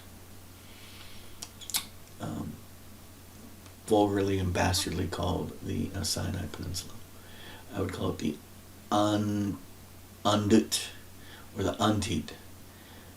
The Anti would be the easiest one. It's just east of Egypt. But it also means it's an impedance. It's hard to travel. Desert, poor travel terrain. Everyone's dead. It's like a nuclear bomb goes off. You've seen the pictures of Hiroshima, right? Everyone's turned to chalk. So was it the altar turned to chalk, or was it people turned to chalk on the altar? Because recall what happened with Josiah. What did he do to the priests? He killed them and burned them to chalk, burned their bones to dust on the altar. So only the poor survive, and by poor I mean they're not super literate, they're not well educated. They either fled to the catacombs under the city, or they fled to Qumran. The old house of Jacob was purged by fire. The branches were broken off and thrown into the fire. Everyone is dead, except these poor. And then a new house of Jacob was established with Jacob as the leader. All we know is Jacob was a servant of Yeshua. People want to say Jacob was the brother of Yeshua. There's so many fictions in all of the story that you just need to take a step back and say, okay, oh my gosh, let's back up. Now read Isaiah chapter 4, Isaiah chapter 20 to 24, Psalms 20 to 24, and Matthew 20 to 24. This story is there. It's all there. I would say Qumrum is how I pronounce that. So the messianic conclusions. This unlocks the obvious conclusion that the Romans intentionally lied about the details of the Messiah death event, which in turn will challenge any detail in Roman history after Julius Caesar, or possibly all the way back to the Greeks and Alexander the Macedonian. When did Pompeii's destruction occur? When and how did Tiberius and Nero die? The Messiah death event was much worse than you can imagine, more brutal for those tortured, and the apocalyptic celestial response was epic. There are plenty of clues remaining to this reality, a trinity of triangulating testimonies in Psalms, Isaiah, and Matthew. Rome does not recover to take the city of Jerusalem until 70 AD. Soldiers die when word gets out about the bad news. It's hard to recruit soldiers who normally are very happy to go around stealing from people and raping women. All of a sudden, no one wants to be a soldier. Power structures are destabilized. Rome's not trying to recraft a history until 100 AD. So it would seem that for 40 years, Rome doesn't just let Jerusalem be. So all these poor people from these neighboring areas that sees this major catastrophe, if you read Isaiah, they go and inhabit an empty city. And they live there for 40 years. And it's not James, it's Jacob. Jacob is the new leader of the house of Jacob. And so, when the fireburst event came, where these two, the he and she resurrected, and they come down and teach what exactly happened there, it's a little bit uncertain. My hypothesis is that she was the raspy aspera voice that introduces her son, little Judah Iscariot, in America. So the main event, the he doesn't seem to go to America. She's like a bystander in America, but the son that descends from the heavens is the son of this he-she couple that were the end of the destruction. But the son, had died the day before or a few days prior. So now who we think Yeshua is confusing. I'm saying Yeshua that went to America is the son of the he-she cows that are lying dead in the street here. So maybe he comes in Matthew 24 in glory, and maybe he's the one that's teaching Jacob in this new house of Jacob.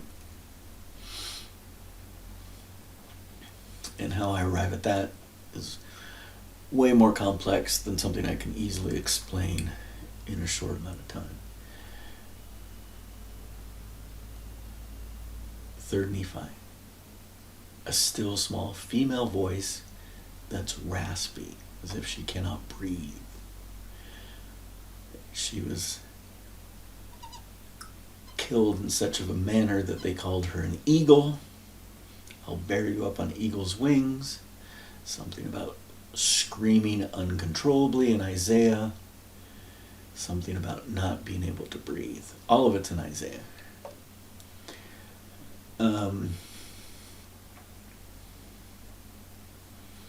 So we know Rome doesn't recover. The final event of the death event likely occurred on the 5th of May. There was a solar eclipse over Japan.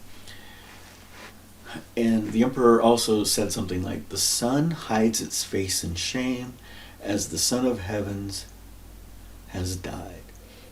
And he enters his palace in mourning for 5 days." And, maybe that's when the son had died. And then, on May 10th, this is when these two parents are dying. All of that can move around slightly, right? It's like that minutia is not as significant. So was the emperor in China also bearing testimony? There were 5 days of darkness. And then the fundamental question is, how would that emperor even make that relationship? So what writings or readings is he referring to make that conclusion that this event means this thing? Was he or one of his emissaries one of the wise men that had directly observed the messianic life? Were these wise men later framed as apostles, where the word apostle means to be sent away, to share the messianic story, to be witnesses, not a witness of the death and destruction, but a witness of a way of living, how they lived, not how they died. It seems there was an air-based event over Jerusalem that turned stones on the temple altar to chalkstone, or bones of people to chalkstone. It was a hot event. This event likely created shock waves that archaeologists associate with a magnitude 6.8 plus Richter scale earth shake, not technically a quake. The earth is shaking from an airburst explosion. It's from that shock wave. It's not from tectonic plates. The water level of the Dead Sea immediately drops 500 feet. It is hot. Lilies of the field were decimated, according to the pollen data. And that flower was replaced by a flora that can survive in more arid environments. This was clearly a climate change event. The hardy olive yards and vineyards suffer and then rebound according to the pollen data. Trees that trigger seeding after fires, such as pines and pistachios, flourish. So now, revisiting the Book of Mormon logic, if the Book of Mormon is literally true, why has the Mormon Church never doubled down on the distinction of 3 days, not 3 hours? During the era of Joseph Smith, such an anchor may have not been considered because, 1, it was new content that was just being read and processed. 2, the editors may have debated the question of 3 days or 3 hours, and a consensus was never reached. 3, given Oliver's job as executive secretary to draft 2 drafts, which may have been competing at the time, maybe this was classified as an error. Sidney and Joseph were never in agreement, so they never ran with it. 4, everyone understood that the translation was imperfect, so such an anchor would be built on a foundation of sand. Oh, we know there's a lot of artistic, editorial creativity, but we still like the book. But what about the modern day movement? We live in an era that the Book of Mormon is inerrant, the inerrancy of Scripture. Does the modern Mormon Church have knowledge that this distinction may have been editorialization?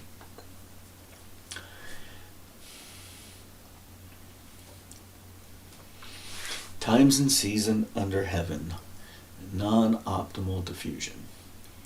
For many devout Christians, there are significant hurdles to accept the Roman version events were not completely accurate. Many evangelicals have a strong belief in the inerrancy of the Bible. Any issues with editorial manipulations of translators is a challenge for them. As I remind them, using the evangelical frame, God is still on the throne, that God has got this. Said differently, these errors are breadcrumbs or clues that enable us to move forward with faith, to anchor and pivot. That is, if God allowed the error, it is for our benefit. For many devout Christians, there are these similar hurdles. The inerrancy of the Book of Mormon leaves behind clues. And is not that the glory of God to seek the truth and light from the darkness? Most of what we call the New Testament has been identified as Pauline writings by academic scholars. The Epistle of Jacob, not John, James, is one exception. And it would seem the revelation was significantly editorialized from an older record before Pauline influence. Paul was born in Tarsus. Tarsus is likely just outside of the blast zone that occurred on the 5th of May, 31 AD, which Paul may have observed when he was about 26 years old. Paul was supposedly both a Roman citizen and a Pharisee. This is difficult to believe given that his inability to understand Habakkuk, and it led to the creation of his own gospel. The gospel of Paul is the gospel of salvation by grace alone through the messianic blood. And Sidney Rigdon loved this gospel and wanted to add infancy salvation to it. Seemingly, Paul may have been a curator of information, gathering information from witnesses regarding the destruction that occurred and was associated with the Messiah. Maybe he was initially collecting these witness accounts and killing the witnesses, such as Stephen the martyr. And maybe a celestial visitation altered his course. That is, Paul began to curate, synthesize, and write a coherent story in Greek, the language he knew well. By about 50 AD, 20 years on, Paul began writing. After Lyra Comet 1P appears in 66 AD, it seems like Paul stops writing. Maybe the appearance of this comet was an unwelcome reminder to Nero. Nero is the nephew of his maternal uncle Nero, which led to Paul's death. That is, a Roman citizen with Jewish ties is disseminating information about the Messiah death event. We need to suppress this information. It is time to return to the region and retake control. Obviously, in a collapsing society, such information would be classified as very valuable if the Roman elite wanted to suppress it. So in an effort to prevent diffusion, possibly Rome enables rapid diffusion. Now written in Greek, it can reach more people, and the locals had their own traditions, and they thought Paul's narratives were obtuse and stupid and inaccurate. Jacob the Just in Jerusalem, for example, may have thought this. Paul explains how he may have to go to Spain or somewhere else because no one will listen to him in the local region. Or the Gnostics in Egypt. And over time, their original knowledge stores fade into history, and what remains are the translations of Paul into this very popular language and philosophy, into the Greek. Much later, at the Council of Nicaea, religious erudites have an easy time adopting all of these Greek translations. Why? Because they included Greek editorializations. That is, they were more palpable to the ethics and worldviews of the Greeks. For example, I will lay down my life with my friends. Very Gnostic, very communal. Versus top-down hierarchy. I am God. I will lay down my life for my friends. One's inclusive, one's hierarchical, and I'm above you. That would be much more palpable to a Greek audience.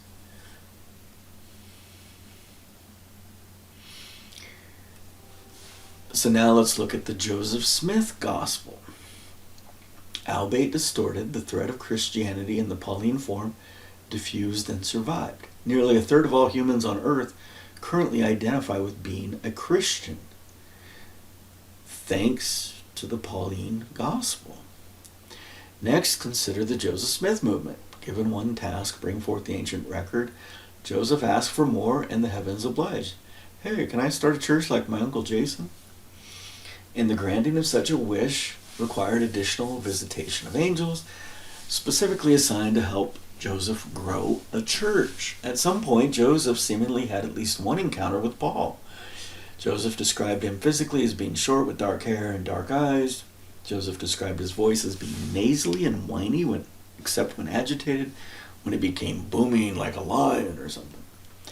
Now, why would the erudite Paul get agitated trying to mansplain to Joseph? The unlearned. LOL.